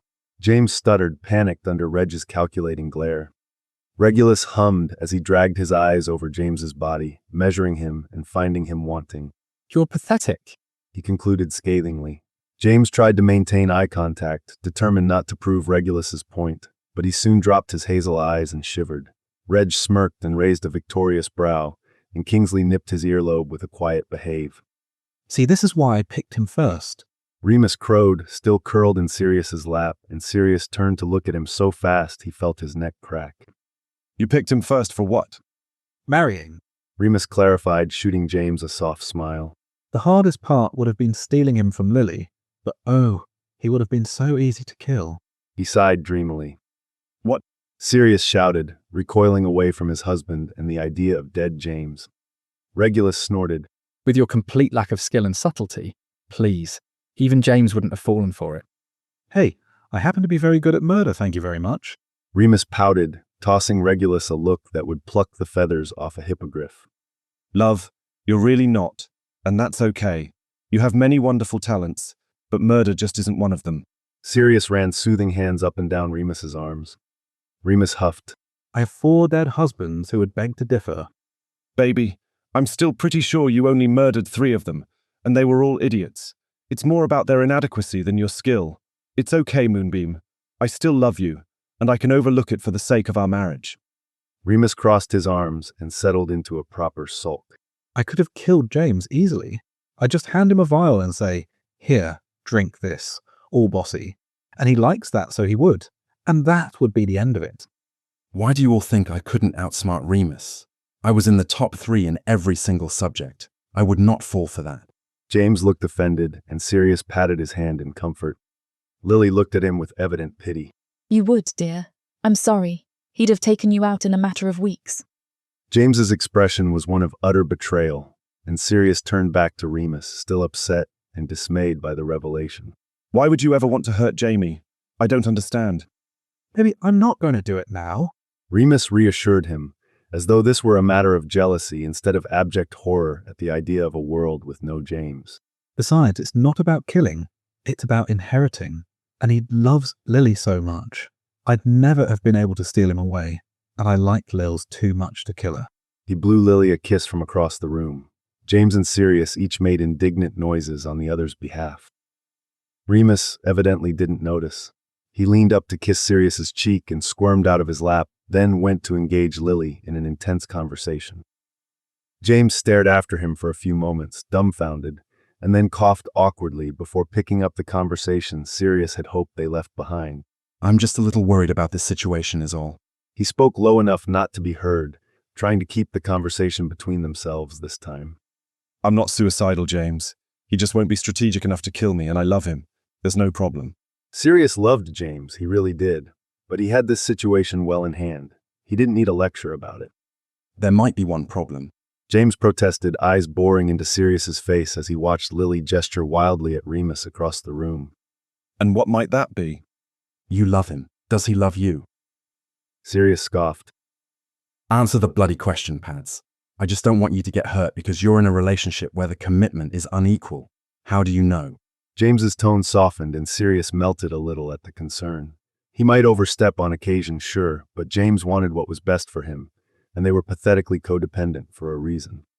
As Sirius was trying to come up with a way to explain himself and his trust in his admittedly deceitful partner, Lily and Remus passed by on their way to the kitchen. Remus, eyes bright with excitement, bent to kiss the crown of Sirius's head and murmured, I'll be right back, love. Lily and I are working on a surprise.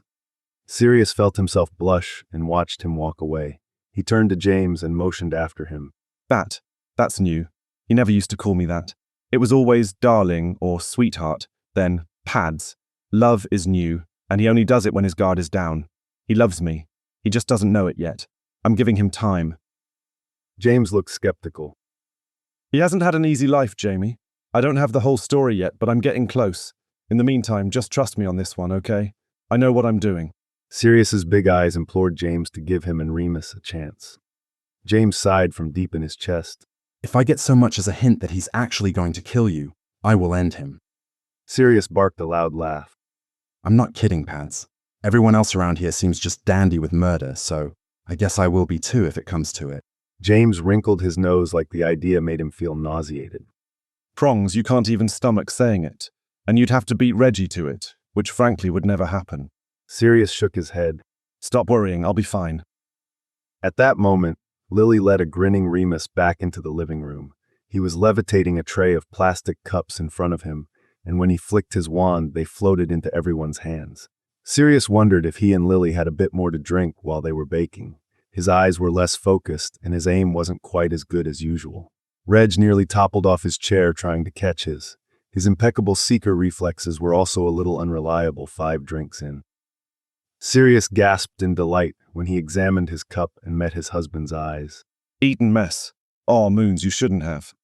Remus's face lit up, and he wiggled with happiness as he resumed his position in Sirius's lap. I promised I'd make it up to you after the Amatentia debacle. James made a strangled sound.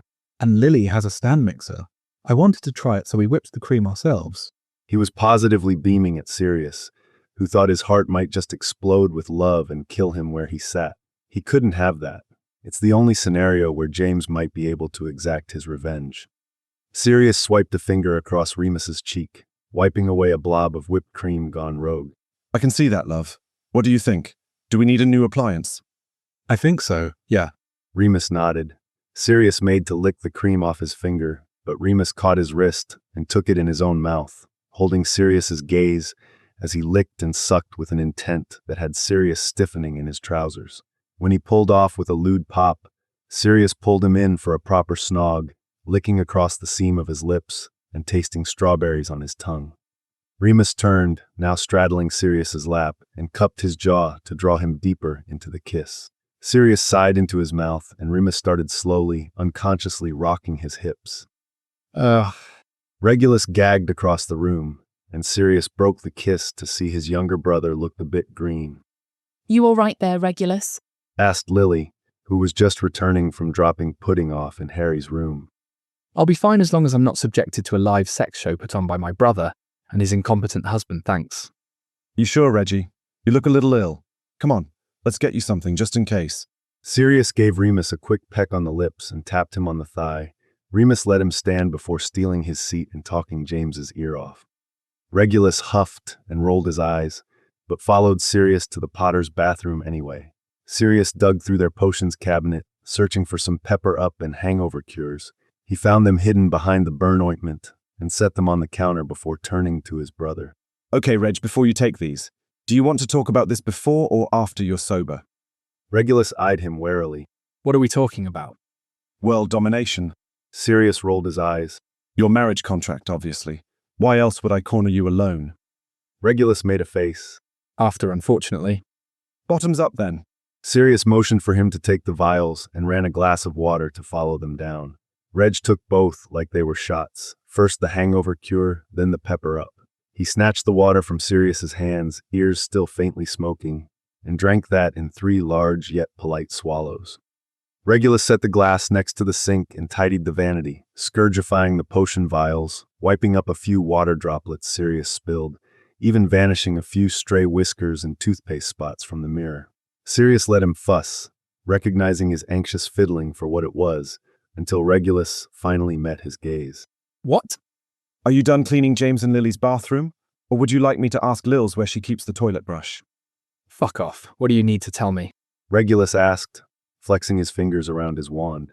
Sirius knew Regulus barely let himself think about the terms of his and Kingsley's marriage, much less discuss them with his brother, and he would rather be at the bottom of the Black Lake being interrogated by angry mer people than having this conversation.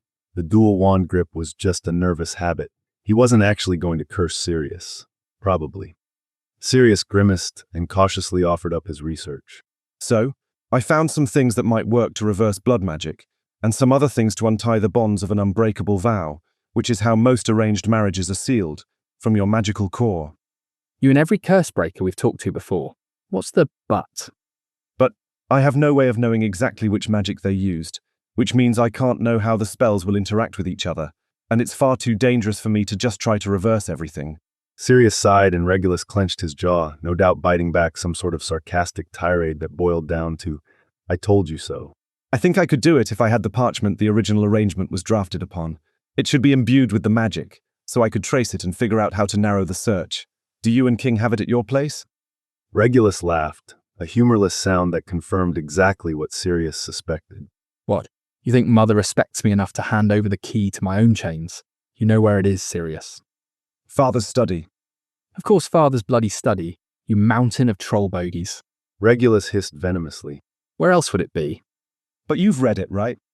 It's not like she brings it out for annual renewal. She could only sell me as a broodmare once. Regulus scoffed. I read it when I came of age, and it made me so dysphoric I completely blocked it out. I understood enough to know I was trapped, and I couldn't take in any more.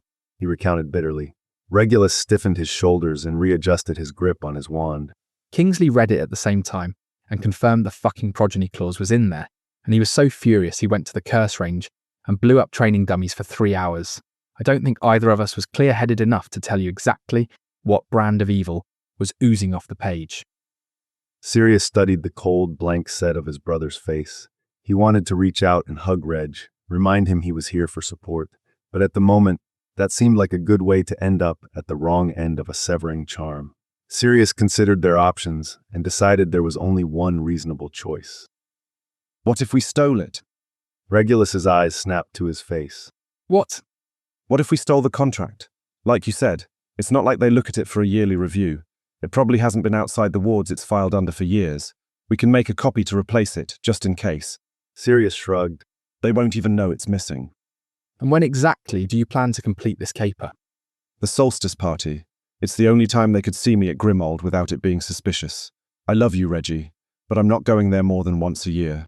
Sirius smirked at Regulus, whose face seemed torn between disgust at the sentimentality and offense that Sirius wouldn't be willing to brave their parents more frequently on his behalf. Sirius would go every weekend if Reg needed him to, of course, but it's not like he could admit it. Sirius solstice is in 4 days. Regulus looked at him in disbelief. Oh, come on, Reg. Live dangerously for once. Sirius shoved at his shoulder. Regulus huffed in irritation. You're a secret agent. You could pull this together in 2. Have some confidence in yourself, mate. I'm going to help your useless husband murder you. Regulus stated flatly. Oh, good idea. We'll enlist Remus. I'm glad you're coming around on him. Sirius grinned, exuding every ounce of brashness he possessed, and he could see Regulus's resolve crumble. Fine. Reg growled. I'll help you break into Father's study, which has more security than several countries' ministry buildings, by the way, to steal a piece of fucking parchment. You maniac. Knew I could count on you. Sirius reached up to ruffle his hair, which Regulus easily ducked as he slipped out the door. Sirius took a deep breath and exhaled heavily in relief. He hadn't had high hopes Regulus would have access to the contract, and he expected a much more difficult fight to get him to help steal from their parents. Reggie must be desperate if he was this willing to risk Orion's wrath, a thought that made Sirius's stomach twist. He gave himself a few minutes to clear his head before he went back to the party, first taking a hangover and pepper-up potion of his own, then charming the tap in the sink to run bubblegum-scented foam and the shower to sing off-key show tunes. He poked his head in Harry's room on his way back, just to say hi, but Harry was already asleep, sprawled on top of his comforter with his face sticking to a letter he must have fallen asleep reading. He should make Harry's friends two-way mirrors now that he thought about it. Ron, Neville, and Hermione would love them. Hermione probably would get a kick out of the process itself, and there was a fair bit of arithmancy involved in making them effective over long distances. Maybe he should enlist the kids as a summer project. He and Harry had several conversations of but when will I ever use this nature over the course of the school year? This would be a good way to prove its usefulness. Sirius hummed in thought, trying to decide when they'd need to start and how involved he'd want all of the kids to be.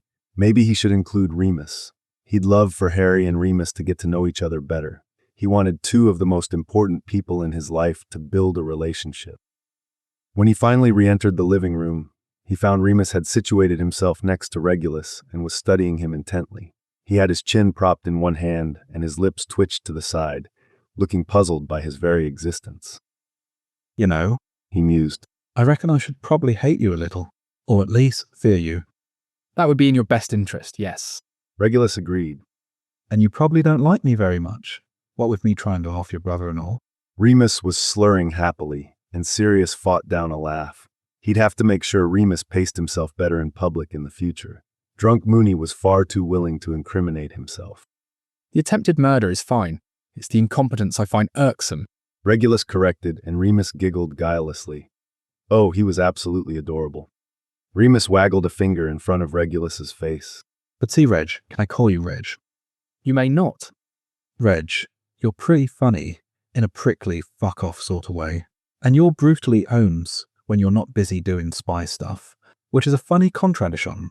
And Sirius loves you a whole lot, which means you must be good. Remus nodded once, as if making up his mind on the spot. Yep, I like you, Regulus. I preferred when you were a manipulative arsehole. Regulus deadpanned. Remus grinned at him and started to lift a finger as though he was going to boop Regulus's nose, which would be a great way to lose a hand. They desperately needed to get out of here. Sirius intercepted Remus's touch and pulled him to his feet. Well, it's getting pretty late, and we have some plans tomorrow, so we better head home. Good night, everyone. Thanks for dinner, James. Lils. Say bye to Harry for me if he wakes up. I'm sure I'll see him soon. I have an idea I want to run by him. He tugged Remus toward the flue and tossed in a pinch of powder, getting them through the grate before anyone had a chance to say goodbye or throw any curses. Sirius was pretty certain the sound of James cackling followed them through space and time. It felt like it echoed around them as they landed on their own hearth. Looks like you had a good time tonight, Sirius teased as he brushed off a very stumbly Remus. Well, it's a moon, innit? Remus replied, scrunching up his face in distaste. Always go a little wonky round a moon. Baby, the moon is 6 days away. Yeah, see? Ice a moon. Never the same. 1 week to the next. Next week, I'll drink you under the table. Very good metalobism, wolves. He nodded curtly, convinced of his own correctness. Whatever you say, Moons. Let's just get you to bed. Sirius pushed and coaxed Remus through brushing his teeth and changing his clothes, but he resisted any potions to sober him up, and when Sirius tried to pull him into bed, he shook his head. No, surprise first. Gotta get your surprise. He stumbled out of the bedroom, clutching the wall for support, and Sirius heard him cursing as he opened and closed kitchen cabinets. Just when Sirius thought he should go rescue Remus from himself, he tripped through the doorway and landed face down on their mattress. He wiggled his way under the blankets, then kicked them off, mumbling, "I'm too hot." Sirius snickered and wrapped an arm around him, pulling his very tired and very pissed husband into his chest. I thought you were getting me a surprise. I did. Remus muttered, burying his nose in Sirius's peck. What is it? Wouldn't be a surprise if I told you. Sirius laughed, accepting the logic and fearing what mess lay in wait in the kitchen. Remus whimpered softly and moved Sirius's hand to his hair, bobbing his head side to side until Sirius took the hint and started twisting the strands around his fingers. Remus sighed contentedly and placed a soft kiss on Sirius's bare chest. I'm sleepy. Good night, love. Good night, Moonshine. Sleep well. Sirius woke up early enough that the sun was just beginning to paint the walls a soft pink. He slipped out from beneath Remus's arms, grabbed a hangover cure from the bathroom, and put it on his bedside table. Sirius knew it would be several hours before Remus woke, and he was definitely going to need the potion. Sirius, on the other hand, was wide awake and felt great. He went to the kitchen, which was surprisingly clean given the ruckus Remus made the night before. He opened his coffee tin and a soft yellow vapor escaped, smelling faintly of dirty socks and malt vinegar. Sirius barked a loud laugh and snapped the cover back on, quickly vanishing the poisoned coffee grounds and settled for a cuppa instead. The noise must have been louder than he realized because Remus joined him before the tea was ready. Sirius kissed the top of his head. Morning, sweetheart. I didn't expect to see you for a while. How are you feeling? Remus made a non-committal sound. Better than I deserve. Definitely. Thanks for the potion pads. I appreciate it. It's more than I deserve after the way I behaved last night. I'd say so. The garroting gas in the coffee grounds was the worst attempt yet. And honestly, babe, I'm a little embarrassed for you. I meant the part where I told Regulus I thought he was funny in a fuck-off sort of way and threatened James's life. But yeah, the coffee wasn't great either. Remus grimaced. Sorry I ruined breakfast for you too. Tea's fine, love. I just don't know how you ever thought you were going to kill me with garroting gas. It's the most detectable poison available. You can see, smell, and taste it. That was never going to work. Sneak attack. Strike before you're awake. He smiled. Pads, think about it. Remus rolled his eyes, then held a hand to his forehead like the motion made him dizzy. All my previous husbands have been killed with Muggle methods, and I know you'll see any magical attempt coming. Do you think I've actually been trying? Sirius paused with his hand on the kettle. You haven't been. Remus chuckled and minutely shook his head, careful to avoid anything that could make his headache worse. No, darling, these were not sincere. He stood and poured the hot water into the pot to steep, then stood on his tiptoes to kiss Sirius's cheek. I've been toying with you. Sirius stared after him as he went back to his seat at the table, a little extra sway in his hips and a happy little smirk tugging at his mouth. Merlin, he was sexy. Have I told you lately I love you? Because Godric's balls, I fucking love you so much. Remus winked and blew him a kiss, then waved his hand to pour them both their morning tea. Chapter 7. Remus was sweating. They'd been at the party for less than 10 minutes, and he was already sweating. It may have been because there were only 2 days before the full. Just one of the many perks of being a werewolf. Remus could never predict how he was going to feel at any point in the moon's cycle. Sometimes it made him manic, sometimes irritable, sometimes so anxious his skin physically itched. It seemed June was destined to be a stick-to-his-sheets and not in a fun way kind of month. Or maybe it was because it was 32 bloody degrees outside, and the blacks didn't bother with cooling charms.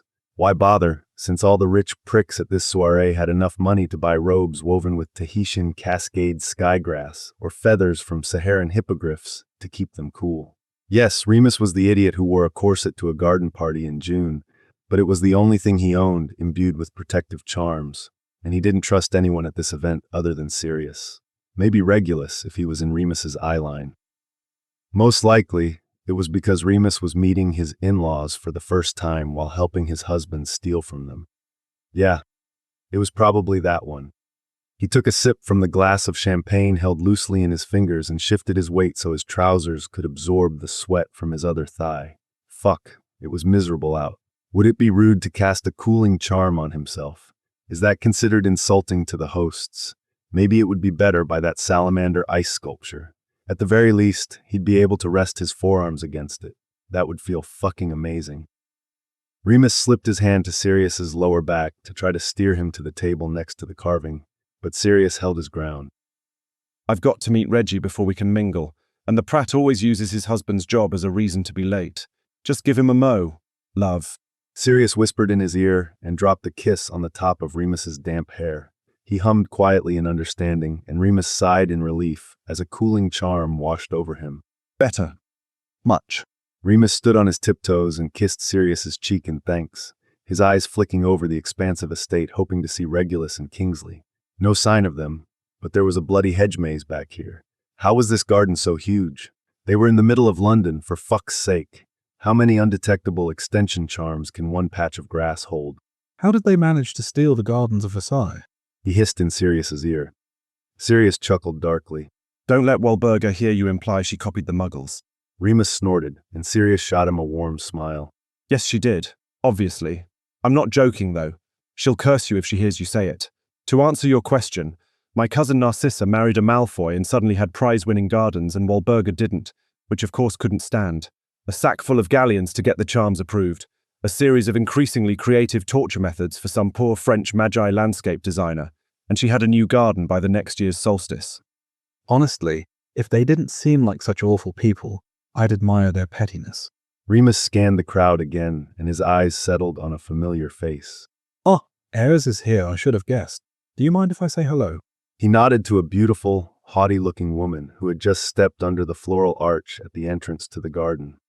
By all means, love. It's a party. I want you to enjoy yourself.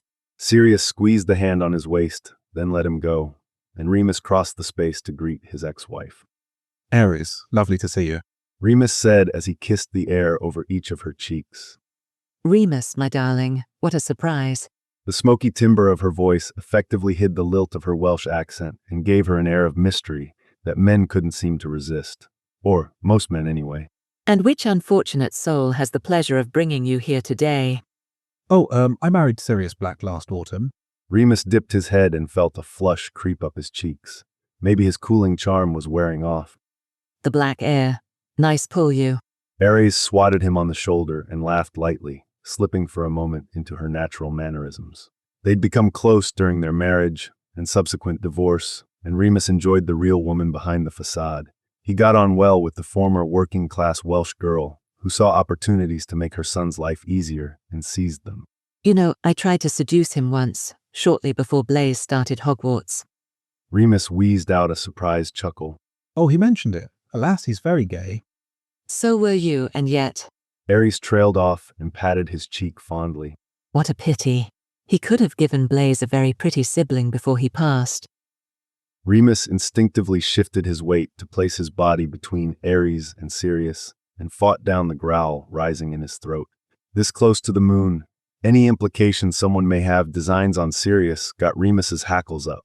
The hustler in Remus didn't like the idea of someone competing for his inheritance, and the wolf had always been territorial. Ares must have noticed the shift in his demeanor, if her raised eyebrow and knowing smirk were any indication. Remus cleared his throat and pasted a wide smile on his face. How did Blaise fare at Hogwarts this year? Oh, brilliantly. Just brilliantly. He's got the Abbott girl and the Flint boy both wrapped around his little finger. Ares's dark eyes flashed as she glanced around the party, checking to see if either family was currently in attendance before dropping her voice. The girl is evidently extremely pliant, and the boy is dumb as a mountain troll's toenail, so either could be a good match. I see we're focusing on the important matters. Remus observed wryly. And what of his grades? Oh, don't give me that shit, Remus. Ares rolled her heavily lined eyes. You know as well as I do that connections, romantic or otherwise, are the key to success. Don't pretend you're out here in this miserable heat for anything less. Remus had no interest whatsoever in revealing what he was really here for, so he played contrite and let his eyes flick to his shoes. I suppose I can't argue with that. It was the basis of our marriage, after all. And what a blessed union it was, darling. Ares squeezed his hand and craned her beautiful and elegant neck over his shoulder. I do believe your beau is vying for your attention, dear. Best get back to him. She tapped the back of his hand lightly. Do put in a good word with the minister for Blaise, if you would. Of course, Poppet. Ares wrinkled her nose and Remus laughed. What are ex-husbands for? He kissed the back of her hand and took his leave, turning his attention to the conversation happening between the Black family members. Regulus and Kingsley had joined him, as had an older witch who could only be Sirius's mother. They had the same shiny blue-black hair, gray eyes, and high cheekbones, though Sirius's face always looked like it was lying in wait for the next sparkling grin, while Remus wasn't certain, while Berga's mouth was capable of so much as a slight upward tilt. Remus indulged in one of the few times in his life he'd ever been thankful for the bite in his side, as it meant he could hear her hissing at Sirius even from 15 feet away. Why you would bring some common, half-blood filth here to the social event of the season, the only thing I ever ask of you. Sirius snorted.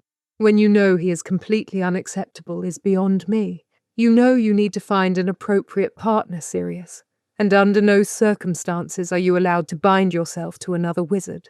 The only reason you exist is to create offspring, you ungrateful whelp. This is charming, Walburga, truly, Sirius said dryly. As always, your children's hearts are warmed by your maternal affection.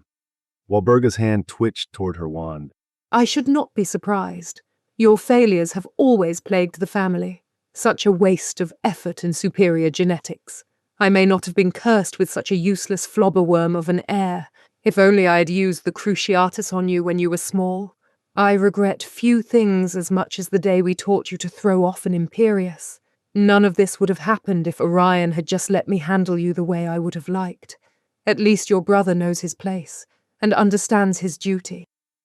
Remus fought down a wave of nausea. He knew Sirius's family was atrocious. They'd arranged a marriage for their 9-year-old child, for God's sake. He never spoke of them with any degree of affection, and Remus always sensed Sirius's childhood wasn't nearly the life of ease it should have been with his amount of privilege and wealth. But still, it was one thing to be vaguely aware and another to hear a parent lament missed opportunities to use unforgivables on her child. He hated her, he hated them both. Remus slipped an arm around Sirius's waist, thankful he'd moved their tete-a-tete to the horrendous ice sculpture. Sirius welcomed him with a smile warm enough to compete with the day's scorching heat and a kiss to the forehead. Walburga, this is my husband, Remus. Sirius introduced. Remus, my moon, my darling, this is Lady Walburga Black, Regulus's and my mother. Walburga held out her right hand with an air of boredom, palm down and ready to be kissed, though Remus could see she held her face in stiff, careful neutrality. Rings with huge gemstones adorned every finger, emeralds and amethyst and topaz and onyx surrounded by halos of diamonds that had to have been worth 15,000 galleons all on their own, and that was only her right hand. Remus could literally smell the enchantments wafting of them. Charmed, I'm sure, she said haughtily. Cursed, more like... Remus thought. He glanced at Sirius, who very subtly tapped his third finger on Remus's back, which corresponded to a large, marquise-cut emerald in silver band. Remus had been hoping it was platinum, or at least white gold, but of course Walburga fucking Black would wear some sort of protection from werewolves on her person. Cunt. She clearly wanted him to kiss her hand, but if she so much as twitched, he'd catch the ring on his cheek and be outed in front of every member of the Wizengamot, the Sacred 28, and the literal Minister for Magic, who, yes, okay, already knew he was an unregistered werewolf, but as of now at least Kingsley had plausible deniability. Instead, he stepped forward to take her hand in his and shake it enthusiastically, playing up his poor country bumpkin roots for the first time in years. It's a pleasure to meet you, madam. Your garden is beautiful, though I admit I'm sad there aren't any gnomes. I rather like the little blighters. They're cheeky. He smiled at her guilelessly, smug, as Sirius fought down giggles, and Regulus's face morphed into an expression of horror. Walburga tossed a look at Sirius like he was a Kneasel who had presented her with a rotting rat carcass as a gift. The handshake had still burned his palm like a motherfucker, but Remus was prepared for it and managed to stop himself from wincing. He was able to close his hand around the blistering red mark until he had a chance to heal himself later. Walburga didn't grace Remus himself with so much as a hum of greeting. Instead, she called in a shrill voice. Orion, come hear our eldest's happy news. A tall, broad-shouldered man with long salt and pepper hair and a silvered goatee approached the group. Kingsley and Regulus both stood taller and straightened their shoulders when they saw him. Sirius slipped his fingers between Remus's, and Remus gave him an encouraging squeeze. A cooling sensation filled his palm as Sirius conjured Murtlap essence ointment and smeared it all over Remus's hand. It was a sweet gesture, if unnecessary and more than a little messy. The man remained silent as he looked between Walburga and Sirius, who were glaring daggers at each other. Finally, he sighed. Yes, wife. What has Sirius done now? Remus rankled at the assumption of any wrongdoing on his husband's behalf, and Sirius smiled with uncontainable glee when Walburga spoke through gritted teeth. Your heir has legally and carnally entwined himself with this She wrinkled her nose as her eyes swept over Remus. individual. A beat passed as Orion considered the implications, and his face drained of the minimal color it had possessed. Legally, you say? Yup. Sirius said proudly, crushing Remus's hand in his grip. Dad, meet my husband, Remus. Orion's jaw clenched, the muscles in his cheeks jumping like saprophoros beans, as he took in Remus and Sirius's left hands. Interesting, Sirius. As I recall, neither giving my permission nor receiving an invitation. Oh, that's because neither of those things happened. Sirius gleefully explained. We got married on a whim while we were on holiday in November, so the guest list was just us and a little old couple we met at breakfast. And what of our courting rituals? Did you complete any of those? Walburga asked with a bright tone that reeked of insincerity. Obviously not. Sirius scoffed. Weddings are magically and legally binding without them, and no one in their right mind would marry me after meeting you two. Orion looked horrified, and Walburga furious as they both did the quick mental calculations to determine how they could separate what magic had woven together eternally. It took everything in Remus not to laugh. Walburga made a dainty coughing sound. Orion, darling, why don't you take Sirius upstairs for the traditional celebratory drink? Oh, I'm certain the caliber of champagne you have for the guests is more than sufficient for Sirius and I, my lady, and we do so loathe being parted. Remus simpered at her with wide eyes. A pair of red splotches appeared high on her cheeks, and Remus knew he had upset her. Good. Orion stared at him as though Remus was something sticky he'd prefer not be attached to his shoe. It is tradition for all black heirs to have cognac from the family's holdings in southern France, from the ceremonial glasses, on the day of their marriage. Generally, it's done prior to the ceremony and serves to magically prepare the heir for their binding and ensure a prosperous marriage. Of course, we're about 7 months after the magic would prefer, but better late than never. This was, of course, absolute bullshit, and Remus knew it. The purpose of the ritual was to ensure the groom was only forced by the Black family, rather than an imperious curse or love potion from a cunning admirer.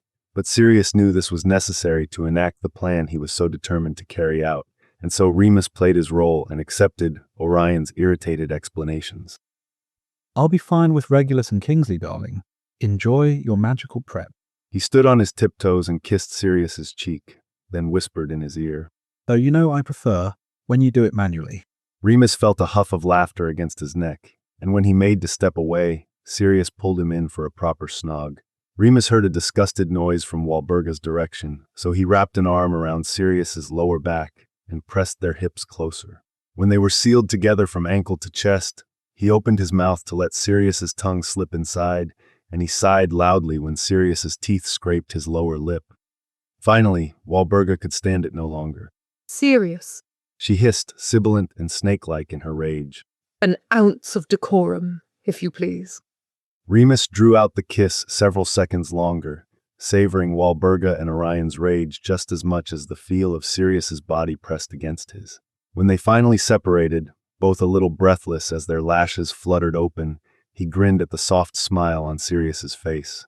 He kept their fingers intertwined when Sirius stepped away, stretching out his arms so they could hang on as long as possible. Have fun, dear heart. I'll be waiting for you. Walburga left in a huff, ostensibly to greet her guests, though Remus guessed it was more to stop herself from murdering him where he stood. When all that remained were Regulus, Kingsley, and Remus, Regulus leaned to hiss in Remus's ear. Dear heart, really, you two are disgusting. Oh, Reg, you think so? Remus cooed. Regulus rolled his eyes, and Kingsley smiled broadly at him across the table. Leave him be, love. Having to watch Sirius's obvious infatuation with his unapproved half-blood husband might kill them sooner. Salazar, we can only hope. If I had to watch that performance for no reason, I'm going to be livid. The party passed in a miserable, monotonous procession of conversations with imperious elites who have never so much as looked out the window of their ivory towers. It had been a while since Remus spent time with someone outside of Sirius's generally down-to-earth friends. Even Regulus, who was an unconscionable snob, had an idea of his privilege in the world, unlike every single one of these people. I met Mervyn for dinner at the ministry last week, and I saw one of the Weasley boys. I'm not sure which. I could never keep them straight. There are so very many of them. Hard at work in the minister's office. Noted a woman whose hair was charmed in place so tightly it stood eerily still when she moved. The poor dear's robes were fraying at the cuffs, and the cotton was so thin I could see his shirt underneath. Of course that won't do. The boy ought to have a proper wardrobe for work. So the next day, I brought him some of Sheldon's old robes. He hasn't worn them in ages. They're dreadfully small on him now. And would you believe it, Isolde? He turned me away. Humility is a virtue, one supposes, and I wouldn't want to rob him of that. A man whose cufflinks were made of silver and exuded the menacing aura of dark magic clapped another on the back as he lit a pair of stinking cigars. I do rather miss the hippogriff herd. The roan was a fantastic racer, put Smithwick's dappled grey to shame, but she had a temper on her. I had to trade her off when she slashed the sixth jockey wide open. I simply do not have the time to find another. Got a good price for her, though. Those Averys do love a vicious beast. Darling, I haven't seen you since the equinox party at Adriana Fawley's. Is your husband quite well? He looked so flushed. I've been worried sick. Something must have been catching. I couldn't call on Mrs. Bulstrode for a week afterward because she was poorly. The poor thing is becoming so forgetful. We've been so fortunate to avoid it all. Our elves do care for us so intently. The subtle jabs and cursed jewelry made Remus's head hurt, and the amount of silver in the room made his skin itch this close to the moon. He was used to the society types and the snide games they played, but his previous husbands had all been tycoons who saw themselves as self-made men who succeeded through their own merit. These sacred 28 types were nobility, members of the leisure class whose subtle signs of wealth and status eluded Remus, and they were exhausting. He did his best to mingle, his cheeks hurting from his pasted-on smile. After an hour, he started to worry about Sirius's whereabouts. Where is he? He whispered to Regulus as they met surreptitiously near the maypole. He's fine. I just saw Father berating the caterer. Regulus murmured through barely moving lips. He'll notify us if there's trouble. After their harried exchange, Regulus took pity on him and hissed hints into his ear each time they passed. Mr. Abbott is a simpleton and a Hufflepuff, but he's well-intentioned. You might find him amusing. Do avoid Lady Parkinson. She wears an atrocious perfume that assaults one's nose, and she cannot afford platinum jewellery, so she'd bedecked in silver. Your Madame Zabini is attempting to seduce the youngest Shafik's son by the entrance to the maze. It would be rather droll for you to interrupt her. He, Regulus, and Kingsley followed a choreographed dance, careful for Remus not to spend much time or appear too comfortable with the minister or the younger black son. Regulus and Kingsley worked as a seamless team, coming together to charm a potential political ally or suspicious actor, then splitting apart to maximize their coverage. Remus was a bit in awe of them, especially when Kingsley pulled aside Sirius's cousin Bellatrix and her awful husband to distract them, while Regulus had a pleasant conversation with her sister Narcissa. Even if Sirius hadn't warned Remus of Bellatrix and her cruelty, the ozone scent of dark magic that wafted off her would have kept him away.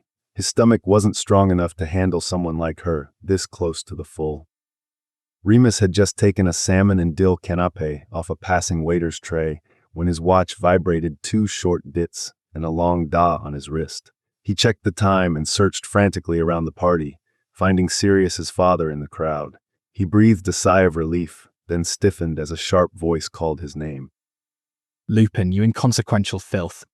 Regulus snarled, striding across the garden. Everyone pretended not to notice the disturbance, beyond a muttered, I say, from Arnold Macmillan and a woman clutching her pearls. Remus turned slowly to face his brother-in-law. What a gracious greeting. Is there something I've done to offend you, Reggie? The crowd around them gasped, and Remus smirked at his own insolence. Other than you being the half-blood trash who seduced my brother, no. Regulus spat at Remus's feet with a sneer to rival his mother's. Seduced, no. Remus shook his head. That would imply it took a modicum of effort. Regulus narrowed his eyes and drew his wand. A woman, Narcissa maybe, screamed, and all hell broke loose. Regulus whipped a nasty slicing spell, which cut across Remus's cheek, one more scar to join all the rest. Then he threw a conjunctivitis curse that Remus ducked under and returned with a knee reversal hex of his own. Regulus jeered as he stepped to the side. Really, Lupin. Knee reversal. That's child's play. Sirius and I were doing worse in our cradles. Incendio. His aim was true, and Remus only just managed to cast a wandless shield charm in time. The curse bounced off and set a centerpiece on fire, the hydrangea, orchid, and lily of the valley bursting into crackling flames. Regulus's eyes didn't waver from Remus as they glinted in excitement.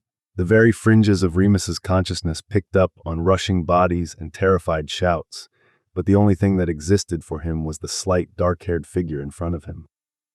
Regulus cast curse after curse, wrist snapping and wand waving in an intricate dance Remus could barely track. Remus knew he couldn't compete with the formal training and brutal upbringing of a black brother, so instead, he aimed to surprise. He maintained his wandless shield, only dropping it for the split second it took to let his tickling jinx and Tarantelegra through before raising it again.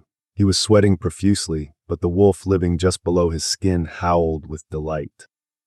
Remus cast a hurling hex that sent Regulus crashing through a table when a panicked voice pulled his focus. Sirius wove through the crowd, waving his arms. Regulus, please. Remus, stop. Like hell. Remus growled, squaring up against Sirius's brother. Sirius threw himself between the pair. We'll go. We'll leave. Remus, please. We need to get out of here. Sirius nearly begged. Regulus advanced on them, a mask of cruel indifference painted on his face. Sirius pushed Remus behind him and drew his wand. Regulus, please. I love him. Don't make me curse you. I'm doing this for you, you imbecile. Regulus hissed. You cannot continue to debase yourself with this sentient stalk of scurvy grass. If you won't do it for yourself, I will. Regulus raised his wand. Abra key. No.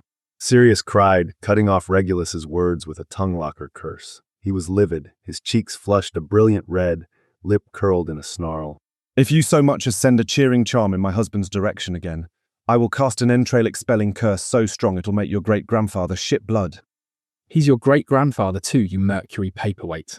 Very clever, brother. Threatening the minister's beloved husband. Regulus mocked scathingly. I'm sure that will make your future political ambitions very successful. It's not a threat, Reggie. It's a bloody promise. And I'm a black. We rule by fear. When did you become so pampered as to forget? Regulus opened his mouth to respond, but Remus's patience with their bickering was at an end. Enough. Sirius, out of the way. I can more than handle the spare. He lunged around his spouse, fist raised, ready to best Regulus the Muggle way if he had to. Sirius wrapped his arms around Remus's waist and lifted him off his feet to physically drag him out of the party, Remus's back pressed tightly against his chest. Regulus cast a well-aimed cutting curse that sliced through the fastenings on Remus's corset, which fell in a stiff pile of fabric around Sirius's feet and left Remus's chest fully bare. The more delicate ladies averted their eyes, while everyone else turned toward Regulus as he let out a victorious laugh. Remus used the distraction to mumble. Did you get it? Yes, of course. Sirius murmured back. Though I did run into a bit of a snag. I'm not joking about needing to leave. Remus hummed. What a shame. Remus could hear the smile in Sirius's voice. Having fun, darling. I'm having a fucking blast. Remus corrected. Speaking of. He wrenched himself out of Sirius's arms. Confrigo? It went wide, as Remus intended, and collided with the ugly fire salamander sculpture. The ice blew into thousands of tiny shards that rained over the guests in a prismatic cloud. Remus used the cover to grab Sirius's hand and pull him along as he raced in a dead sprint across the garden. They slid through the gate and the Grimald Place wards, and Remus apparated them straight into their lounge. Remus panted as he bent double trying to catch his breath, while Sirius threw himself on the ground in a puddle of exhaustion. When they could speak, Remus offered him a hand to pull him up. Sirius, being the little shit he was, pulled Remus down beside him instead and tucked him into his side. Remus snuggled in and kissed his jaw.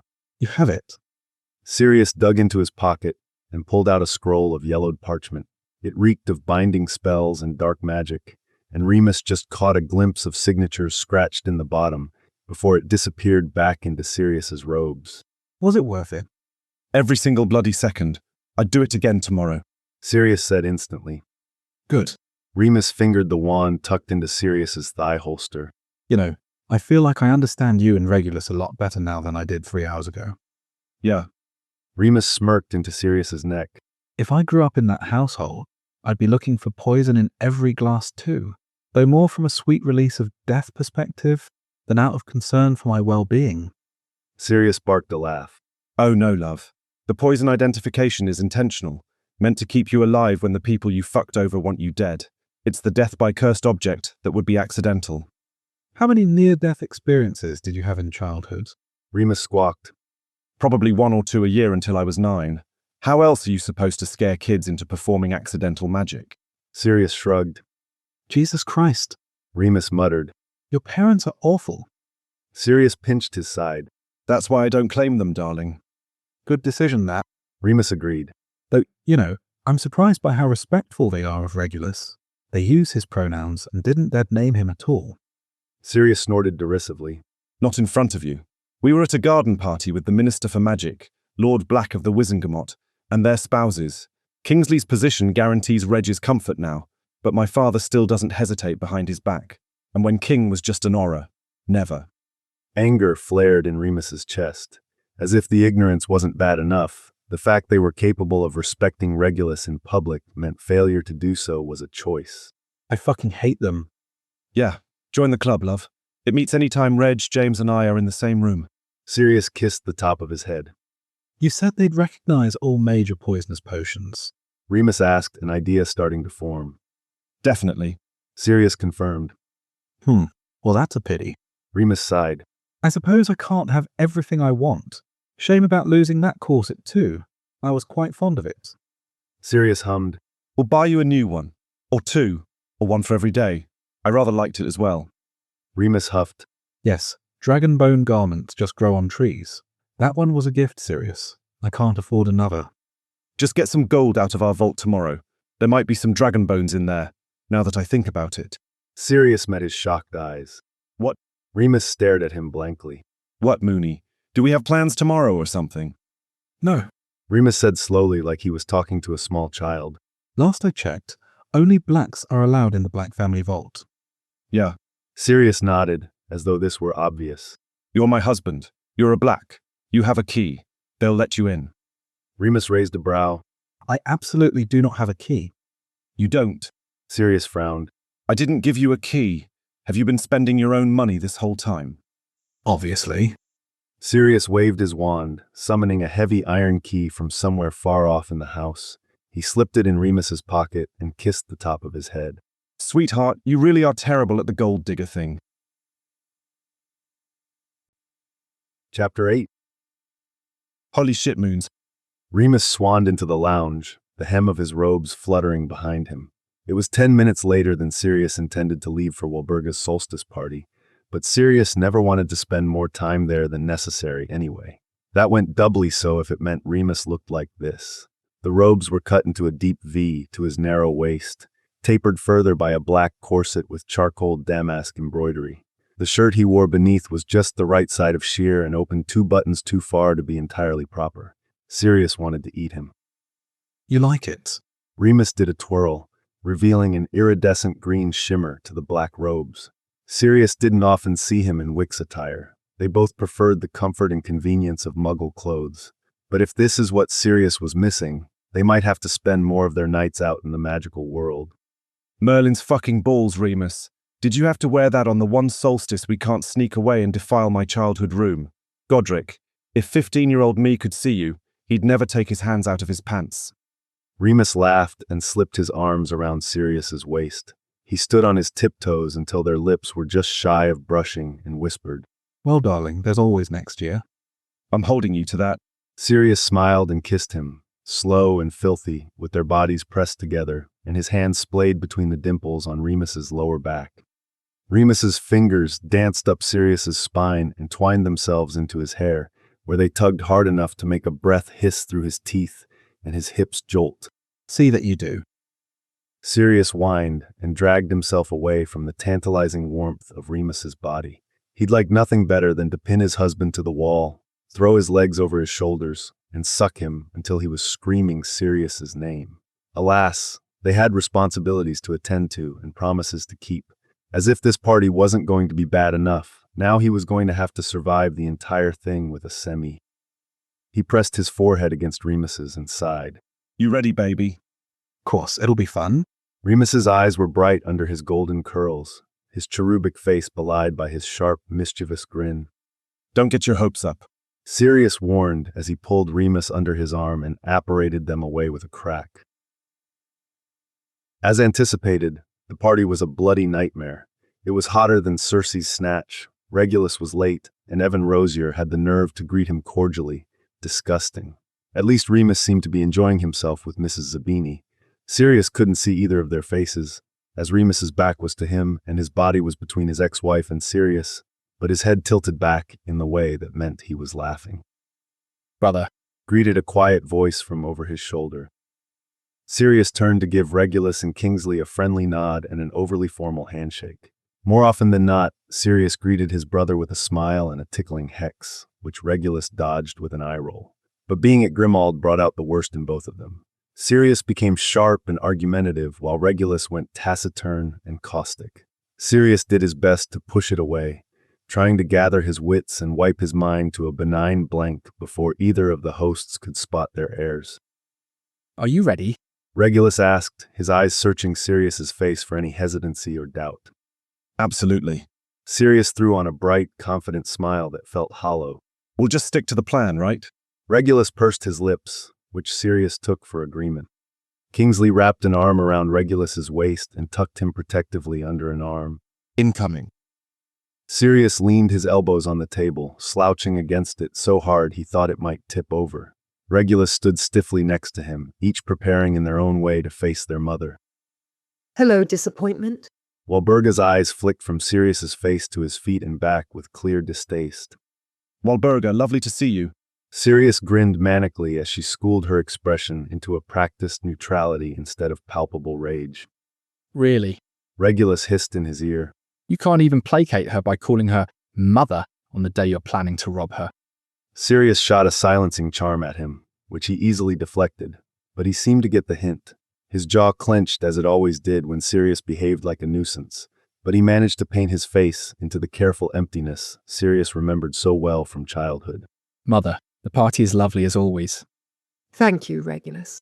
Walburga inclined her head in exaggerated politeness, not to show any sort of deference to Regulus or his husband, the Minister for Magic. Absolutely not. Just to highlight to Sirius how cordial she could be when her child behaved. Lovely of you to grace us with your presence. There it was. Yes, it is rather, isn't it? Sirius agreed with all the sincerity he could muster. Very gracious of them to make an appearance. Walburga thought the sun rose and set on her whims, the self-absorbed bitch. Not only was Kingsley in the highest position in Wick's government, Regulus ran every intelligence operation in the British Isles and half the ones on the continent. They were busy as fuck, as a matter of fact. Yes, they had ulterior motives and were mainly here to steal a document that should rightfully belong to Regulus anyway, but Walburga didn't need to know about that part. She narrowed her eyes at Sirius, inspecting his clothing and the mark Remus had left on his neck the night before. And I see my heir has somehow managed to tarnish himself beyond the realm of comprehension. I thought you'd reached bottom, Sirius, and yet you've somehow sunk further. Why would you bring some common, half-blood filth here, to the social event of the season, the only thing I have ever asked of you? Sirius couldn't fight down his derisive snort. His entire life until age 20 had been a series of obligations he wanted nothing to do with. It still was, to some degree. The Wizengamot seat wasn't going to fill itself. He just had a much longer leash until Orion died. You know he is completely unacceptable. You know you need to find an appropriate partner. Under no circumstances are you allowed to bind yourself to another wizard. The only reason you exist is to create offspring, you ungrateful mongrel.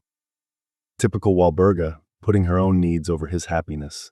At least Reg was in a loving marriage, though that was by sheer dumb luck, not their parents' benevolence. This is charming, Walburga, truly. As always, your children's hearts are warmed by your maternal affection. Walburga's hand twitched toward her wand, and Sirius couldn't stop his flinch. He saw Regulus twitch out of the corner of his eye and Kingsley's hand flex protectively around his waist. I should not be surprised. Your failures have always been a plague on this family.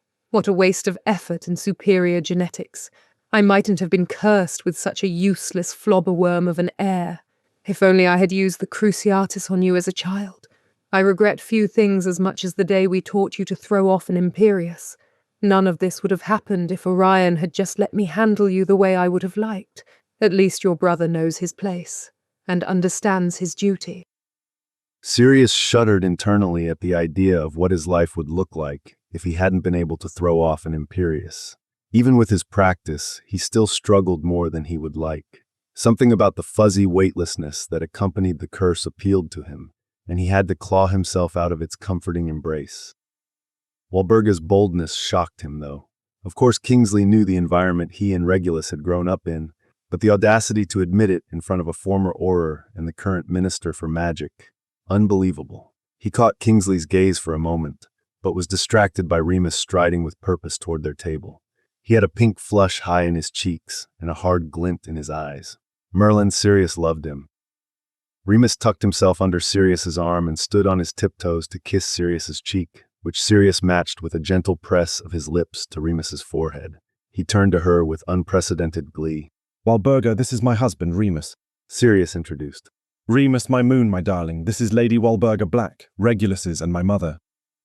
The briefest flash of displeasure flicked across Walburga's face before settling back into haughty boredom. She held out a hand for him to kiss. Remus tensed under his arm and glanced at Sirius with the slightest look of panic. Sirius knew his werewolf senses were at their most sensitive this close to the moon, so he likely could feel the dark magic surrounding her. He examined her rings with a quick glance and saw the emerald his great-grandfather had gifted his eldest daughter when she moved to the Scottish country house, which family legend said housed a pet werewolf. Sirius tapped the corresponding finger on Remus's back and mentally cursed his entire family tree. Remus shook her hand with unrestrained enthusiasm, looking for all his worth like a farmer come to town for the first time. The wince when his hand made contact with that bloody ring was barely noticeable even to Sirius, who half expected it to sizzle against his skin. It's a pleasure to meet you, ma'am, he gushed, and Sirius had to tamp down a laugh at Walburga's clear discomfort. Your garden is beautiful, though I admit I'm sad there aren't any gnomes. I rather like the little blighters. They're cheeky. Sirius bit the inside of his cheek to contain his hysterical laugh. Oh, she must be livid. Before Remus even released her hand, she was calling for her husband. Orion. She nearly shrieked. Orion, come hear our eldest's happy news. The crowd parted before his father as he made his way to their table. Regulus's spine stiffened, and Sirius fought hard to stop the urge in himself. He twitched his wand and thought hard about the murtlap essence hidden under the floorboards of his childhood bedroom. A small dollop appeared in his palm, which smeared liberally over Remus's when he twined their fingers together. It wasn't much, but Sirius had long ago learned to make the most of small physical comforts while in the House of Black. Walburga and Orion did their best to strip the place of all tenderness, and every bit of indulgence was an act of rebellion. Orion didn't pretend to care what put a Churzpurfel in her chapeau. His boredom with his wife and children rang clear under his drawl as he inquired after Sirius's antics. Sirius couldn't wait for the reaction Orion was so loath to provide. Your heir has legally and carnally entwined himself with this individual. Walburga's predictable displeasure was clear, but even more fun for Sirius was Orion's visible flinch at the word legal. Sirius squeezed Remus's hand, the motion obvious enough to draw their attention. Yup, Dad, meet my husband, Remus. He could see the disgust in Orion's eyes and felt a surge of pride at how all-consuming it must be. The improper affirmation, the informal address, the fact Sirius married a man. Everything about it would make the Black Patriarch want to curse them both, and instead he stood impotent in a crowd of his own making. Delicious. Interesting. I recall neither giving my permission nor receiving an invitation. Orion narrowed his eyes. Sirius fought down a snort, as though he would ever invite the people who raised him to his wedding. He wanted the day to be joyful after all, as though he would ever subject Remus to that misery. He brought the memory of Remus on an Italian hilltop in a wrinkled linen suit to mind and let their happiness saturate his tone. That's because neither of those things happened. We got married on a whim while on holiday in November. It was just us and a little old couple we met at breakfast. And our courting rituals. Did you complete any of those? To anyone else, Walburga's tone would sound curious and concerned, but Sirius heard the threat simmering underneath. She'd always been frustrated by how difficult it was to keep him neatly in line, embarrassing her with his refusal to follow tradition. Sirius had long believed the day he came of age was the worst day of her life, when she'd lost control of him completely, and his power as heir equaled, if not superseded, her own. He knew she longed for the days when she could use her wand instead of empty threats. Obviously not. We could be magically and legally bound without them, and no one in their right mind would marry me after meeting the two of you. They were distraught, Sirius knew, hiding it behind a mask of anger and horror. Sirius wished he could say it was due to the negative light he saw them in, but he knew better. He'd given up on any semblance of affection from them decades ago. All they cared about was salvaging their reputation and maintaining their pure bloodline. As evidenced by their treatment of Regulus, the entire reason Sirius was here today. Much as he enjoyed needling them, Sirius had to focus. Walburga cleared her throat. She must be at the edge of her self-control, giving into the rudeness of coughing in public. Orion, darling, why don't you take Sirius upstairs for the celebratory drinks? Oh, and a term of endearment for her husband. She only did that when she was trying not to strangle someone. Orion went up in her estimation when someone else went down. She was irate. Sirius's stomach squirmed with delight. A soft voice and tinkling laugh came from his side. I'm sure the caliber of your champagne is more than sufficient for Sirius and I, my lady, and we do so hate to be parted. Remus looked up at him with mischievous, knowing eyes. Oh, how Sirius adored him, speaking on Sirius's behalf, lowering his taste palate to that of a common half-blood, claiming ownership of him by not wanting to let him go. Walburga was incensed. Remus knew it, and he'd pushed her on purpose. What a shifty little wanker. Sirius wanted to kiss him. It is black family tradition for all heirs to have cognac from the family's French holdings, from ceremonial glasses on their wedding day. Orion explained flatly, showing Remus more respect than Sirius anticipated. Of course, he was speaking down to Sirius's husband as if he were a simpleton who could barely cast a lumos, but at least he explained. It's supposed to be done prior to the ceremony to magically prepare the heir for their binding and ensure a prosperous marriage. As though a black heir could be anything but prosperous. Sirius could never work another day in his life and still never think about money again. Generational wealth was like that sometimes. Orion frowned. We're 7 months later than is magically ideal, but better late than never. Finally, they were getting somewhere. He'd assumed Walburga would have him in the study, downing antidotes, the second she heard the word husband, and the delay had him on edge. Remus stood on his tiptoes to kiss Sirius goodbye. I'll be fine with Regulus and Kingsley, darling. Enjoy your magical prep. Sirius smirked at the choice in phrasing. Then Remus added so quietly only Sirius could hear. Though you know I prefer when you do it manually. Sirius huffed a laugh into his neck. If he wanted to play that game, Sirius would be a willing participant. He pulled Remus in for a searing kiss, flicking his tongue across his lower lip and lacing his fingers through the curls at the nape of his neck. Remus clutched him closer and his mouth fell open, letting Sirius deepen the kiss. Sirius caught his lip between his teeth in that way Remus really liked and was rewarded with an audible sigh for his efforts. He didn't have to look to know they were creating a scene. Sirius could feel Walburga's crackling anger even with his eyes closed. Sirius, an ounce of decorum, if you please, she hissed. Remus seemed to take this as a challenge and held him in place longer still, extending their kiss well past the point of propriety. He nipped at Sirius's lower lip when he finally let him go. Have fun, dear heart. I'll be waiting. Sirius bit back his smile, a flush filling his cheeks as he turned to follow Orion. A cold silence accompanied them into the house and up the stairs, underlined by their footsteps echoing across the marble entry. They'd added a terrifyingly accurate portrait of Walburga since Sirius had last been in Grimold.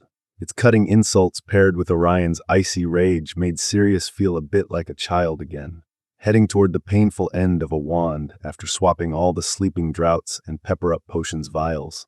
He talked himself through the plan for the rest of the trip, more to keep himself calm than for actual preparation. The thick carpet and books lining the shelves muffled the slam of the door behind Sirius's back. Orion waved his wand, and an oppressive silencing charm fell over the room. So, he began, back turned to Sirius as he cast a freezing charm over a pair of glasses. I see you've reached a new low, binding yourself and the family's future to a provincial half-blood. What were you thinking? Sirius didn't bother answering. It was a rhetorical question, and even if Orion was sincere, Sirius's affection for his spouse did not make the list of his priorities. He turned and handed Sirius a glass of amber liquid. I do hope you've been bamboozled into this marriage, so we can extract you from it cleanly. Sirius sniffed at the glass. The rich vanilla scent of the family's cognac wafted out and almost overpowered the sharp acid tang of Verita serum. Sirius thanked his family's insanity and Padfoot's sense of smell, did his best to close off his mind, and swallowed the glass in 2 gulps. He felt the warmth of the alcohol settle in his stomach and the heady zing of the potion in his veins. It took all of his self-control not to give in to the urge to answer the question Orion never asked. Verita serum had its limits, but a series of childhood incidents involving an open bedroom window and Muggle children at a nearby park had given Sirius intimate knowledge of the effects. Sirius wasn't a great Clumens. That honor belonged to Regulus. The only way to stop himself from spilling the whole truth was to avoid speaking as much as possible. Well, Orion prompted, eyeing the empty glass. Well, what? Sirius delighted in the way Orion's lips pursed at the abrupt non-answer. Were you cursed, tricked, or in any way manipulated into marriage by this?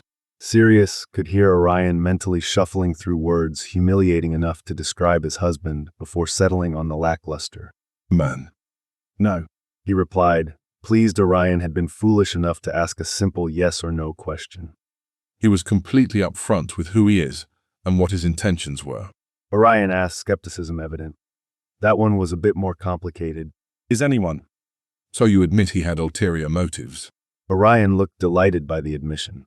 Of course, he couldn't believe anyone would want to be with Sirius because he loved him. Yes, fine, Remus didn't want to be with Sirius purely out of love, but he was getting closer every day, and that wasn't the point. Sirius shrugged. Was Wellberger upfront with you that her primary goal in marrying you was consolidation of the family's power? Were you with her about wanting someone independent enough to run the household and indoctrinate your heirs while you were off whoring and glad-handing politicians? Watch your tongue, ungrateful whelp. Orion flicked a stinging hex that Sirius easily deflected. Please, I'm not a child anymore. You'll have to try much harder than that. Stinging hexes are barely foreplay. Sirius scourgified his glass and handed it back across the desk. Are you satisfied, or do you need to give me the love potion antidote? Orion scoffed. He made a show of setting his wand on the tray at the top of the desk and turning his back to Sirius, a display of dominance Sirius remembered from his childhood he deemed pathetic and foolish now. Always a Gryffindor, acting as though precaution is beneath you, pretending it is a mark of bravery instead of stupidity. He poured a thick oleaginous liquid into a glass. It smelled like the air around building projects on the Muggle motorway and tasted of coal. Orion sighed. Can you fault me for my suspicion? You've never had the strongest mental fortitude, Sirius. It's not hard to believe you could be coerced. You're easily influenced, and you never could fight off the Imperius or perform occlumency as easily as your sister. Sirius's stomach turned. Brother, he corrected through gritted teeth. Oh yes, brother, have it your way. Orion waved a dismissive hand and finished his liqueur. It was his second glass since they stepped into the study. Good. It is not my way.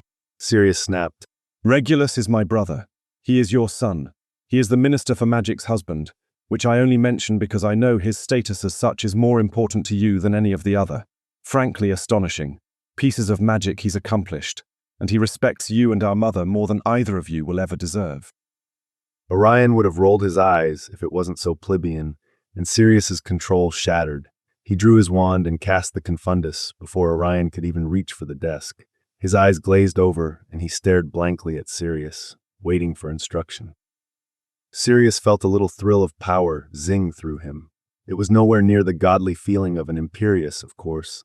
A confundus only resulted in puzzled suggestibility, rather than complete control. Unfortunately, the Black family were all well versed in the Imperius, and Sirius knew Orion had been able to beat it since before Sirius was born. Oh well, the power of suggestion would be enough. He gripped his father's chin between his thumb and forefinger and looked into his bleary eyes. You desperately needed to find a document in the safe. The caterer is serving Sevruga caviar, despite the fact you expected and paid for beluga. You need to find the contract so you can threaten him with legal action. This is vitally important. No time to waste. In fact, you don't even have time to lock up the study when you find it. After you're done, you want to meet me by the door. Sirius patted his cheek twice. Off you trot. Sirius cast a disillusionment charm over himself. then watched with interest as Orion untangled his wards. He waved his wand in intricate patterns and murmured incantations in a harsh-sounding language until a glowing web of light appeared over the wall. First he pulled down the obvious ones, caterwauling charms that shrieked on contact, a hex that spat fireballs when an intruder got within 3 feet. But as he continued, the burning metallic tang of dark magic permeated the air. The closer Orion got to entering the safe, the nastier the curses got, until finally even Sirius didn't recognize them anymore. At last, all Orion had left was to open the safe. He tapped his wand 3 times on the ink blotter and set it rocking. Instead of stilling with time, it flung itself from side to side until it flipped onto its handle and came to a sudden stop. A crystal phial of red-black liquid rose from a hole that appeared beneath the blotter's cradle. Orion opened the vessel, twisted the signet ring on his little finger to face his palm, fit the seal over the vial, and tilted it upside down. The gluttonous fluid oozed down glass until it imbued the miniature seal, and the putrid smell of rot filled the room. He curled his lip with distaste and quickly replaced the stopper.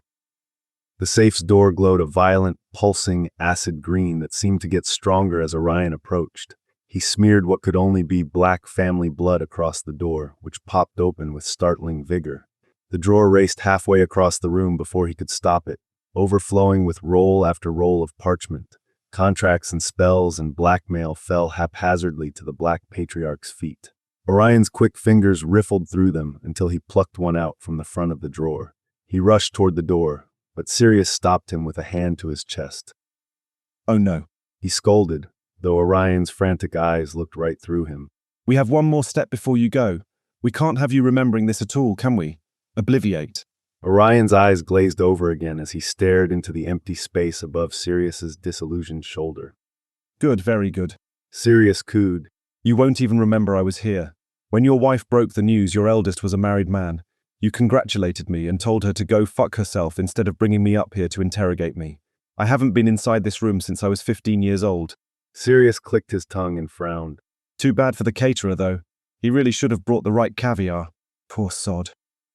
Sirius stepped out of Orion's path and pushed him into the hallway, closing the door near silently behind him. He waited until he heard muffled footsteps pad down the worn carpet runner before he turned to the daunting task of sorting through decades' worth of the Black family business. Sirius looked at the parchment littering the ground, waved his wand, and hoped for the best. Archeo marriage contract. None of the documents so much as twitched. Drat. By hand, then. He conjured some gloves just in case. 17 years living in Grimald Place taught him anything could be imbued with a curse that would shrivel a Todger. Anything. Given how close to the front the caterer's contract was, Sirius assumed Orion's filing system was something logical. Reverse chronological maybe, or alphabetical by signatory. But no, of course the twisted old fucker wouldn't choose something navigable to a mere mortal. He shuffled through roll after roll of parchment, trying to figure out what could group them together. Wax seal color, thickness of parchment, city where it was signed. Then he picked up a contract so short it didn't even curl, and a strong floral scent wafted out of the drawer. Sirius held it up and read the elegant loops and swirls of Narcissa's handwriting. I, Narcissa Malfoy née Black, upon my death, will return to the Black family vault, the wedding ring originally belonging to Belvina Black. I shall not attempt, though magical or physical means, to retain a possession, rightfully belonging to the Black family. Interesting. Not the family's desire to retain any and all valuable goods. That was expected. He did feel a bit vindicated that Orion also seemed to think Lucius Malfoy was a slimy git who would try to get his hands on the family jewels in as many ways as he could, though Sirius didn't care about any heirlooms. The Malfoys and the Blacks deserved each other in his book. But the fact that a document pertaining to Narcissa smelled of flowers, that was interesting.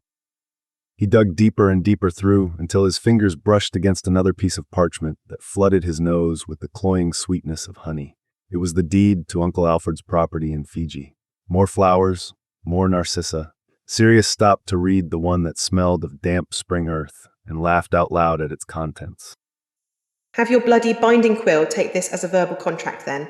I, Andromeda Tonks, do not want anything from the family of my birth and rescind all rights to inheritance and property. In return, I require all members of said family except those I wish to associate with to leave me, my husband, my children, and their children alone, and you, Orion Black, to go fuck yourself. Now get off my property. Oh, Andy, Sirius adored her. He should send her an owl. His wrist brushed against the piece behind it as he fit it back in place, and a sharp jolt rocked through his arm. He picked it up between gloved fingertips and unrolled it just far enough to see Bellatrix's name peek through. It was like the shock woke him up. Of course, Orion used senses other than smell. Some must have a tactile marker, and Sirius would bet his motorbike that if he found the one that signed over Druella's share of the rosier thestral herd, it would shriek. Sirius vanished the gloves and ran his fingers over the drawer's contents. It was a riot of sensation. Heat, cold, finest silks, heavy damp, and yes, Druella's screech made a brief appearance. Sirius quickly found the documents that burned were his own, and the icy cold matched with Walburga. It was by pure luck that he tried one that felt sodden to the touch. Sirius slipped his finger under the seal and unrolled the parchment. It was nothing of consequence, just the patent to a listening device Regulus invented for WI-6 that Orion wanted for corporate espionage, but it gave Sirius the magical signature he needed. He moved quickly, gathering all the dry but soggy parchment he could find, getting the occasional electric shock for his trouble. It was a lucky thing Bellatrix was too erratic to make many binding commitments. Her signatures were few and far between, a heart-palpitating surprise between smooth silks and frigid cold. He spread the rolls of parchment across Orion's desk and grabbed the thickest one he could find. It showed Regulus's place in the family line, the noble and most ancient house of black birth certificate that would secure his inheritance regardless of where he went in life. The family tree had magically updated itself twice, once when he changed his first name, again when he married. Sirius smiled at the thin gold line connecting Regulus Black to Kingsley Shacklebolt. Sirius desperately wanted to see himself linked to Remus in the same way, commemorated forever in black family bureaucracy, but he knew he wouldn't have time to find his own. He put it back and opened the second longest scroll, and he knew immediately he'd caught the snitch. Malik Shacklebolt's name pulsed in a golden glow on the bottom of the page, with Orion's signature in spiky black alongside. Sirius barely glanced over it any further, just enough to confirm he'd found what he was looking for, and breathed a sigh of relief. Binding magic oozed from the parchment, something bone-deep and ominous that Sirius couldn't name. He had to steal it. There wasn't any other choice. Replacing it with a fake should be no problem. Orion probably hadn't looked at it since he signed anyway. Even making a placeholder was an abundance of caution. Sirius tapped the scroll with his wand to make another, and all hell broke loose. He hissed and dropped the copy as it singed his fingertips. It landed on the stack of parchment Sirius had yet to search and exploded into a dozen more rolls of parchment. Everything it touched burned hot and duplicated itself, the number of scrolls and desktop detritus growing exponentially. Before Sirius even had time to heal his burn, the yellowed contracts covered the desk and began to spill onto the floor. Mad, Sirius muttered, a litany of swears in English and French, and Hindi for good measure, running through his head as he tried to make a plan. First, he alerted Remus and Reg that he was in trouble. 2 taps and a hold of his wand to the ring on his thumb. Then he tucked Regulus's original marriage contract into his robe's inside breast pocket and vanished as many copies as he could find. It would not do to have Walburga and Orion guess that it was the one that started off the chain reaction. Finally, he threw caution to the wind, gathered as many files out of the cabinet as he could hold, and tossed them into the disarray. They immediately burst into hundreds of pieces, turning the pile into a small mountain. Smirking to himself about the chaos he caused, he was aiming for a stealth mission, but when that failed, he always had enjoyed creating utter bedlam. He waved his wand to the study's windows and cast a wind charm for good measure, mixing up the parchment as much as he could before he sprinted down the stairs. A scream sounded from the garden, and Sirius smiled to himself. He had no idea what kind of distraction Reg and Remus could have cooked up, but apparently it was working. As soon as he crossed the threshold, he was met with a riveting sight. Regulus and Remus were in the center of the garden, dueling without regard for the other guests around them. Regulus was sharp and precise as he'd been trained to be, casting curses and hexes in quick succession, trying to get past Remus's defenses. He was talking more than Sirius had ever heard him speak in a duel before, though. Taunts and goading were much more Sirius's brand of brash showmanship. Reg preferred to let his magic speak for itself. Remus, though. Remus was beautiful, the most alive Sirius had ever seen him. Pink-cheeked and glowing, his narrow waist accentuated by that damn corset, he whirled and ducked, dodging Regulus's magic with a lithe, natural grace. When Reg cast a fire spell that forced Remus to throw up a wandless shield charm, a brief moment of surprise, imperceptible to anyone who didn't know him well, crossed Regulus's face. Remus dual cast his response, maintaining his shield and firing off a pair of hexes one after the next. Sirius felt a surge of pride. That was his husband, holding his own against one of the most skilled duelists Sirius had ever known and relishing the opportunity. Sirius leaned against the townhouse's wall for a moment to catch his breath and enjoy the show. Several centerpieces were on fire. Another was crushed on the ground next to an overturned table Remus had used as a shield, and the guests were torn between staying for the drama and moving out of the line of fire. When Remus cast a hurling hex that sent Regulus through the dessert buffet, Sirius decided they'd wreaked enough havoc to occupy Walburga and Orion for the rest of the day. They'd have plenty of time to make their escape before the blacks realized anything was amiss inside the house. Sirius removed his disillusionment charm and raced through the crowd, shouting and causing as much commotion as he could. Regulus, please. Remus, stop. Sirius skidded to a stop beside his husband just as Regulus got to his feet with a minute wince. Like hell. Remus growled. Sirius's heart fluttered at the rough tone, and he took another moment to mourn the missed opportunity to defile his childhood bedroom with his stunning Apollo of a husband. Remus and Regulus were preparing to face off again, so Sirius shook himself out of his fantasy to deal with the situation at hand. He threw himself between them. We'll go. We'll leave. He turned toward his husband with pleading eyes. Remus, please. We need to get out of here. Remus's mouth twitched into the briefest of smiles before flicking his eyes back toward Regulus. When Sirius turned back to his brother, he was slowly stalking toward them, like a jungle cat toward its prey. Sirius guided Remus behind him and laced his tone with every bit of desperation he could muster. Regulus, please. I love him. Don't make me curse you. I'm doing this for you, you imbecile, Regulus said. His eyes sparkled, and his mouth pulled down in the exaggerated frown that meant he was trying to hide a smile. He was enjoying this. The little shit. Sirius couldn't wait to bring it up the next time Regulus accused him of being a drama queen. You cannot continue to debase yourself with this sentient stalk of scurvy grass. If you won't do it for yourself, I will. Abraca. No. Sirius shouted and cast a tongue-locker curse. The overconfident idiot, anyone paying attention would have heard that wasn't actually a killing curse. Who had taught Regulus about abracadabra anyway? Sirius learned it from Lily in 3rd year. What Muggleborn was Regulus spending time with? Sirius channeled his inner Andromeda to threaten his brother in return. If you so much as send a cheering charm in my husband's direction again, I will cast an entrail-expelling curse so strong, it'll make your great-grandfather shit blood. He's your great-grandfather too, you Mercury paperweight. Sirius fought down a laugh. Godric, what a Regulus turn of phrase. Leave it to him to come up with a cutting insult wrapped in a riddle. What did that even mean? Mercury would be a terrible paperweight. Regulus continued. Very clever, brother, threatening the minister's beloved husband.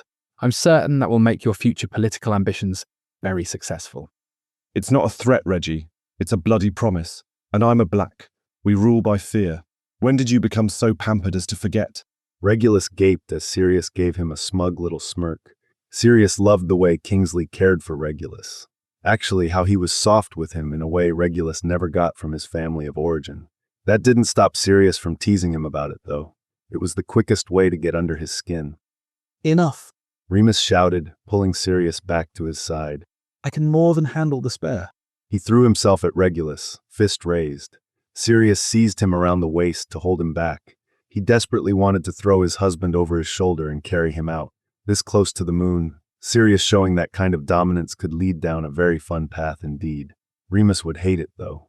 Even after some feral and spine-melting sex, a small part of him would feel like Sirius disrespected him the way his other husbands had before, and Sirius had no desire to join their ranks. Instead, Sirius pressed Remus's back to his chest and lifted him barely enough to drag him backward. Regulus wasn't going to just let them walk away. Apparently he resented being covered in croquembouche glaze and French meringue, and cast a cutting curse that had Remus's corset lying at their feet. Shame that. Sirius rather liked it. Sirius twitched his wand and cast a quick glamour over Remus's skin. He loved his scars, would spend hours tracing them with his fingers and tongue until Remus squirmed and begged under his touch. But around this many wicks with generations-long histories of prejudice against lycanthropes, Sirius didn't want to risk it. Remus threw his body weight back against Sirius and kicked his feet in the air in an apparent attempt to escape. With his head tilted back over Sirius's shoulder, Remus murmured in his ear, "Did you get it?" Yes, of course, though I did run into a bit of a snag. Sirius thought of the Geminio curse flooding Orion's study and wondered if it had spilled into the hall yet. I'm not joking about needing to leave. Remus frowned. What a shame. Having fun, darling.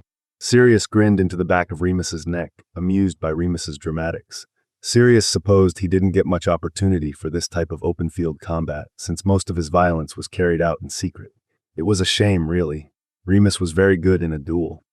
I'm having a fucking blast. Speaking of, Remus freed himself from Sirius's grip and cast a confringo right into the salamander sculpture, which blew into a million tiny pieces and bathed the entire party in a rainbow cloud of falling ice.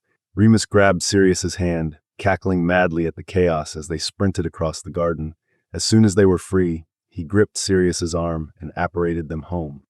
Sirius collapsed on the ground, chest heaving, head light with the adrenaline of the afternoon. Remus's hands gripped his knees as he gasped and wheezed, trying to catch his breath. He offered Sirius a hand, which Sirius used to pull him into his chest. Remus tucked himself under his chin and sighed. You have it. Sirius dug into his robes and pulled out the parchment. Its presence felt like it tainted the space, the blood magic and coercion wafting off it so thickly, he thought it might leave a stain. He tucked it away again, a problem for another time, when he didn't have a beautiful man in his arms who required ravishing. Remus smiled and placed a peck on Sirius's jaw. Was it worth it? Every bloody second. I'd do it again tomorrow. Good. Remus dragged his fingers up his thigh and brushed his thumb over Sirius's wand in its holster. You know, I feel like I understand you and Regulus a lot better than I did 3 hours ago. Sirius brushed his fingers over Remus's spine. Yeah. A smile pressed into his neck. If I grew up in that household, I'd look for poison in every glass too, though more from a sweet release of death perspective than out of concern for my well-being. Sirius threw his head back and laughed. Oh no, love. The poison identification is intentional, meant to keep you alive when the people you fucked over want you dead. It's the death by cursed object that would be accidental. How many near-death experiences did you have? Remus squawked. He looked up at Sirius somewhere between amused and concerned. Too many to count. A couple a year until I was 9. How else are you supposed to scare kids into performing accidental magic? Jesus Christ. Remus muttered. Your parents are awful. Sirius recoiled away from the very idea. He only considered Walburga and Orion his parents when it revolved around himself and Reg. Otherwise, they were just the temporary guardians he tried to forget. That's why I don't claim them, darling. Good decision, that. Remus agreed. Though, you know, I'm surprised they're respectful of Regulus. They use his pronouns and didn't dead-name him once. Not in front of you. Sirius corrected. Because of course Orion couldn't behave himself when he got Sirius alone, and Walburga would be no better given the opportunity. As with everything, they wore their respectable faces in public. We were at a garden party with the Minister for Magic, Lord Black of the Wizengamot, and their spouses. Kingsley's position now guarantees Reg's comfort, but my father still doesn't hesitate behind his back. When King was just an aura. Never. Remus's tone was frigid. I fucking hate them. Yeah. Join the club, love. It meets whenever Reg, James, and I are in the same room. Sirius kissed the top of his head. Probably Kingsley, too, though he was more stoic about it. Remus hesitated. You think they'd recognize all major poisonous potions? Definitely. Sirius confirmed. Well, that's a pity. Remus sighed. I suppose I can't have everything I want. Shame about losing that corset, too. I was quite fond of it. Anything that caused Remus disappointment could not stand. Especially not something that was so fun for them both. We'll buy you a new one, or 2, or 1 for every day. I rather liked it as well. Yes, dragon-bone garments just grow on trees. That one was a gift, Sirius. I can't afford another. Sirius was torn between jealousy and respect. Clever boy, wearing armor to Grimmauld Place. Sirius hadn't realized it was a functional decision. On the other hand, Other people were not allowed to buy Remus extravagant gifts. That was a pleasure reserved for Sirius alone.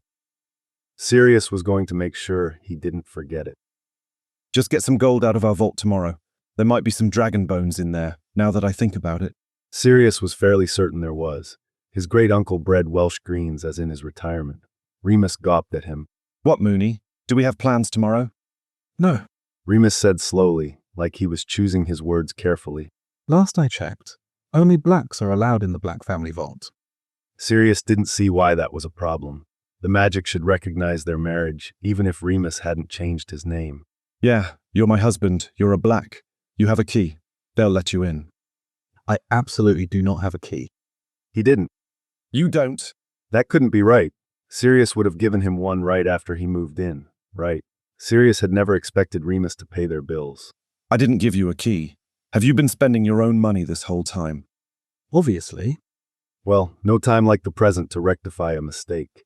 Sirius waved his wand and thought of the heavy key on his dresser. He snagged it out of the air as it whizzed overhead and tucked it into Remus's pocket.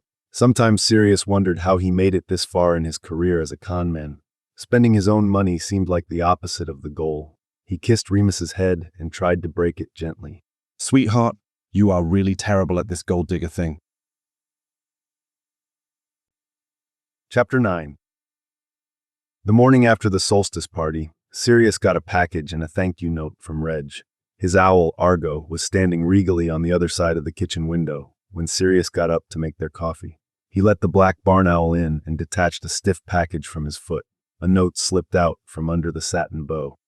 Dear Sirius, accept this token as a thank you for your efforts.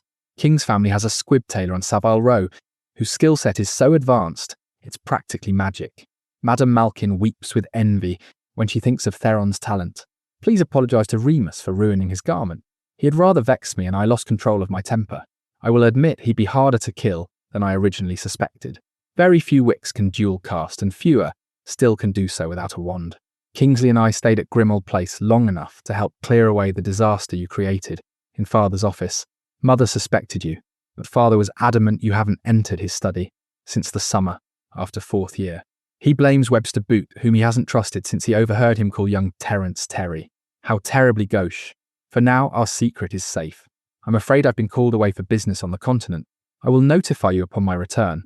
In the meantime, feel free to examine the contract at your leisure. You may have greater success without my exigent eyes on the parchment. Your dearest brother, Regulus.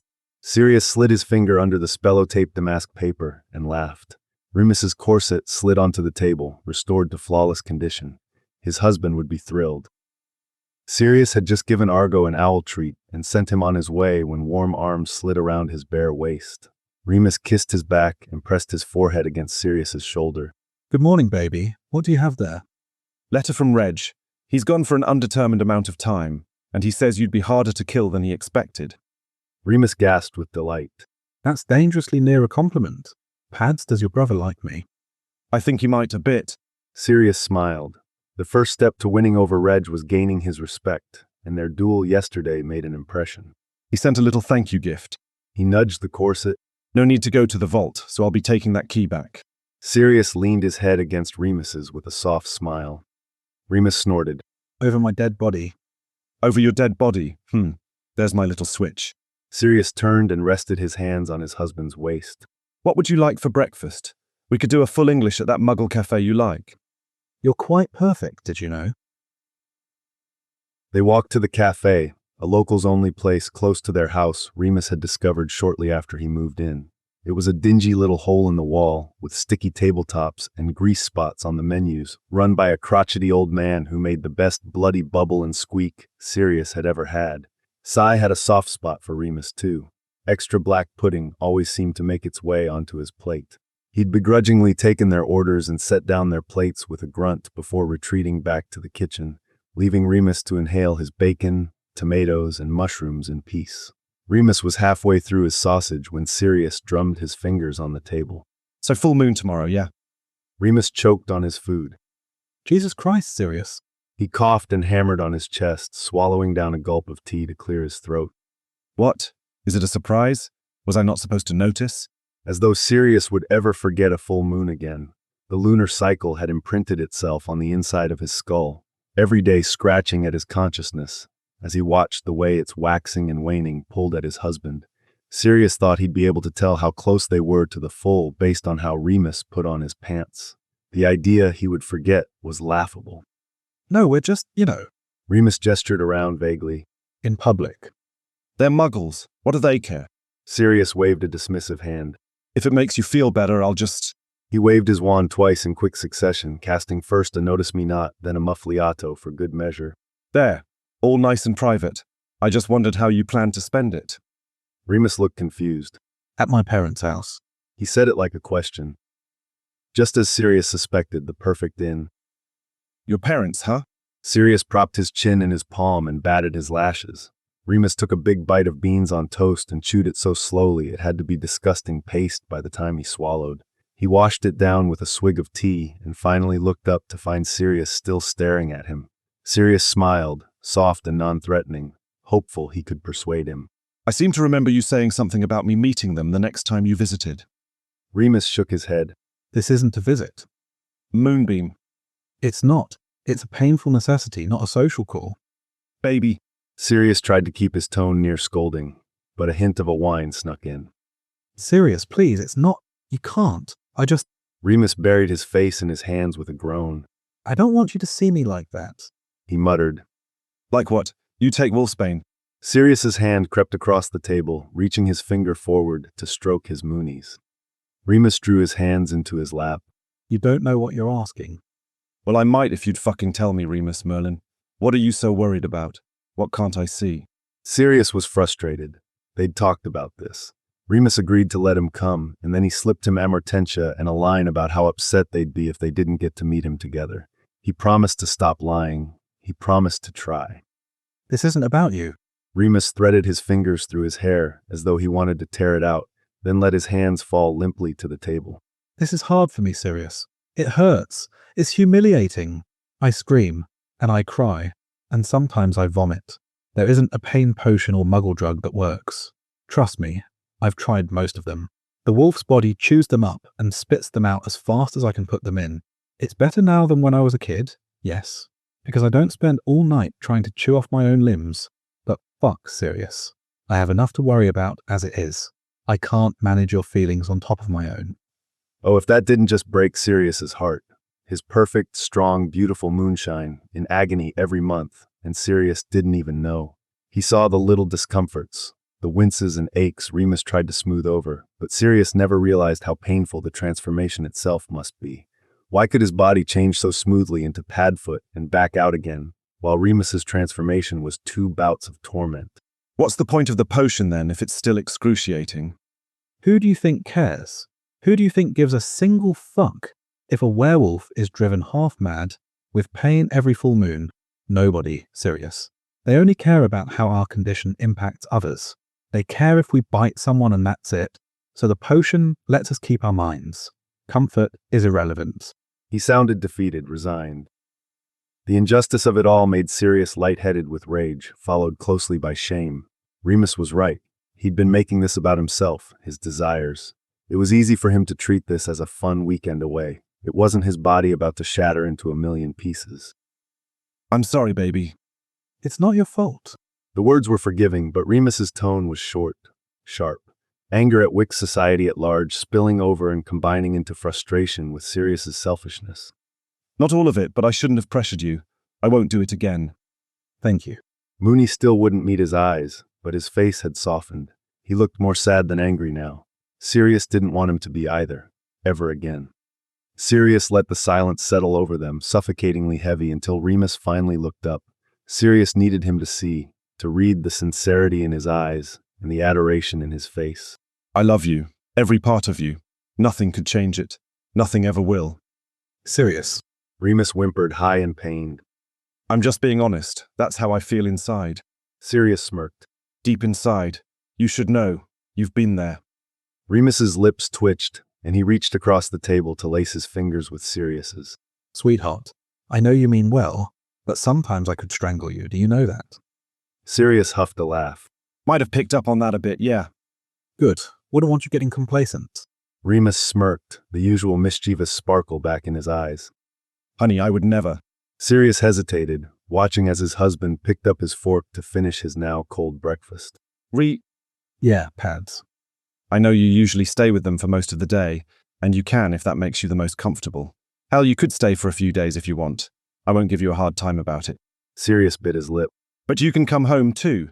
I'll have your favorite tea waiting, and the sheets will be clean and I'll get some extra pillows. The silk ones you like from Harrods. You can let yourself be comfortable with me too. Remus pursed his lips. I'll take it under advisement. Sirius smiled. That's all I ask. Remus was miserable all the next day, feverish and clammy, his sweat soaking through their sheets, where he curled into an aching little ball. Sirius cast laundry charms every hour on the hour, and Remus sighed in satisfaction every time the tingling chill ran over his body. He emerged from their room, dressed in Sirius's softest clothes just before dinner, and kissed his cheek. Hi, darling. I'm going to leave for my parents. I'm just lying in bed, twisting myself into knots anyway. I might as well give myself plenty of time. Are you sure? There's enough for both of us. Sirius wanted nothing more than to pull Remus into his lap and smother him in his love. His hair was fluffy and pressed up where he'd slept on it all afternoon, and his cheeks were rosy with fever. He looked adorable, Sirius's little cherub. Unfortunately for Sirius, the moon's pull was brutal, and this month the slightest contact made Remus hiss with pain. He was gratified Remus chose to wear his clothes for comfort, even if it was because he drowned in them so they touched his body as little as possible. Anything Sirius could do to make his life easier, even if it was just to be large and have a wardrobe. Remus sniffed the air, and his face took on a green tinge. Sirius clucked his tongue and frowned. His poor little love. Of course you don't have to, sweetheart, that's okay. The last dose of wolfsbane is under stasis in the cauldron. I'll get it for you. Just rest. Remus flopped into the chair, wincing as his arse made contact with the seat. Sirius checked the lasagna in the oven, then poured the steaming potion into the mug emblazoned with Lionel Richie's face, and the slogan, "Hello, is it tea you're looking for?" Remus's lips quirked into a little smile as he saw the choice in drinkware. Thank you, Padfoot. I'm sorry I haven't been much fun today. Sirius frowned. Baby, I love taking care of you. I just hate to see you hurting. Don't apologize for giving yourself the space to rest. I'll never be mad at you for it. Yes, well. Remus fiddled with the mug, spinning it in a slow circle by its handle and glaring at it like it kicked his puppy. I suppose it can't be helped, can it? He shrugged jerkily, picked up the potion, and downed it in one go. Remus set the cup down with a clink and a grimace, then rose to his feet. I'd best get going. Mam's expecting me soon. I'll see you tomorrow, Padfoot. Sirius loosely twined their fingers together and brushed his lips against Remus's. Good night, sweetheart. I love you. He oh so gently pushed back Remus's damp curls from his sweaty forehead and trailed his fingers down the side of his neck. Be safe, I'll miss you. Remus leaned just close enough to place a peck on Sirius's jaw. Miss you too, darling. Say hello to your parents for me, love. Just because I haven't met them doesn't mean I can't be polite. Remus huffed a little laugh and gave him a thumbs up as he walked out the door. Sirius watched it close behind him, heart breaking a little when he heard the crack of apparition just outside. Sirius tried to distract himself from the suffering his husband worked so hard to hide. He picked at the lasagna, unable to eat much more than Remus could. He washed the dishes by hand like some kind of muggle just to keep them busy. He took a scorching hot shower that made him feel sad and alone, missing the body that should occupy the other half of the space. He tossed and turned in bed until his legs were tangled in the sheets so tightly he felt swaddled like a newborn baby. He slammed his fists against the mattress with a frustrated huff, got up, and grabbed Regulus's marriage contract off the stack of papers in his office. Sirius put on his reading glasses. He was not getting old, damn it, no matter how James teased him, and stared at the yellowed parchment. On this, the 3rd day of August, 1971, between the parties his Lord Duke Orion Black and his Lord Marquess Malik Shacklebolt, whereas in the aforementioned agreement between his Lord Duke Black and his Lord Marquess Shacklebolt, Sirius had to read the passage 6 times before he could parse it. Something about seeing his and Regulus's father addressed by his official title sent his brain scurrying to its farthest reaches. His eyes always glazed over before the end of the second sentence.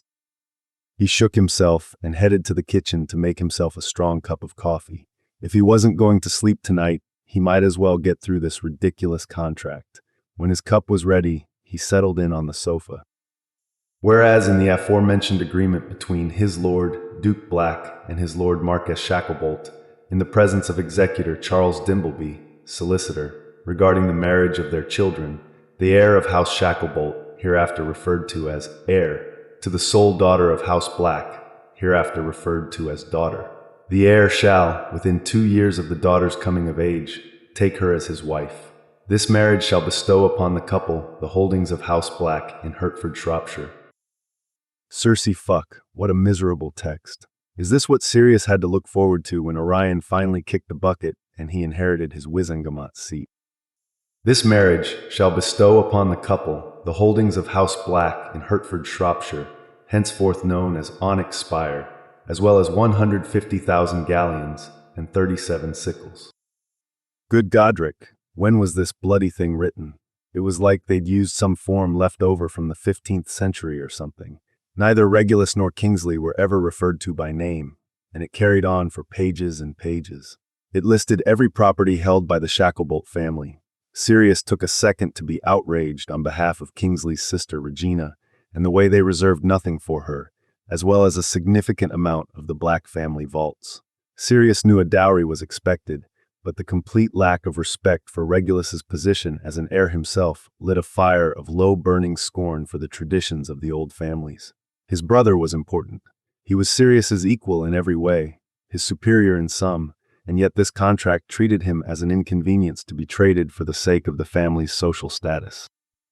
Sirius threw it down in a fit to pace the lounge, summoning some fire whiskey to add to his coffee. What utter and complete bullshit.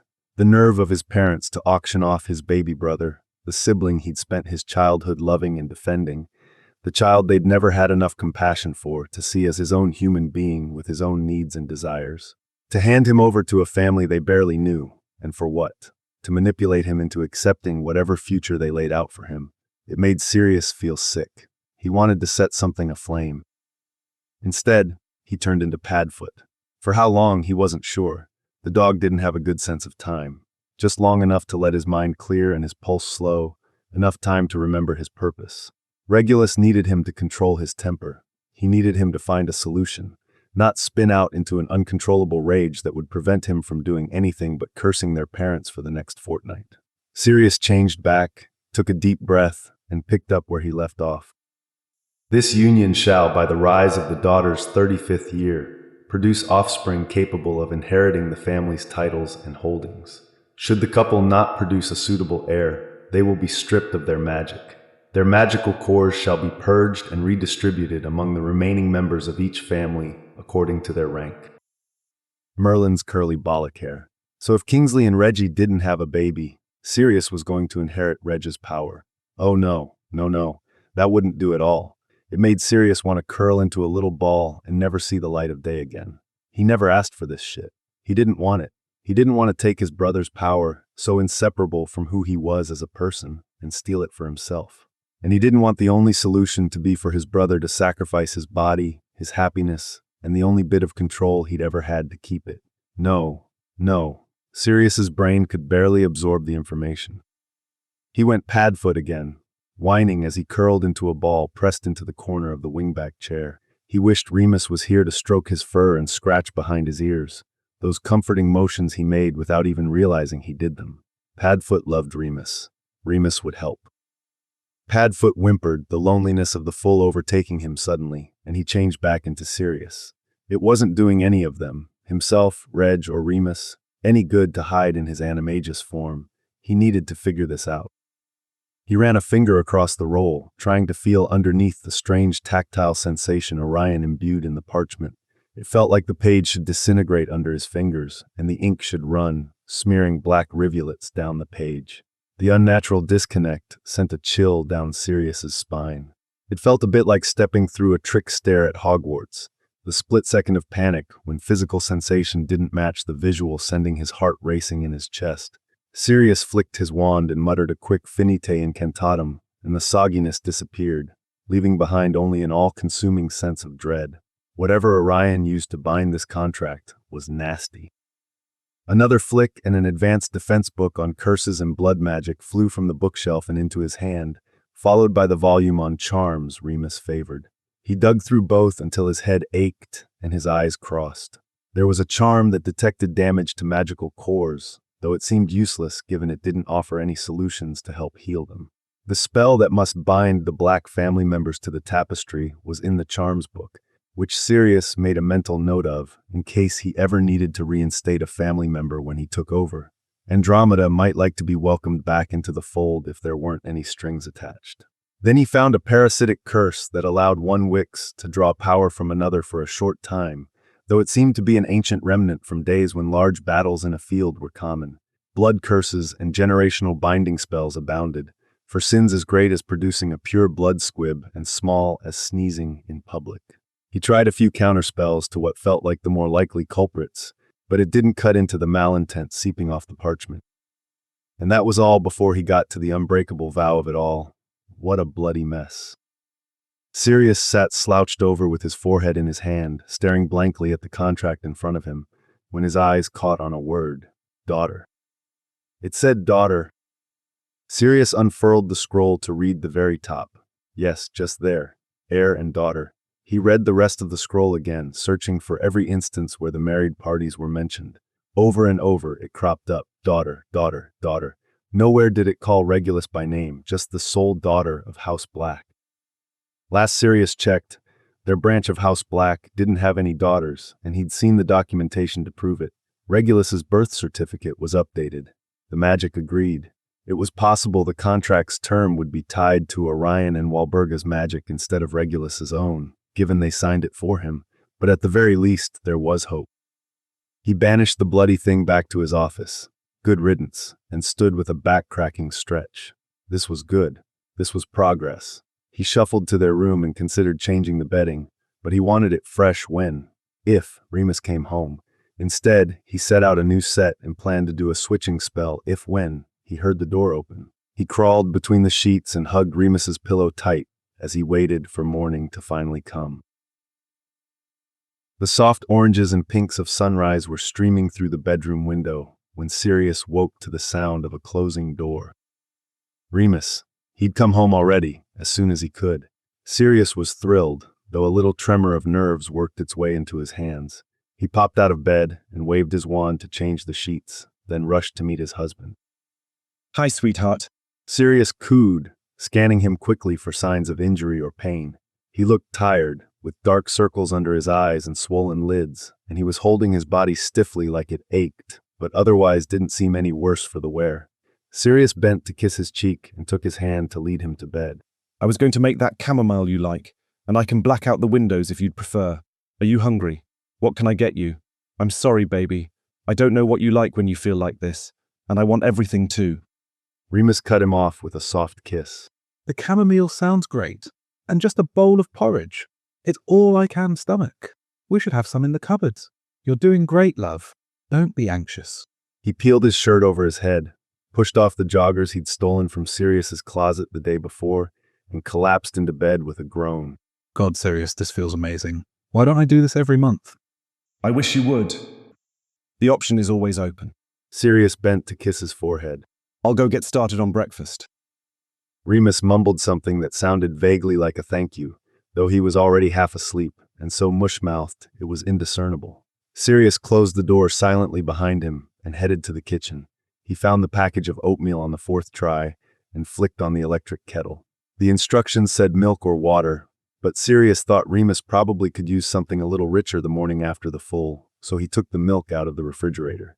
Sirius wasn't much of a muggle cook, and he wondered if Remus sincerely didn't want something more filling, or if he just didn't trust Sirius to do it without magic. If it was the latter, Sirius would have to prove his worth. He measured everything carefully and poured the ingredients into a saucepan on low heat, stirring until it was thick and rich. The kettle whistled just as he took it off the stove, so he set the tea to steep while he put the porridge in a bowl. There were a few raspberries, Remus's favorite, in the fridge. Those went on the top, as well as a pinch of brown sugar. The bowl was too hot to carry, and Remus would need something other than his lap to eat off of anyway. Sirius solved both problems by conjuring a dark walnut tray. It looked underwhelming with a single bowl and mug of tea, so Sirius conjured a short blue vase and a few cheerful white daisies to finish it off. Just because it was simple didn't mean it had to be lazy. Presentation mattered. He carried it into the bedroom, where Remus's heavy breaths told Sirius he was already asleep. He hesitated in the doorway, tray in his hands, as he looked at his sleeping husband. Should he wake him or let him be? He looked exhausted, the poor lamb, and Sirius's instinct was to leave it. But Remus had wanted the tea and asked for the porridge, and Sirius knew he hated any magical contamination on his food. Surely if Remus wanted to be left alone, he'd have told Sirius to wait with breakfast. Sirius walked to Remus's side of the bed and set the tray down on his nightstand. He sat on the edge of the mattress and stroked a hand through Remus's hair. Hi, baby. I have your breakfast. You can eat now, or I can make you more when you're ready to get up. Remus's eyes squinted against the light, but he nuzzled against Sirius's hand with a soft smile. So Sirius's decisions must not have been all bad. Too bright, he complained. I can fix that. A wave of his wand, and the windows were covered in thick red curtains, similar to the ones in Gryffindor Tower. Sirius hadn't meant to make those specifically. The thick red velvet didn't fit with the rest of his sleek, minimalist decor, but the depths of his mind often reached for Hogwarts, the first place that really felt like home when it wanted comfort. The room was thrown into a soft, warm glow, and Remus blinked open his eyes.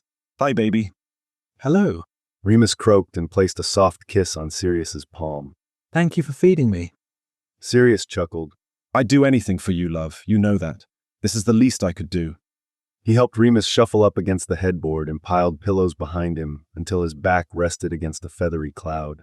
When Sirius set the tray in his lap, he gasped with delight. You got me flowers. His eyes shone, and Sirius wanted nothing more than to kiss him.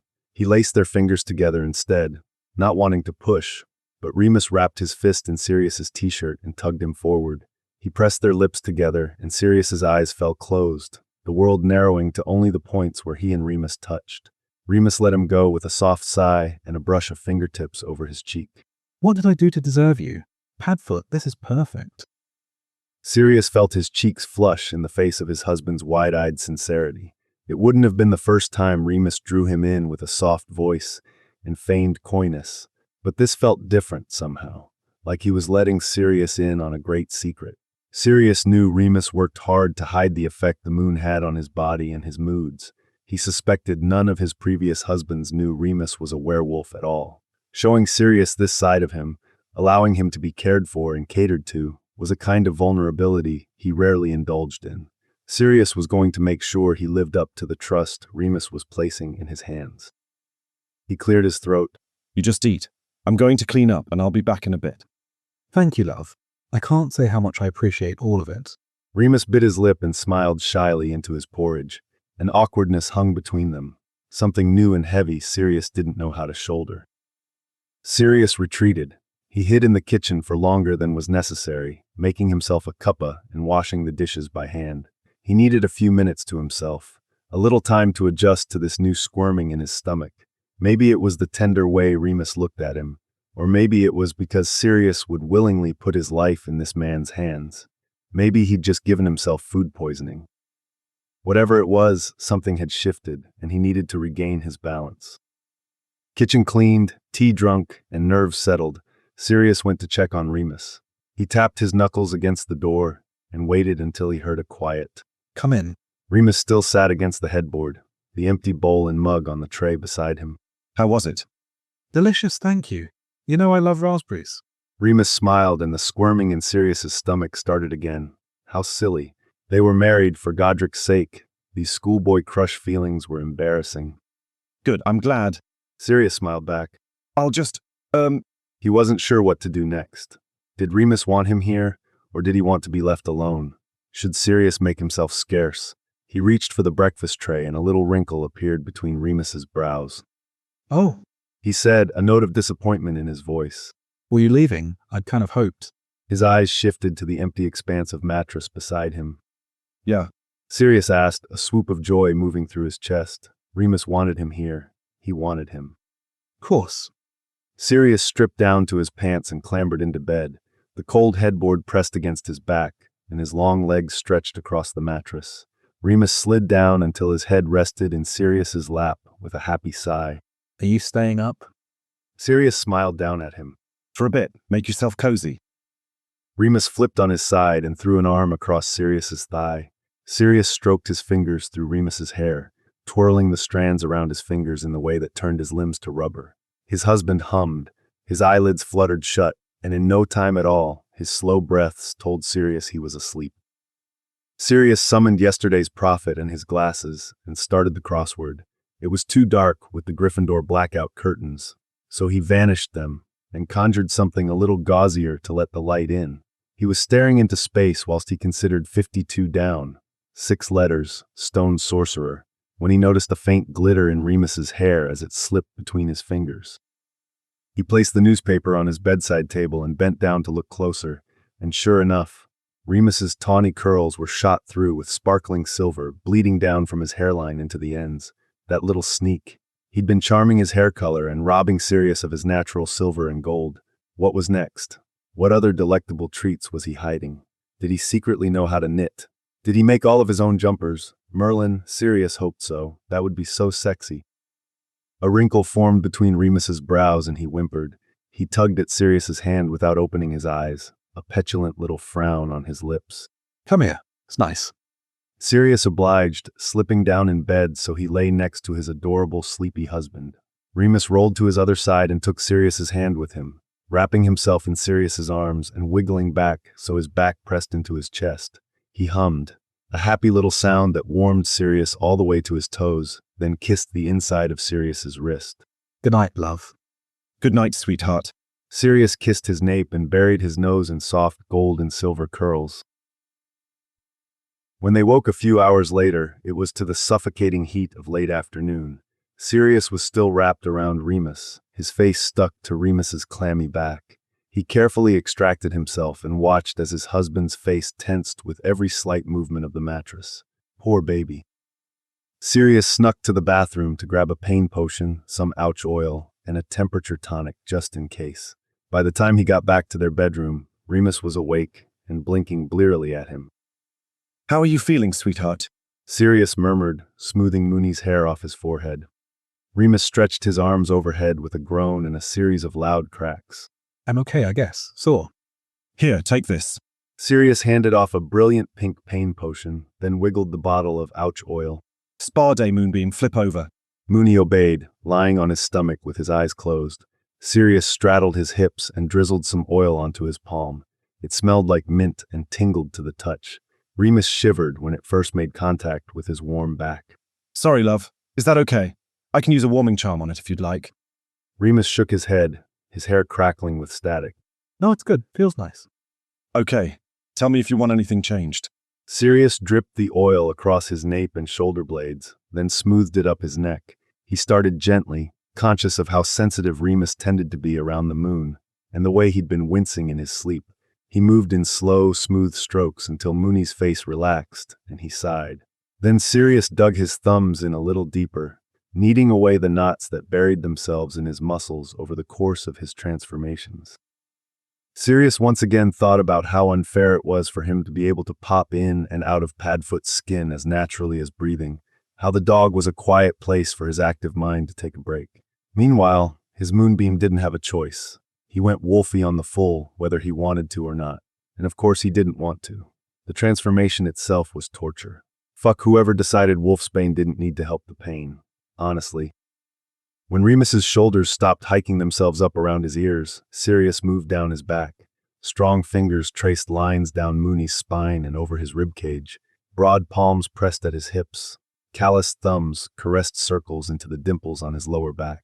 When all the tender spots on his torso had been adequately massaged away, every scar mapped and venerated, Sirius moved to do the same to his arms and his legs. Everything else relaxed and covered in goosebumps from the prickling oil. Sirius kneaded the smooth skin of his arse until all the tension melted away and his husband was a boneless puddle in their sheets. He hovered over Remus's back and brushed the shell of his ear with the tip of his nose. How do you feel, Moonshine? All he got in response was a muffled groan. That good. How would you feel about a bath? Remus turned his head to the side and blinked hazily. Yes, please. Coming right up. I'll be back, love. Sirius pressed a kiss to his shoulder and scurried to the bathroom. He started the tap and charmed it just shy of scalding, the way Remus liked it when he showered, and decided to embrace the purple water. It helped set the mood. He dumped some bath salts in the oversized clawfoot tub and swirled them with his hand until they dissolved. Marigold and lavender soon wafted up alongside the steam, the scent of the healing herbs surrounding him. With a wave of Sirius's wand, a cozy ambient heat filled the space. It was ready. Sirius went to gather the last ingredient in this perfect scene, his husband. He scooped Remus up with one arm under his knees and the other supporting his back. Mooney clutched his neck and squawked out a protest. Sirius, I can walk, you know. He pouted with beseeching amber eyes. Sirius kissed his temple. I know you can, Moonbeam, but I don't want you to lift a finger today. Just let me take care of you. All right. Remus grunted, an annoyed little sound, but he shifted his weight closer and rested his head on Sirius's chest. Sirius tried to deposit him directly in the tub, but that was where Remus drew the line and squirmed out of his grip. I can stand, Panfoot, honestly. He scolded with a roll of his eyes. I operated myself home. I'm perfectly competent, and I don't want to crack my skull open because you accidentally dropped me into the porcelain. Annoying but fair. The ouch oil had made him rather slippery. Remus slid into the bath and let out a groan of relief. Oh, love, this feels amazing. Yeah. Sirius asked. Remus's affirming hum felt like the sun had set in Sirius's chest, setting him aglow and warming him from the inside out. He conjured himself a cushion, knelt at the back of the tub, and summoned the good shampoo. Close your eyes, love. Remus's lids fluttered shut, and he tilted his head back. Sirius cast a warm aguamenti over his curls and worked the shampoo into a thick lather, scratching his fingernails over Remus's scalp and massaging his thumbs into the base of his skull. Remus's mouth fell open, and he let out a long, contented sigh. When Sirius had stretched out the shampoo for as long as was reasonable, he rinsed out the suds and worked in a palmful of conditioner. Then he smoothed each of Mooney's curls until they were soft and smooth as spun gold. It took ages, so long Sirius's knees were sore and his back hurt. It was worth it, though, to see his husband so at ease. He was loose-limbed and relaxed, with his arms flopped carelessly over the sides of the bath and warm water lapping at his nipples. The tension bled out of his face. He looked younger like this, like he'd let go of something Sirius hadn't even known he was carrying. He was beautiful. Sirius loved him so much it ached. Sirius had to stifle a laugh when he was rewarded with a moan for cupping Remus's head in his palm to rinse his hair. He didn't think Remus even knew he did it. He was so blissed out, he was barely conscious. Sirius squeezed his hair dry and kissed his forehead. I'll leave you be, sweetheart. Just relax. Oh, okay. His brows furrowed and he sounded disappointed. I just thought. Sirius trailed off, studying his husband's face, knowing an invitation to stay was too much to hope for, but foolishly doing so anyway. No, it's fine. Remus waved him off, though the wrinkle between his brows stayed. I'm sure you have things to do. You've wasted your whole day with me. Sirius dropped to his knees at Remus's side. I've never wasted a second by spending it with you. Never. He sealed his fervor with a firm kiss to Remus's knuckles. He looked at his Mooney with wide, imploring eyes. Do you want me to stay? Remus bit his lip and looked away. If you don't terribly mind. Of course I don't. Budge up. Sirius had vanished his clothes by the time Remus leaned forward far enough that he could slip in behind him. He stretched his legs outside of Remus's hips and down to the bottom of the tub, knees splayed wide around his husband's. Remus settled his back into Sirius's chest and laid his head against his shoulder with a sigh. You're very comfortable. Sirius smiled into the back of his neck and wrapped his arms around Remus's torso. You know, Moonbeam, I realize today you've been hiding something from me. Remus tensed. And what's that? Sirius had to push down his laughter. Your hair, darling, you've been charming it. I am a natural blonde, thank you very much. Remus tutted. Sirius hummed. Mostly. What is that supposed to mean? Remus pinched his thigh and Sirius barked a laugh. I love your greys, Moonbeam. Makes me feel like a seer. I can tell what our future will look like. Please keep them. Sirius implored. Remus scoffed. Just what every man wants. A partner whose premature aging reminds them of their own mortality. No thank you. Baby. Sirius pouted. He reached up to brush the strands in question. I won't beg, but think about it. Please, Don't you have more malicious places to direct your magical talent? That made Remus laugh so hard he wheezed, shaking and sloshing water onto the floor. You're a menace. I'll think about it. Thank you. Sirius wiggled with joy and kissed the side of his neck. That's all I ask. He looked at the scars that crisscrossed his legs and stomach, most faded to silver but some still pink and jagged. Sirius remembered what he'd said at the diner. He hoped the part about trying to chew off his own limbs was an exaggeration, but doubted it based on the collection of marks near his wrist. He wished he had a time turner, a powerful one, something that could go back a couple decades so he could offer his beloved some kind of comfort, offer him something, even if it was just reassurance that things would be better in the future. It must have been so lonely to be a teenage werewolf. Baby, do you think the wolf would like Padfoot? He mused aloud. He liked to think the canines would be friends. Remus snorted. I don't think the wolf likes much of anybody. You don't think so? He wouldn't want to give Padfoot a good sniff, see if they have anything in common. No, I like being alive, thank you. I wouldn't be foolish enough to trap the House of Black's heir in a room with an angry werewolf. Remus laughed. Sirius chose to interpret that as a figure of speech. There was no way he locked himself in a room for his transformations, was there? Trapped. Oh no. Sirius shook his head. He'd go in willingly. Curiosity killed the Krupp and all that. I'm pretty sure it's cat, darling. Is it? Sirius asked. Muggles are so weird. Watch who you're calling a muggle, pure blood. Remus turned to scrape his teeth against the meat of Sirius's bicep. Just because I know how to run the taps without turning the water purple doesn't mean I'm a muggle. I know how. Sirius squawked. I'm just impatient is all. It doesn't get hot fast enough. Remus chuckled. You keep telling yourself that, love. Sirius huffed, then kissed his husband's crown. Species of inquisitive animal aside, Padfoot would happily spend the night with Mooney. Well, we've named him now, have we? Remus asked, a bit of fondness creeping in under the bite of his words. Baby, you're named after him, not the other way round.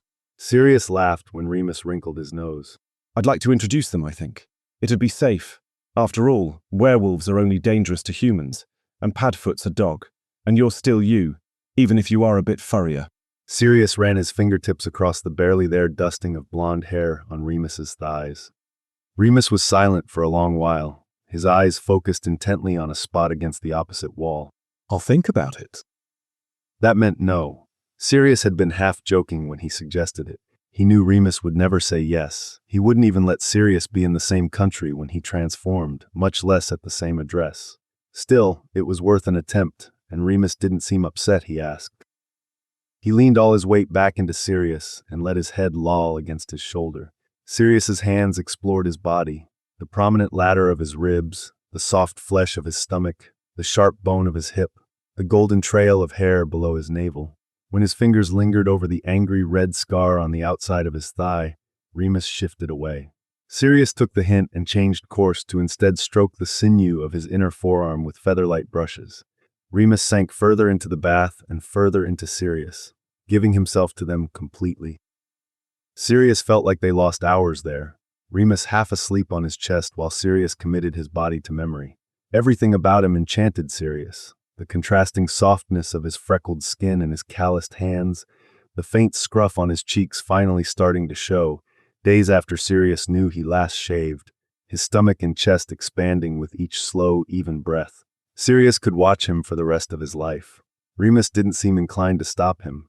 When the water went cold, he dropped his hand below the surface and it warmed around them again. The next time Sirius's wandering hands passed the flat expanse of Remus's lower stomach, Mooney's half-hard dick grazed his wrist. Sirius paused and studied his husband's face, not even a twitch of his lashes. More slowly now, Sirius restarted his movements, drawing swirls and stars on the smooth skin, letting his fingers drift into the crease between his thigh and his pelvis, then dragged over his balls, along his length, and over the silky soft head. Remus's breath hitched at Sirius's touch. Sirius thumbed the tip, watching for any sign of hesitation or discomfort. Finding none, he summoned the lube they kept in the shower and wrapped his fist around Remus's fully hard cock. He worked him slowly, Remus's body cradled against his own. The water splashed softly against the walls of the tub, the soft ripples moving in time with Sirius's hand as he drew quiet, breathy moans from Remus's lips. Sirius savored every sound, conducting a magical symphony meant for his ears alone. He drank in his lover's face and catalogued every minute change in expression as he brought him closer to ecstasy.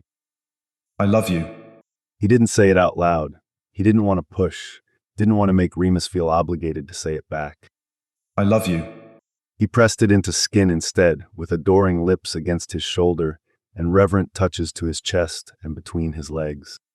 I love you. He said it without his words and hoped Remus heard it anyway, could feel the way it radiated from Sirius's body so he could soak it into his own. Remus's eyes fluttered open, his blown pupils and hazy golden irises glued to Sirius's face. Sirius looked back, transfixed, unable to tear his eyes away even if he'd wanted to. Remus came with a near-silent gasp that echoed off the hard tiles and reverberated through Sirius's soul. His stomach tensed, and his body shuddered as he spilled over Sirius's hand, his breath coming in short pants as Sirius stroked him through it. He collapsed back into Sirius and half-turned to catch his lips in a soft kiss. Sirius cradled his jaw in one hand and braced his other against his low back, grounding him and steadying him as he deepened the kiss. Remus's hand groped in the violet water, searching for Sirius's prick and stroking him fast when he found his hard length. Sirius shook his head and broke their kiss. No, sweetheart, not right now. Remus stopped, but he looked at Sirius with hurt in his eyes. Sirius brushed his thumb across his Mooney's full lower lip. I'm taking care of you today, baby. That's all I want. Just let me. Okay. Remus whispered. His cheeks were flushed and he struggled to meet Sirius's gaze, but he didn't shy away from his touch. Okay.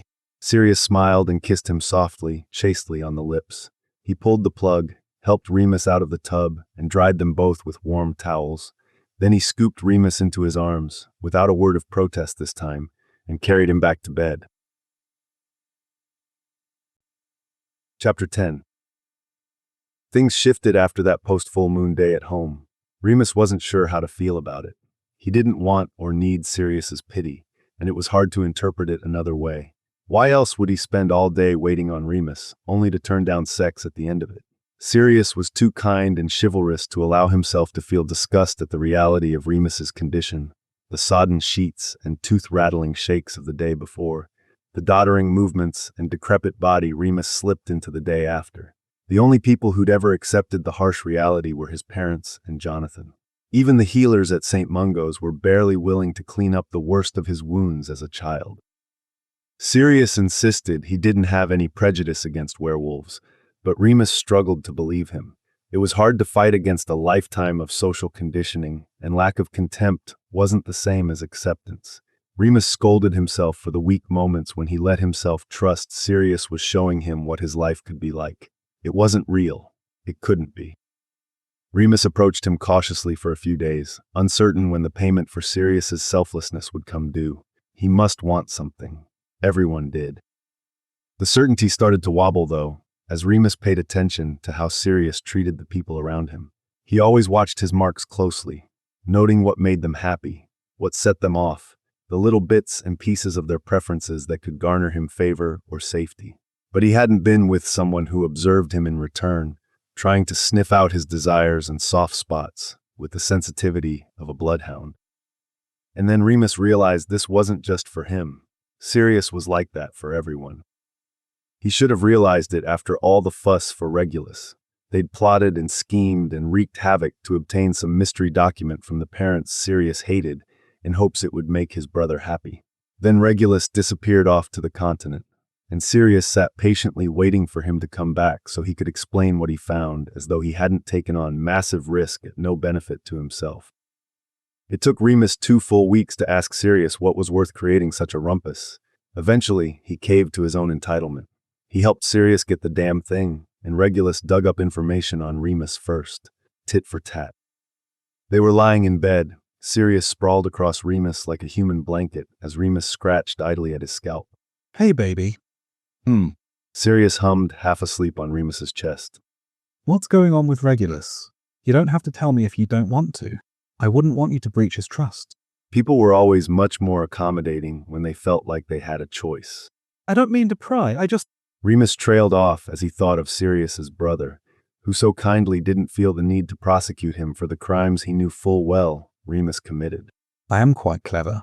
I might be able to help. Offer a different perspective at least. Sirius shifted himself up and nuzzled into Remus's neck. Silent for so long, Remus wasn't sure he was going to answer. He has to get pregnant. Sirius finally sighed. Oh. Remus shuddered at the thought of parenthood for himself, but he could see it for Regulus and Kingsley.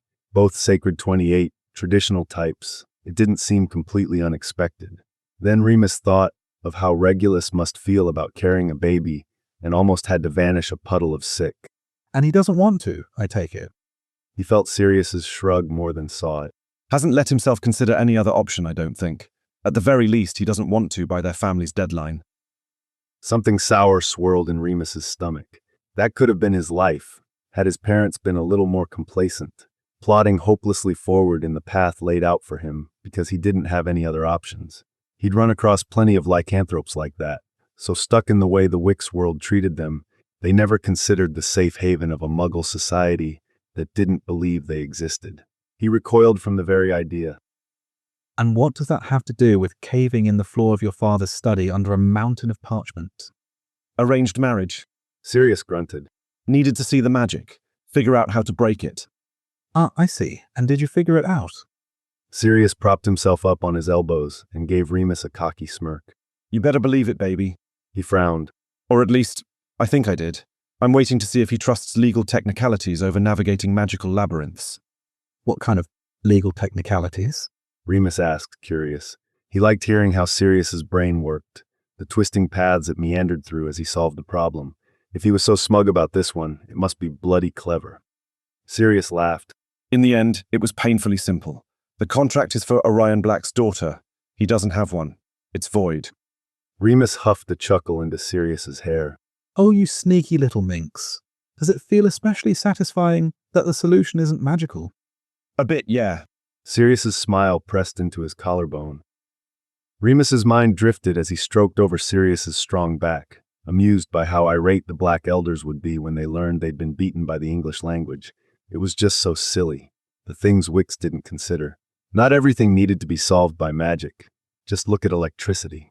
Sure, it was easy enough to light a whole room full of candles with a wave of a wand, but there was always the chance the curtains would catch fire.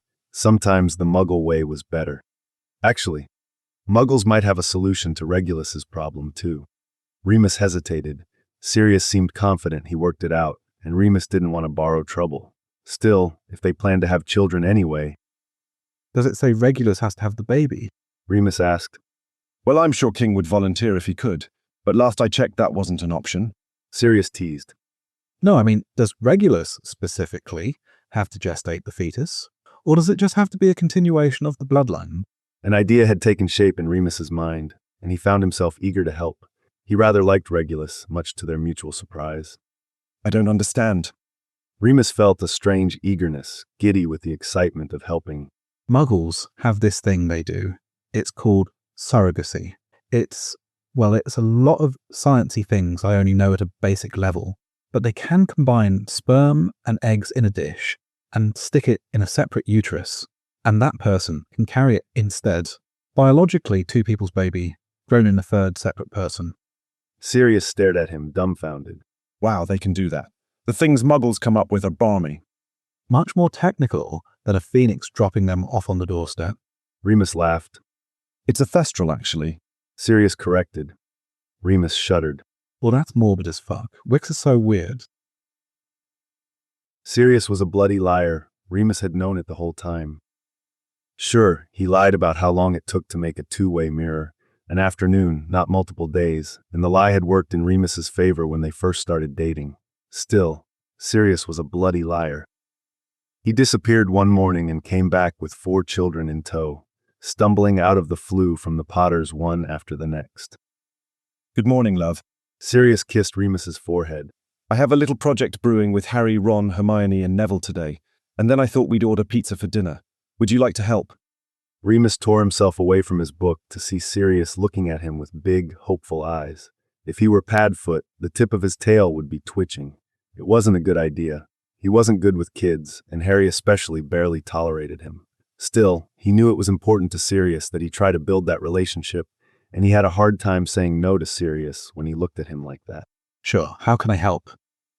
They spent the day in Sirius's office, brewing potions and casting charms on bits of glass.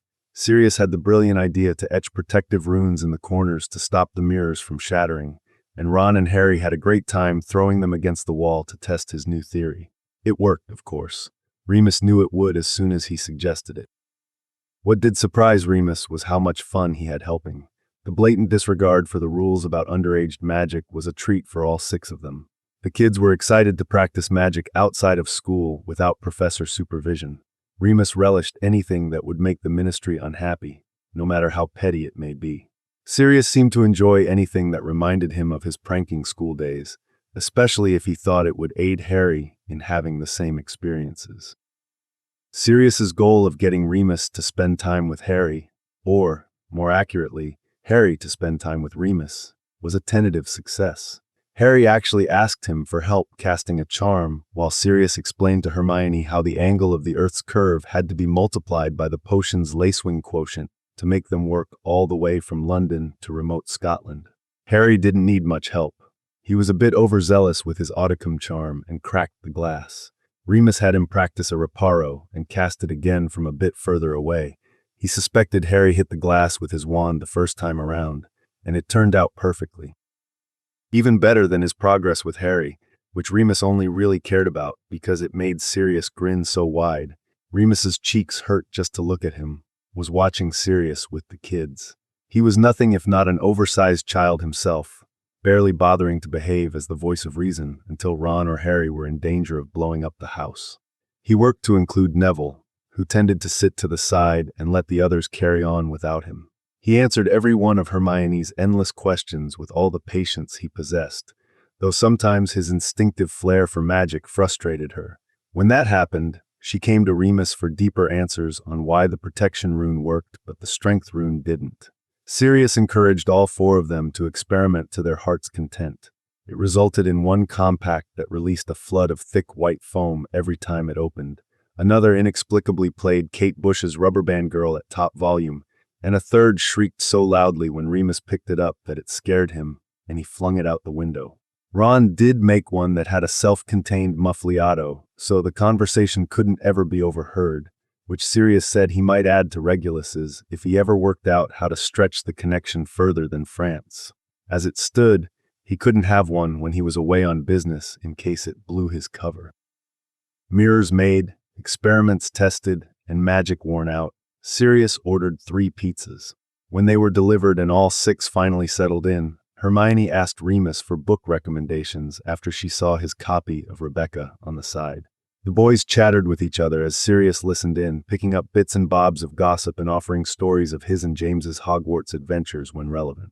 Neville even worked up the courage to ask for a ride on his motorbike after Sirius told them about charming it to fly as soon as he was of age. Finally, when the food was all eaten, Sirius and Remus slipped away into the office to clean up, and more importantly, give the kids some unsupervised time. You're really good with them. I think Hermione started to fancy you a bit. Sirius teased him gently. Not that I can blame her. You're very fanciable. Remus felt heat in his cheeks.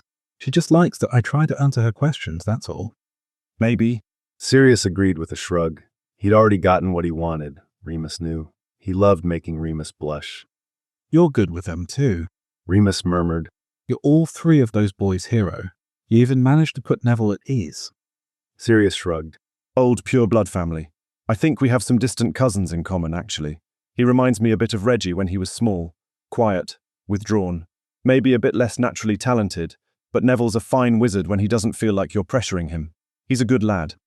Remus slipped his arms around Sirius's waist and kissed the back of his neck while Sirius vanished the silver potion from the cauldron.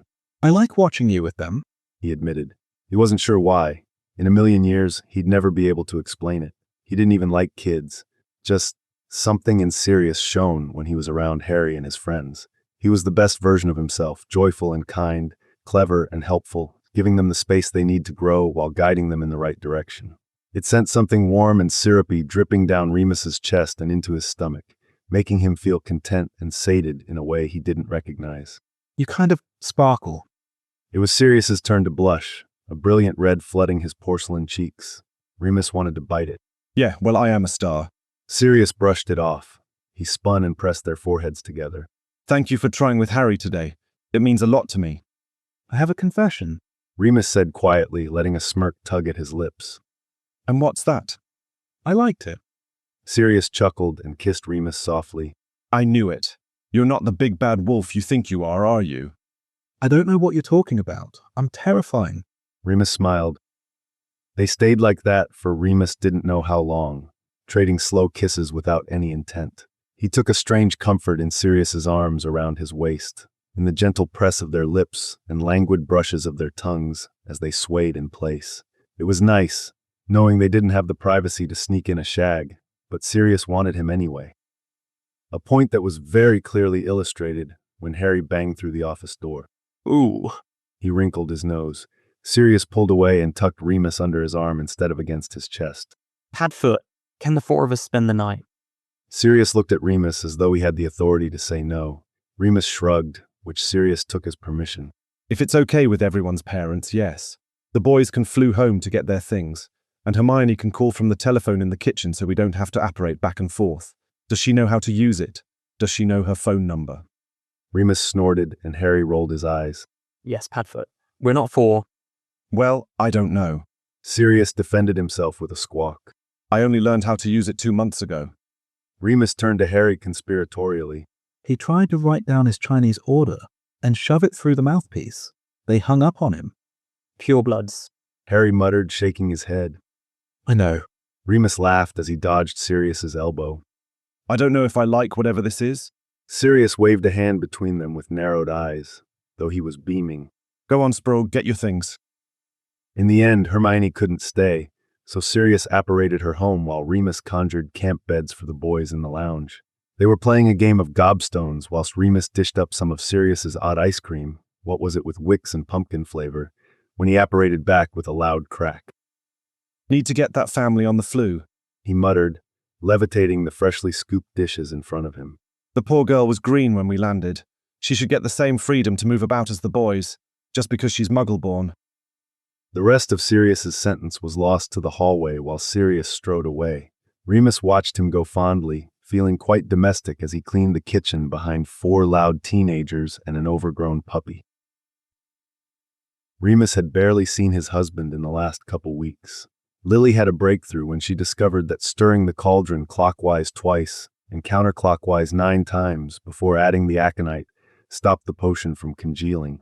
Fussy arithmancy at work again. Remus and Sirius had celebratory dinner with a smug Lily and a proud James, who was still a bit icy toward Remus but slowly thawing, and then it was Sirius's turn to manage the distribution pathway. Sirius brought St. Mungo's an offer from WLF to brew and bottle enough for every registered werewolf in the United Kingdom and Ireland, with an additional 10% for unregistered or foreign lycanthropes every month. The facility's chief healer very politely said no thank you and dismissed him from her office. It doesn't make any bloody sense. Sirius raged when he got home. Remus made a sympathetic noise in the back of his throat as he set Sirius's plate in front of him. Sirius leaned up to kiss his cheek. Thank you, love. Why don't they? Oh my God, baby, this is amazing. Why don't they understand how good this is for not just the werewolves, but everyone else too? It's the obvious solution. They're such knobheads. In Remus's experience, most Wicks preferred to see a lycanthrope punished for the crime of existing over even the perception of mercy, so he wasn't surprised by St. Mungo's reaction. After all, they couldn't be seen rewarding someone with accessible health care after being bitten. Oh no. It was much more practical to keep them ashamed and hiding. You're right, it is obvious. Thank you. That doesn't matter though. Remus said sadly. He had to make Sirius see. Do you know why I'm so good at wandless magic? Because your Dao is interested in international methods of casting. Sirius recited the half-truth Remus shared during their first date. He kept every tidbit Remus ever told him stashed in that big, beautiful brain of his. Remus wasn't sure if it was because he had a good memory in general, or if he just remembered everything about Remus, but it always made him shift uncomfortably in his seat when he realized Sirius studied him the same way a jeweler studied diamonds. The attention was a little more than Remus could handle. Remus shook his head. No, I mean yes, but only out of necessity. Ask me about my wand, love. Your wand. Sirius hummed happily with a lascivious wink. Remus rolled his eyes. Fuck off. I mean my actual wand, the magical one. As far as I'm concerned, they're both pretty magical. Remus glared at him, a smirk twitching around his lips, until Sirius finally laughed and caved. Yes, please, Moonbeam. Tell me about when you got your wand. I love wand shopping stories. Sirius propped his chin in his palm. Godric, he was cute. Too bad Remus was going to have to crush him. My father bought it third hand off some bloke in Nocturne Alley when I was 13. What? Sirius looked aghast. But your wand chooses you. How can you have a third-hand wand you didn't get to try?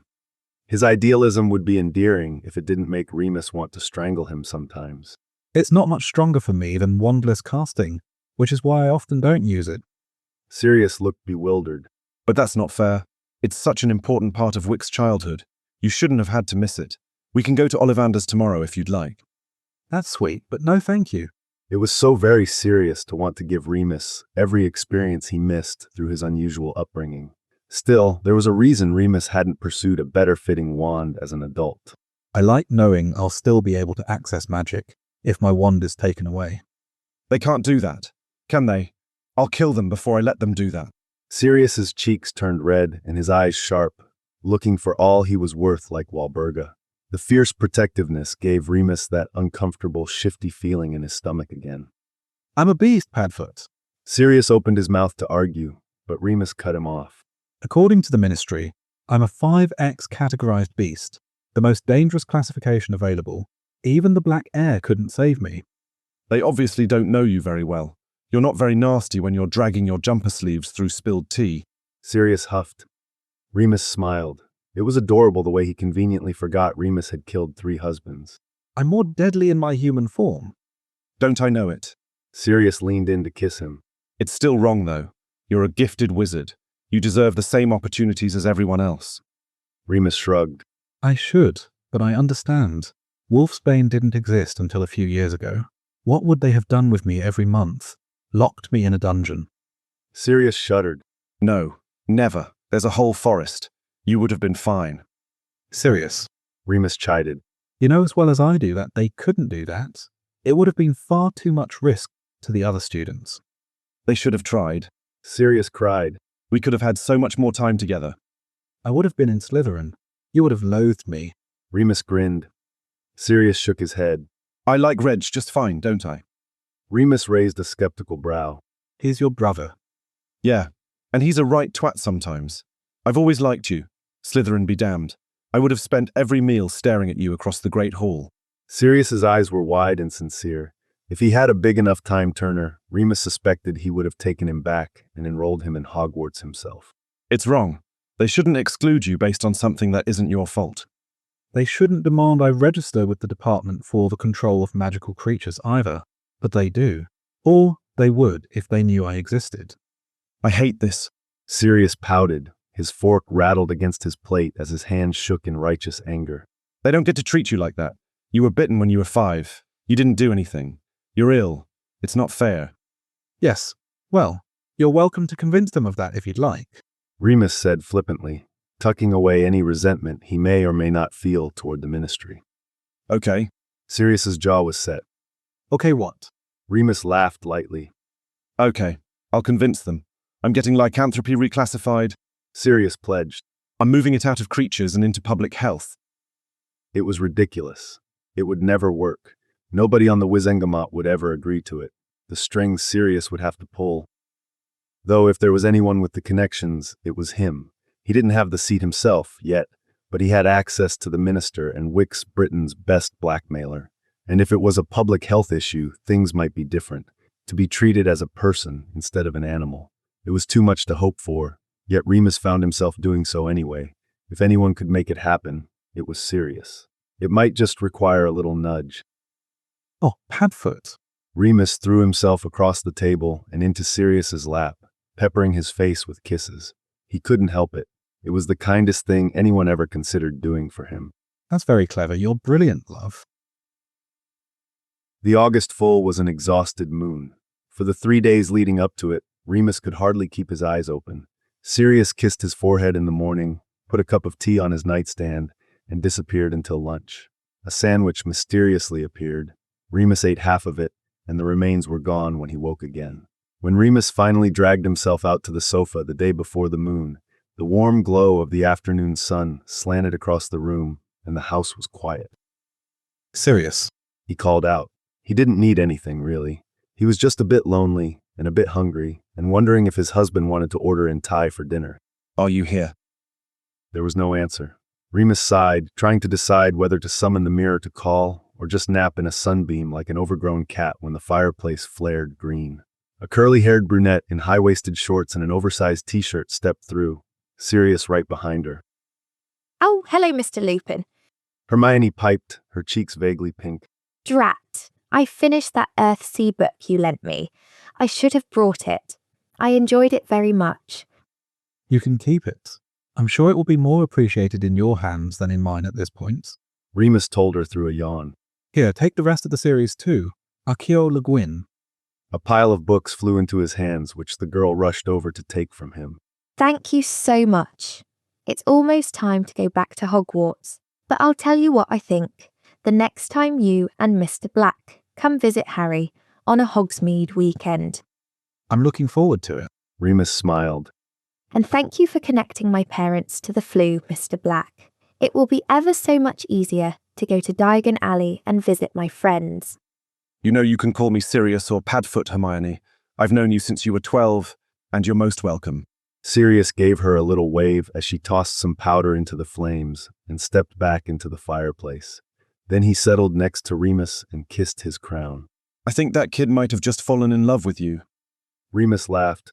Yes, as we both know, the way to a young witch's heart is Muggle fantasy novels. Darling, I'm quite certain neither of us has any idea how to charm a witch. Sirius grinned. How are you doing? Do you want anything for dinner? You've read my mind. Want me to call it in? Remus made to stand. I can do it, love. You rest. What would you like? Thank you one, please. Thank you, Padfoot. Remus laid his head back against the throw pillow and closed his eyes. He hated feeling like this, so helpless and useless, completely reliant on Sirius. The only thing he'd done in days was walk to the loo and the lounge, and he was ready for another nap. He floated somewhere between asleep and awake, Sirius's voice floating disjointed through his consciousness. Soft hands brushed through his hair, a door opened and closed, and suddenly feet were nudging at his stretched-out legs. Budge up, Moonshine. Delivery.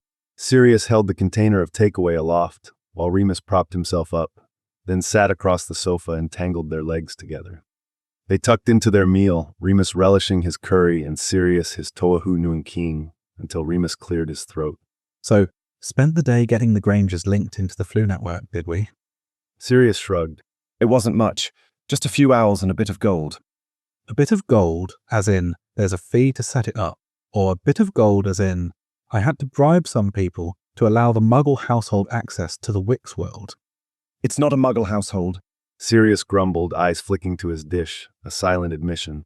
A witch lives there. A talented one. A little smile tugged at Remus's lips as Sirius blushed. It was cute, the way he was with people he cared about, unfailingly and unerringly kind and motivated by justice. A sometimes strange and convoluted form of justice, but justice all the same. Whatever you say, love.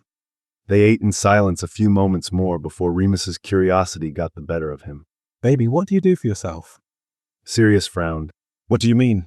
I do lots of things. Yes, you do. For other people.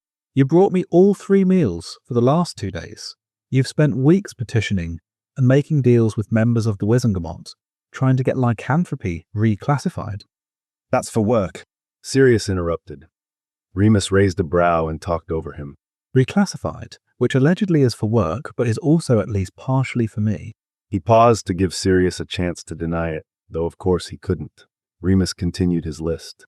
You spent all last Sunday helping Effie hand-feed a snatch of orphaned snidgets. The week before, you helped Lily declaw their cat and came home covered in scratches.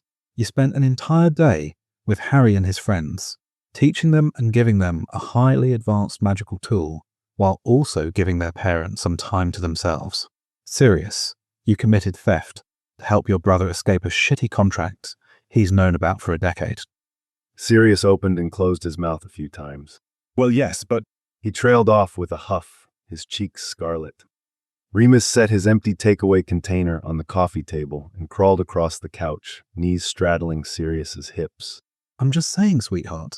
All of your hobbies are helping other people. He cupped Sirius's face in his palms and brushed his thumbs over sharp cheekbones. What's the last thing you did that was fun? A hobby?